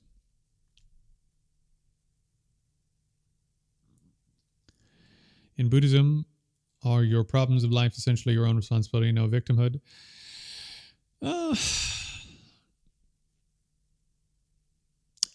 Yes and no. It's a complicated question.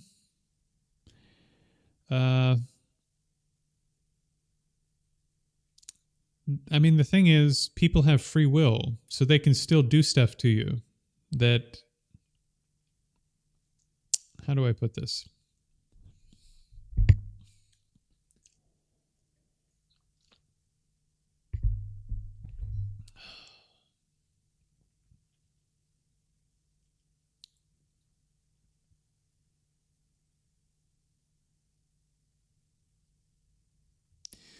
I mean, it really depends on how you're defining your terms, you know? Um, a huge amount of life, yes, of course, is your responsibility, but, you know, life is also going to punch you in the face sometimes. And from a conventional standpoint, I mean, sometimes the way that you're getting punched in the face is totally unfair and makes no sense, you know? And there really are, in some cases, sort of structural things in the world that are making it impossible or less possible for you to make progress or make more money or succeed in your career or whatever it is you're trying to do, because there are groups of people who are racist or sexist or whatever, right? Like people are like this, or they're sort of tribal. They like their group of people and they don't like other groups of people. So those are real things that are happening in the world, and you can be the victim of those things. So the part that's your responsibility is at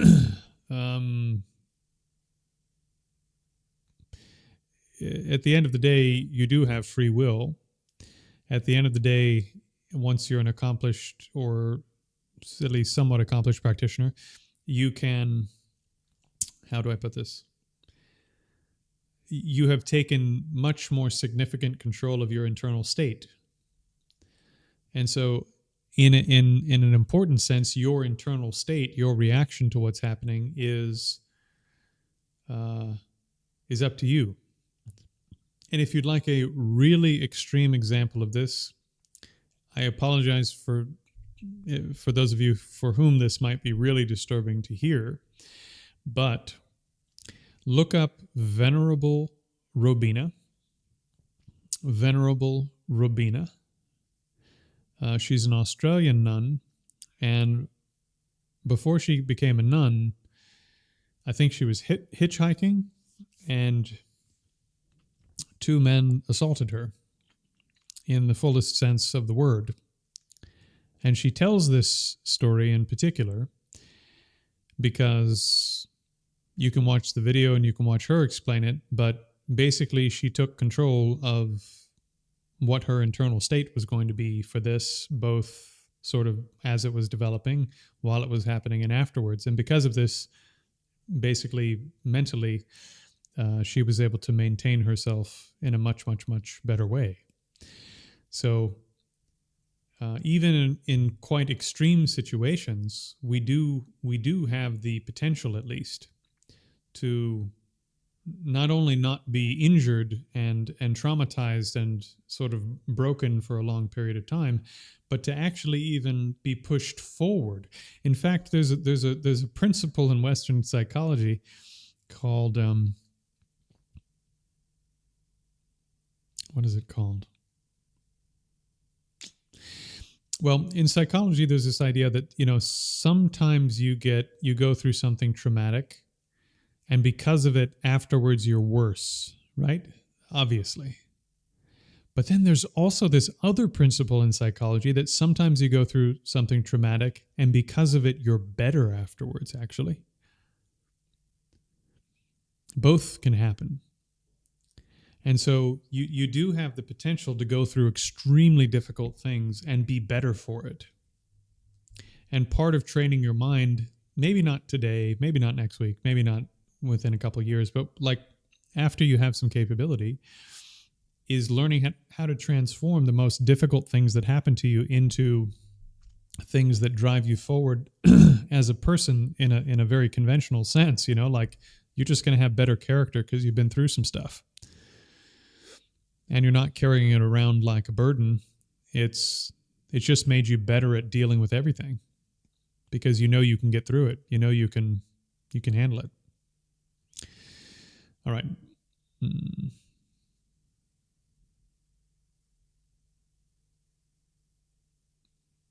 An enlightened being can look like anything. An enlightened being can emanate as literally anything. So, Venerable Atisha, after he spent 12 years meditating in a cave trying to meet Maitreya, as I've told this story many times, he sees a dog, an injured dog on the side of the road, right? And seeing this dog on the side of the road, he feels compassion, blah, blah, blah. Anyways, turns out this dog is Maitreya Buddha.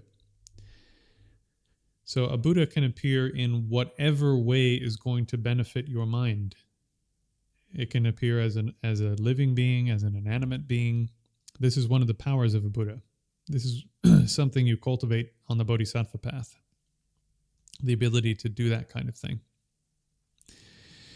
And so this is why Buddhas can appear as like super scary looking tantric deities with 14 arms and 17 legs and whatever, or they can appear as this perfectly blissful looking monk, or as an old woman, or as a young woman, or as a dog, or as a sunset.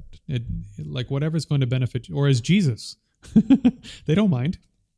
Whatever appearance is going to help you, a Buddha is going to appear that way if they can to help you, period. Generally speaking, Jesus is not considered to be a Buddha. Jesus may have been a Deva. Jesus may have been a human being who was recently passed out of the Deva realm and into the human realm in bodily form. There's a number of ways I could explain Jesus from a Buddhist standpoint, but I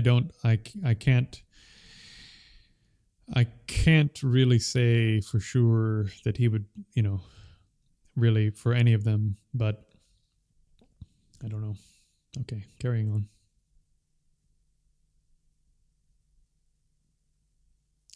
Have I taken bodhisattva vows? Yes.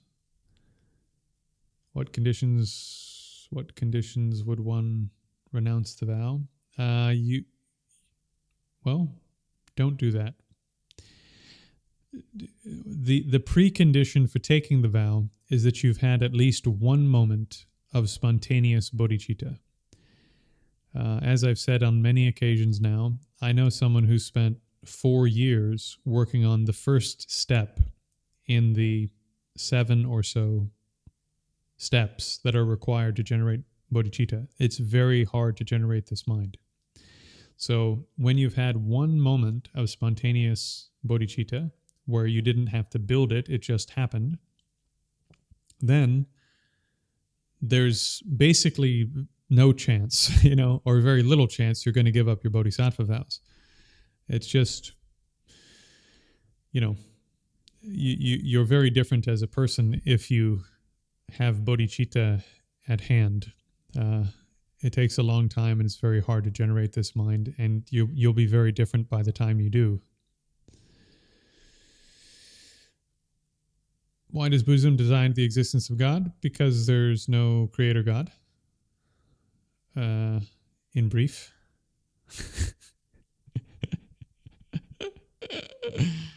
Does that help?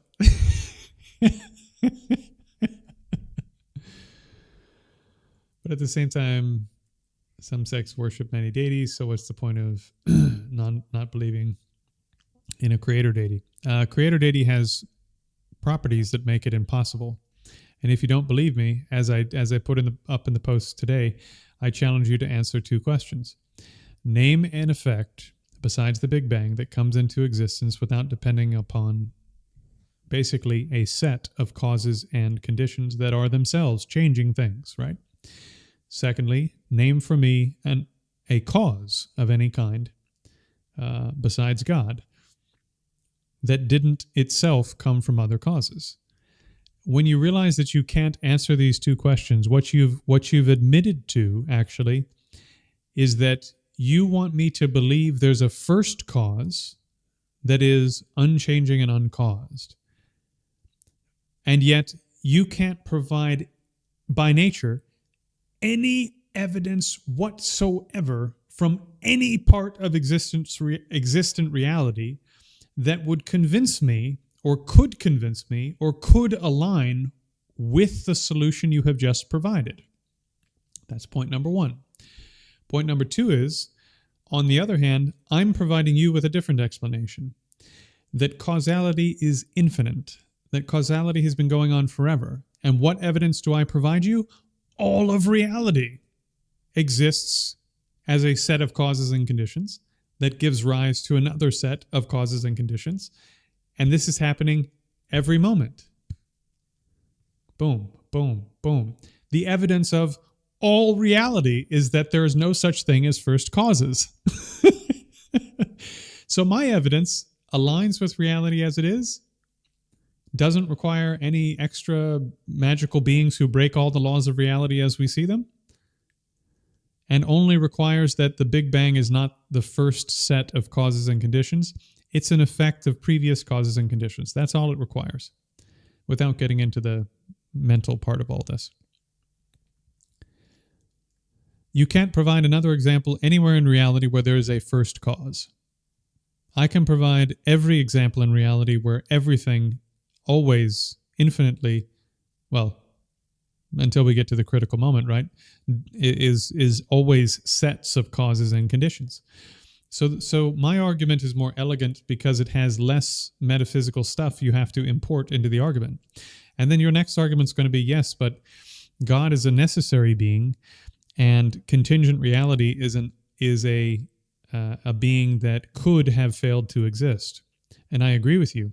This universe as an effect is something that might not have happened. However, an infinite causal sequence is not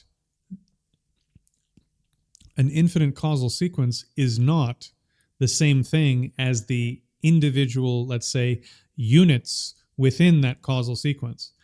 So the sequence itself isn't something that could have failed to exist because it doesn't depend on something beyond itself to go on existing. Now, each instance within that causal sequence could have failed to exist because it depends upon the previous moment. The continuum as a whole, however, there's no condition under which it would need to rely upon something else in order for it to exist. And as such, it falls into the same category as the explanation you're providing, i.e., it's a necessary being. Necessary beings, by nature, don't require an explanation for their existence because they don't begin to exist. Just as you would argue that God doesn't begin to exist, I argue that the infinite chain of causal events doesn't begin to exist. Since it doesn't begin to exist and has always existed, therefore it doesn't require a second thing to explain why it's here. And in fact, such a question is nonsensical. In the same way that it's nonsensical to ask that question of God, because he's a necessary being, it's nonsensical to ask that question of an infinite causal sequence. By nature, an infinite causal sequence exists and couldn't fail to exist because it doesn't rely upon something else in order to exist. And thus, my explanation not only matches all of the evidence of reality, doesn't break any of the logical rules of reality, but actually uses the same logic you're using for your explanation while not having to break any of the rules that you're having to break. So my explanation is better, actually. So this is why I reject your explanation, because my explanation works better. It breaks less rules. It adds less metaphysical baggage to the question we're trying to answer. And why would I worship the Buddha, worship various deities? Because those have causal effects. We live in a condition of causes and conditions and relationships. So having relationships with beings that are more powerful than me, I mean, for goodness sake, I mean, maybe you don't like billionaires, but if Elon Musk called you up on the phone and said, hey, what can I do for you? Yeah, I know maybe you don't like my politics. Maybe you don't like some of the stuff I'm doing, but can I do anything for you? You know, I'm not asking anything in return. Just know that I'm here as a friend. Okay, maybe you don't trust his character, but This guy has basically unlimited resources to help you do whatever it is you want to do. So we develop relationships with Buddhas, Bodhisattvas, and deities who are Buddhist practitioners but not yet accomplished Buddhas or Bodhisattvas because they can actually help you do things. That's why.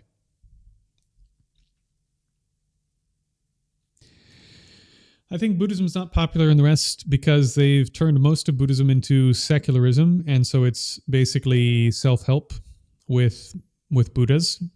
And there's already a lot of self-help, and I think some of that self-help is much, much, much, much better than secular Buddhism, and that's why it's not attractive to people.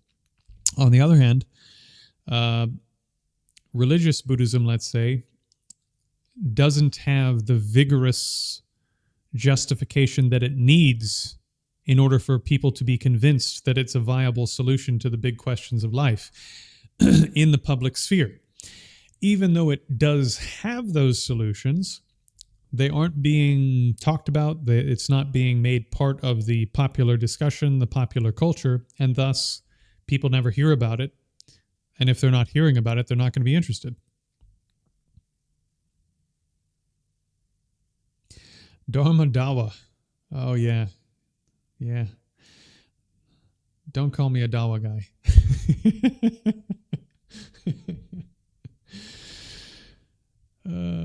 Okay.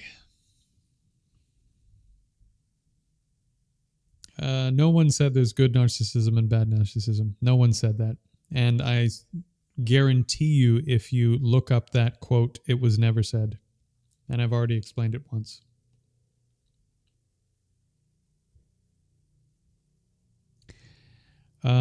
Again, pride is being defined in a very specific way. Pride does not mean pride as it means in English. Pride has something to do with the type of stuff you're identifying with in your mind. And I already answered that question at some length. What happens once a human attains enlightenment? A lot of things. We've been talking about it all night, my man.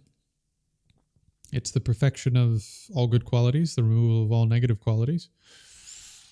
So you gain all of the capabilities of a Buddha, omniscience, compassion, blah, blah, blah. You train in all these things, you develop them progressively, and take them to perfection.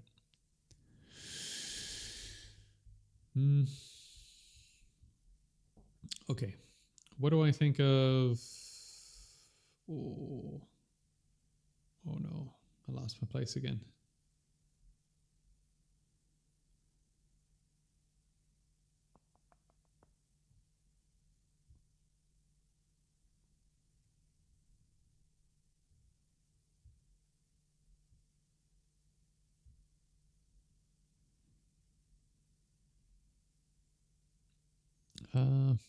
I'm sorry, chat. I have lost my place. Okay, here we are. Here we go. Okay, I'm going to go rapid fire and make my way down to the bottom of the chat.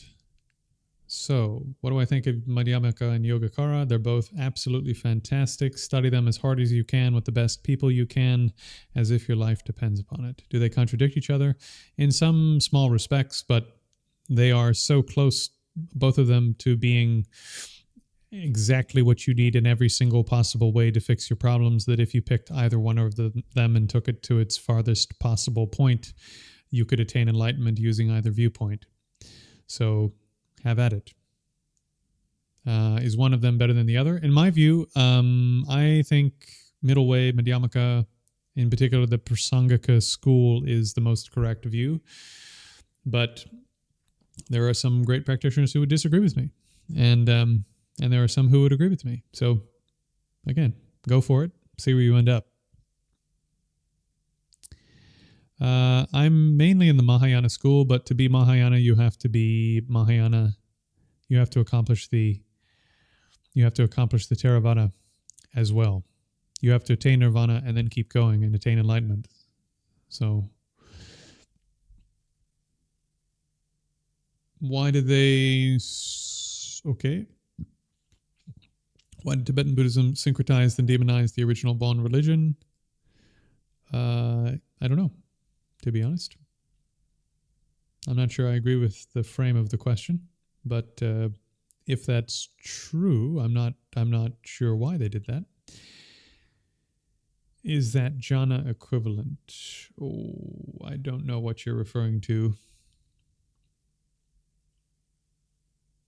Skillful means a reply uses subvert local religion. Don't know.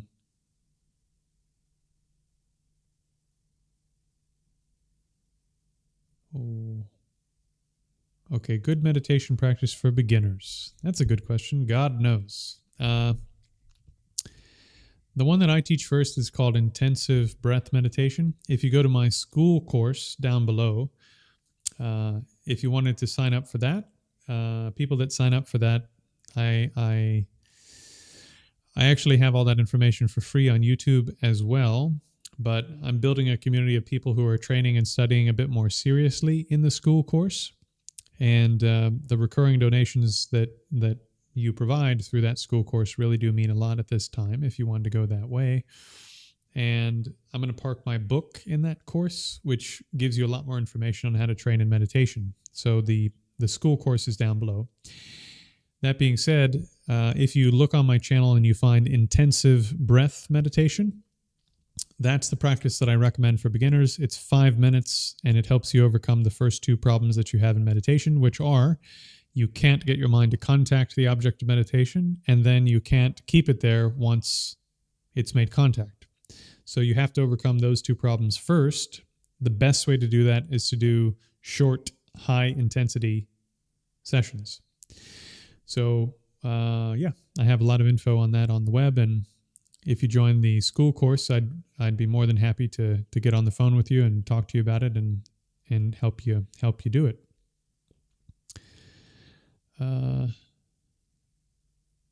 Matter of fact, I'd be happy to do that even if you don't join the school course. But if you want to do it in a bit more hardcore way, again, that's where I'm directing people.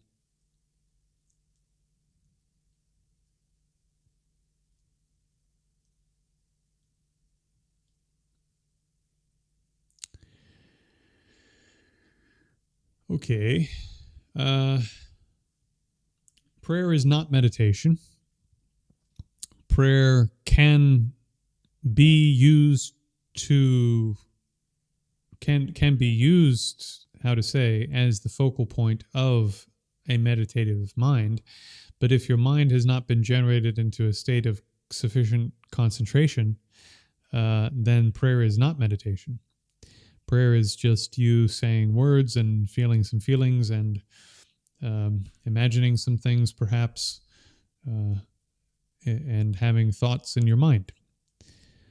That isn't meditation of any kind. On the other hand, if you, for example, generate a state of mind in which the entire bandwidth of all 5 of your senses has moved inwards and pooled on the activity of the type of prayer that you're doing to the point where there's no room for absolutely anything unrelated. And then you are generating certain internal states like faith, conviction, love, whatever it is. And then when those are generated in the course of prayer, focusing your mind on those with such intensity that for periods of time your body disappears and your vision disappears and your hearing disappears, and the only thing that exists is a formless awareness of faith or conviction or love or whatever the prayer happened to be about, that's meditation. Meditation has certain qualities. Meditation is not just some word that means whatever you want it to mean. If the mind doesn't have the qualities of a meditating mind, it's not meditation. It could help, potentially, prayer can help you calm down a bit and generate other virtuous states of mind. And then you could meditate after prayer or pray after meditation. But meditation itself has to be developed and cultivated so that you can turn your prayers into meditation. They aren't just meditation in and of themselves.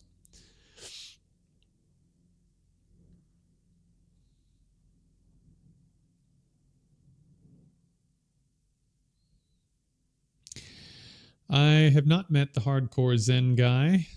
Maybe you could tag him in my stuff. I'm going to start interviewing some people soon. Oh my god, so much wrong with some of the comments I'm seeing here. Yeah, so I mean, if maybe hardcore Zen guy wanted to hang out and chat and talk about some stuff on on interview or something, we could get together.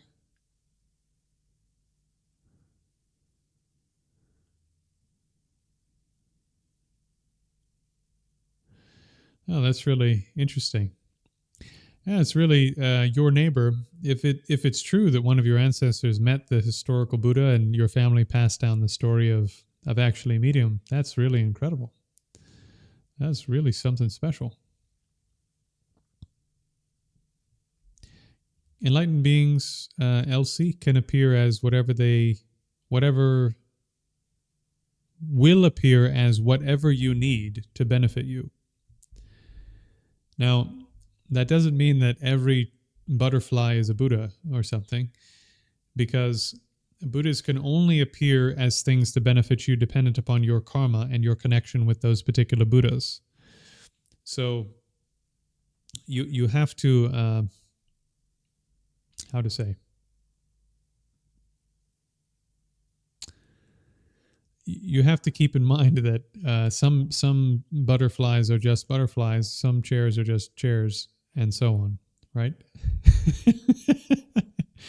But in certain cases, for example, if you find that you're looking at a tree and all of a sudden your mind absolutely erupts with a crystal clear understanding of impermanence or interdependence because of a particular way that this tree happens to appear, it might be the case that that tree is the emanation of a bodhisattva or a Buddha.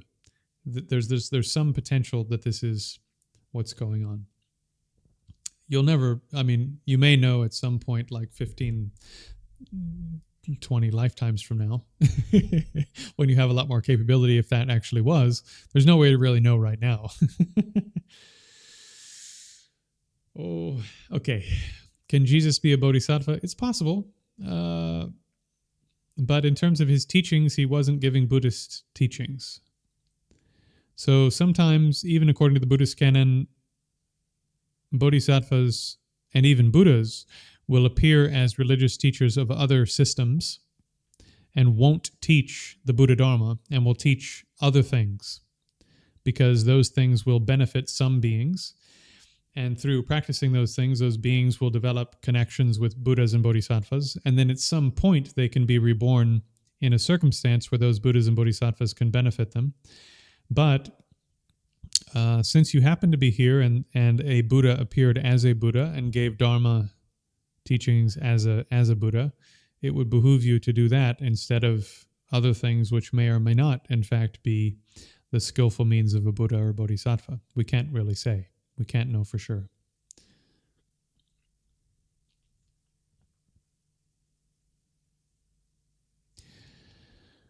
Hello, welcome to the stream, Dr. Chala.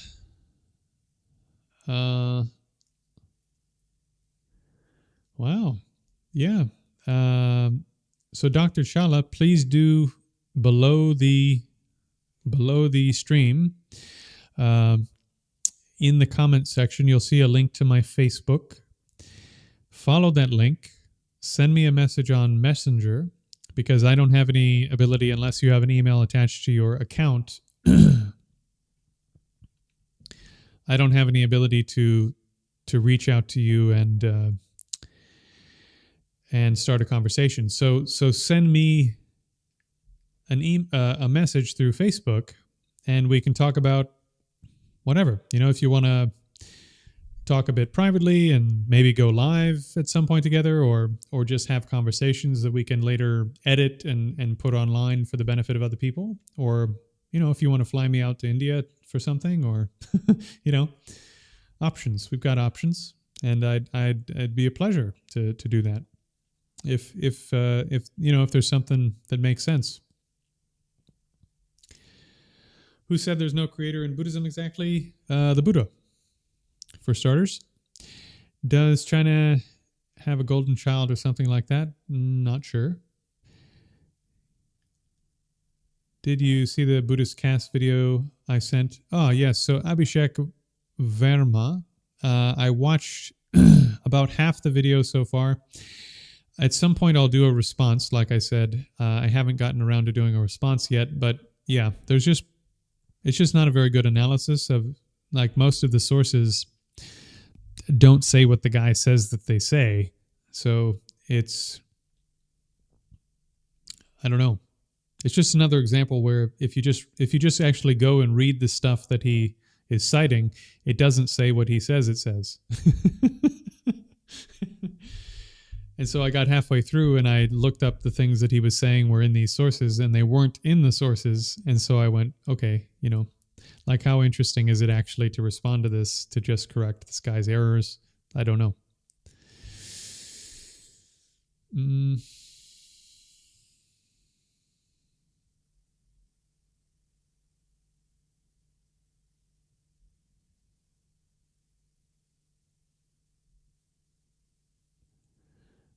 Time is linear, not circular. The 12 links are circular, but the 12 links are going like this along a linear timeline.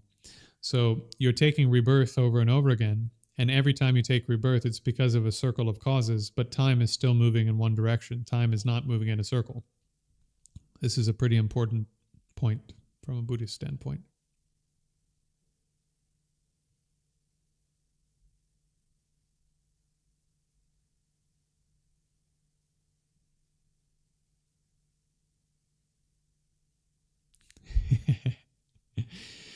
See, I'm wearing you all out. I'm wearing you out before you wear me out. Okay. Well, we've reached another 30-minute mark, despite my intention to do less. So if you've made it this far and you're getting some value out of this, I'll once again encourage you to check out the pinned comment in the chat or the links below. I don't charge for anything. I don't charge for classes. I don't charge for phone calls and mentorship. I don't charge for anything. Even the information that I have in my school course down below, you can find for free through my channel and so forth. So any way in which you send me money is basically a donation. And I depend upon the donations of the community to carry on answering questions for the community and teaching classes and so forth. Because unfortunately, I don't live in a cave, so there are bills, just to my horror. In any case, if you're getting some value out of this thing that I'm trying to do, making content, teaching classes, answering questions, then please do. Just before you go, pop down to those links and just leave whatever you can. £5, £10, £20. If you want to leave much more than this, of course, deeply appreciated, especially at these early days where there's not very many of us. Every little bit is precious in terms of keeping the lights on at my place and in terms of upgrading what I'm able to provide to the community. So it means a lot. Please do chip in if you can.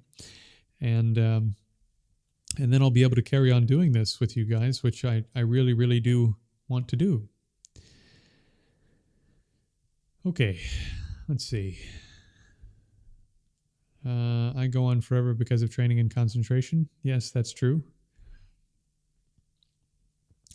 Actually, more so than concentration, to just kind of not be jokey for a moment.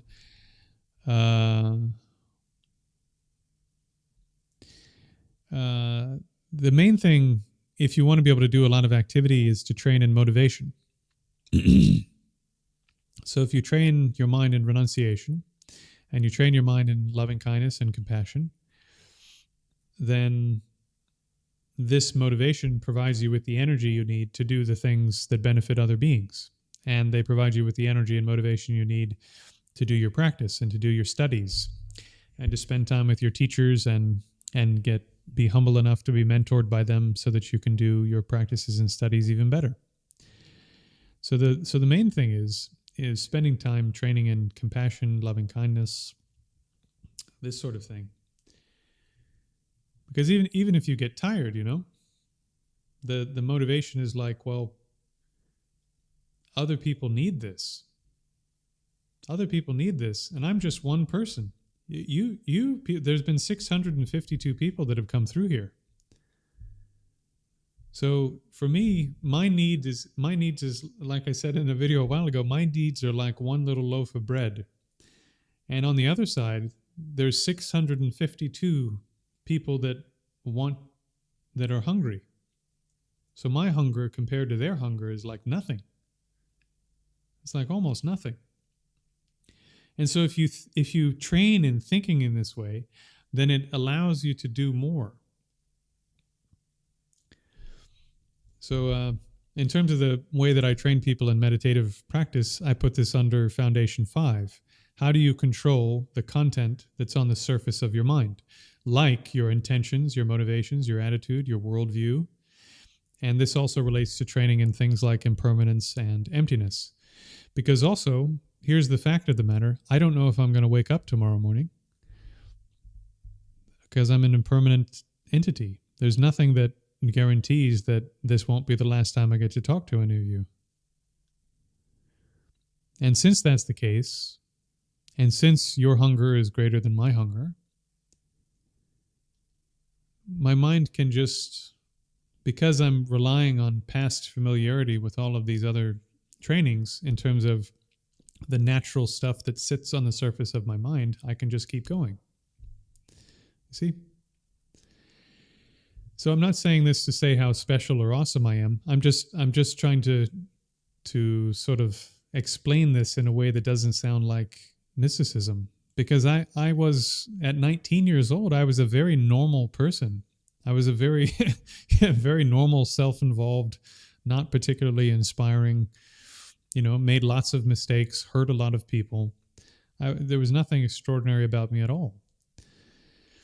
So if you train not just in concentration and getting into the various layers of your being, but if you also train to change what's on the surface of your mind when you're not doing anything in particular with your mind, then when you need more energy, more juice, more power, more force, there's just more of you to get stuff done. That's why it's important. It's important to train up what's on the surface, not just to become aware of what's under the surface. Especially as people living in the real world, you've got to be aware. Your mind needs to be of better quality, let's say, even when you're not doing anything in particular, because there's going to be a lot of time throughout your life where you're not applying the other techniques and so forth. Okay.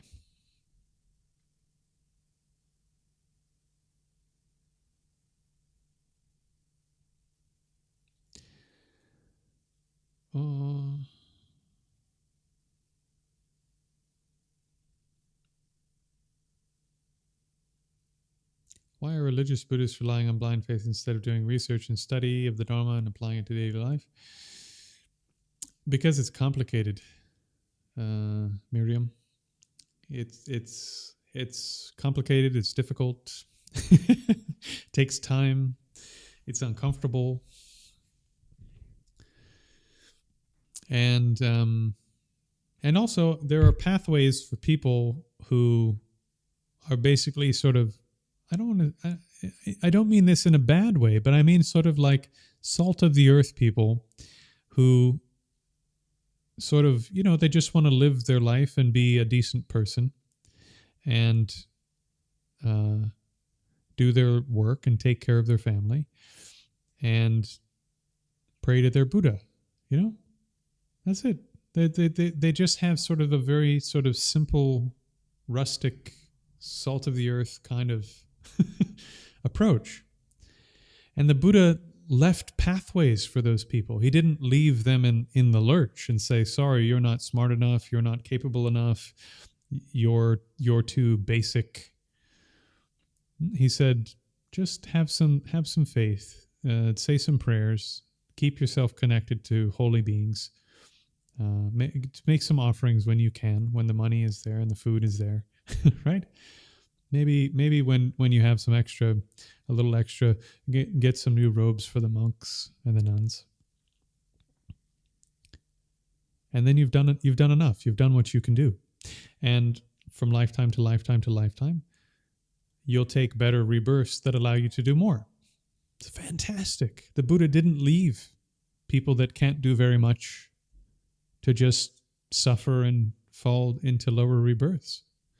He left methods that are also very easy, very simple, very rustic for people that are living that kind of life. SLKWK, I went over that a bit earlier in the stream. I think in general, Theravada practitioners in the modern times, there are quite a number of them that are starting to take more of the Mahayana technology, I guess you could say, internal technology, and they're taking it on board in their Theravada practice, which is pretty cool. There's something called, I think it's called the Pali Sanskrit Exchange or something like this. And they're getting together on both sides to discuss ideas and inspire each other in practice, which is really cool.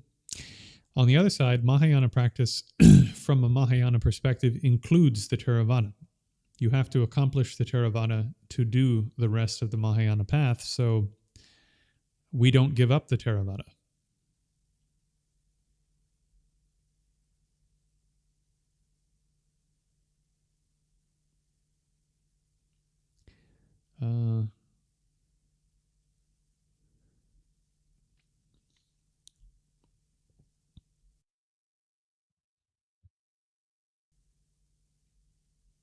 Okay. Let's see.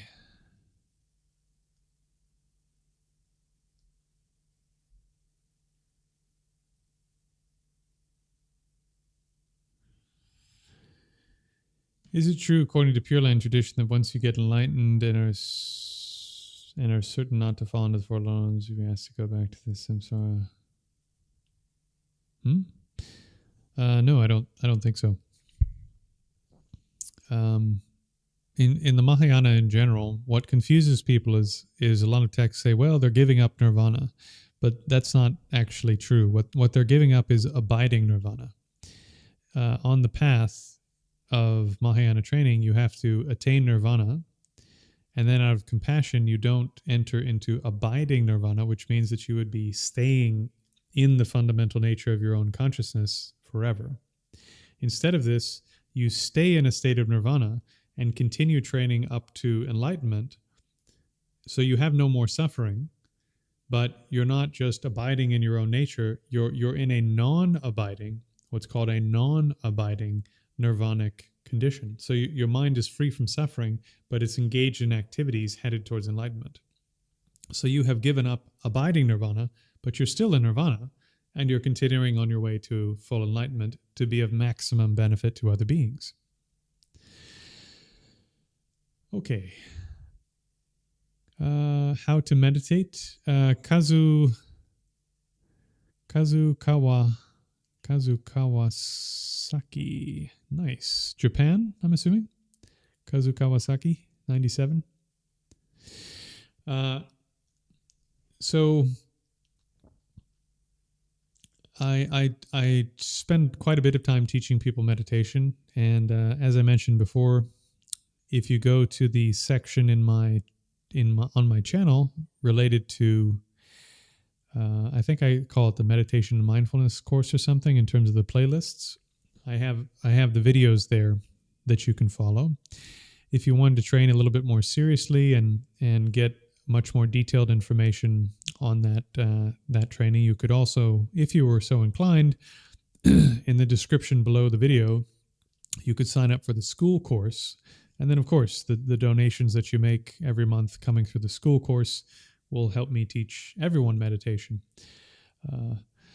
So that would be quite beneficial for growing the stream and allowing me to carry on helping people. And if you want to be a bit more hardcore about it, that's as I've said a few times, where I'm parking the more hardcore people.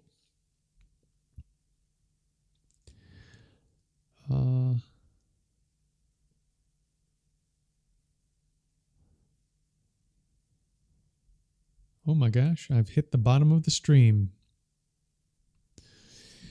How can you be reincarnated without a god? You've already done it an infinite number of times. There are 12 links. They happen in a circle, and they cause you to be reborn. And that process has no beginning. So you've done it infinite times. We call it the 12 links. It's been going on forever. And infinite causal sequences are necessary beings in philosophy and therefore don't require an outside explanation for their existence. And therefore, we have a completely cogent and coherent worldview in which you don't need a God to explain why we're here, the origin of life, the origin of consciousness, and so forth.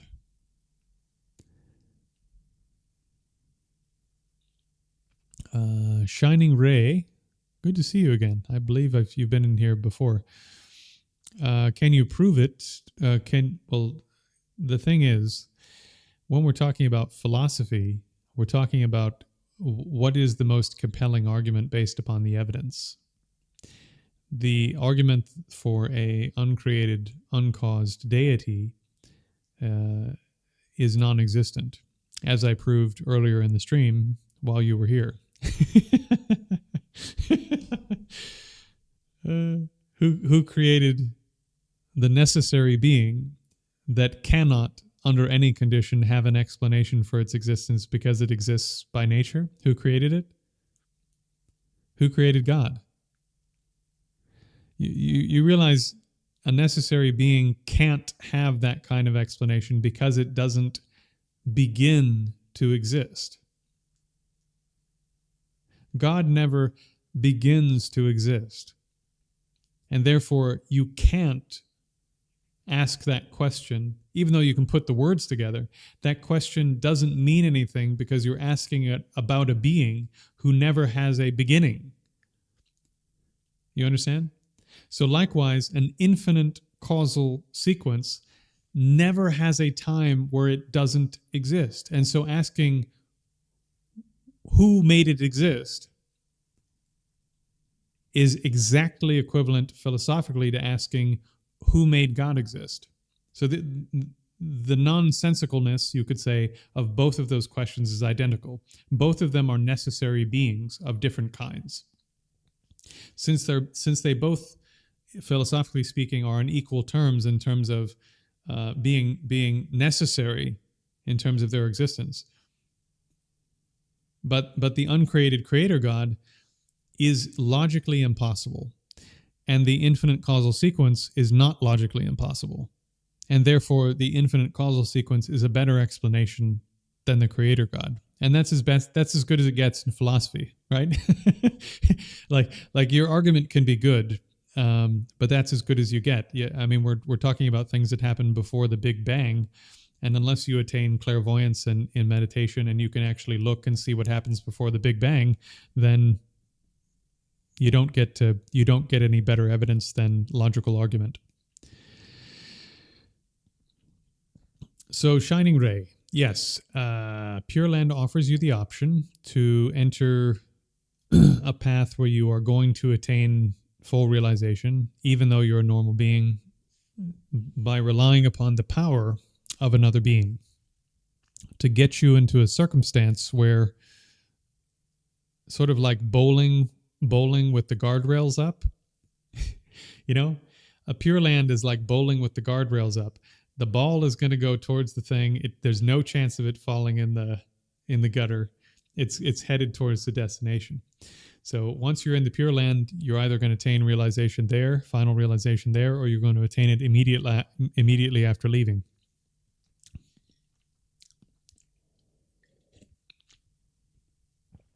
And there are certain Pure Lands that ordinary beings like us, simply through relying upon the power of a being like a Buddha, can enter. This is what the texts teach us.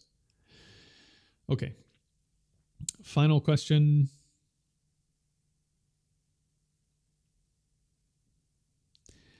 Oh, another interview request. Okay.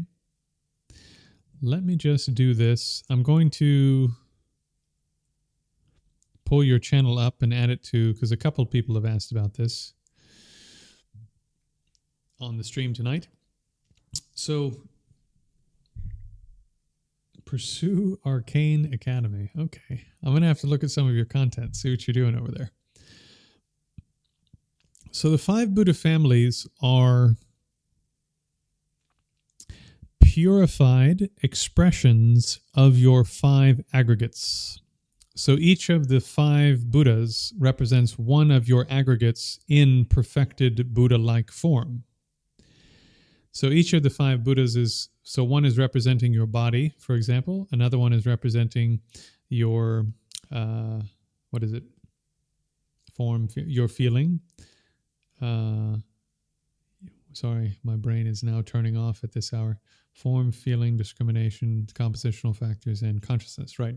So each one of these is representing one of your aggregates as they exist now, transformed into the 5 aggregates of a Buddha. Does that make sense?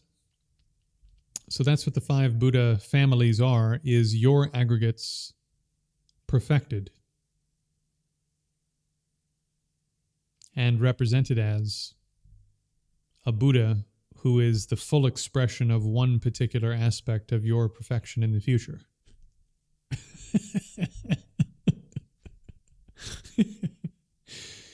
You know, sometimes I say these things and I realize how obscure it sounds if you have no idea what I'm talking about. But hopefully this is landing for some of you.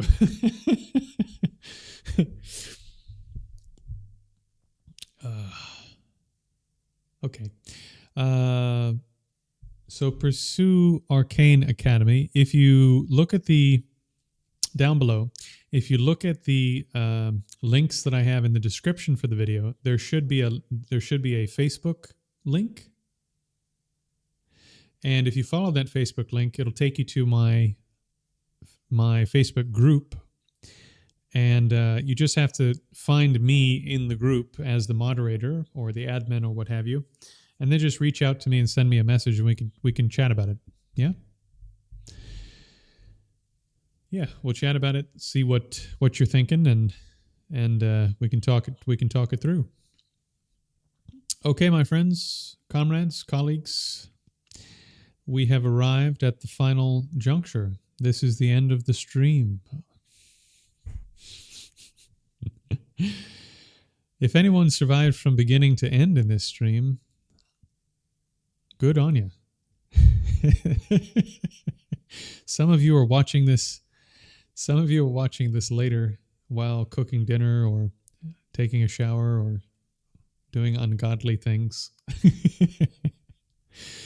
For all of you, those of you who do make it to this point, this will be my final request. Please do find in the chat or in the links in the description below, if you have it in your heart, to toss a penny in the bucket for the old man so that I can carry on doing these live streams, teaching meditation, and providing this information to the community as best I am able. The community's support is required for me to carry on doing this. So your support is very, very, very meaningful, and I appreciate every bit of it. Please do click the links below, chip in what you can so that I can carry on doing this with everybody, which is very much what I want to do, and hopefully what you want me to do as well. Okay, having said all of that, it's good to see you all. Hope to see you again very soon, and as I always say, don't pass away before I see you again.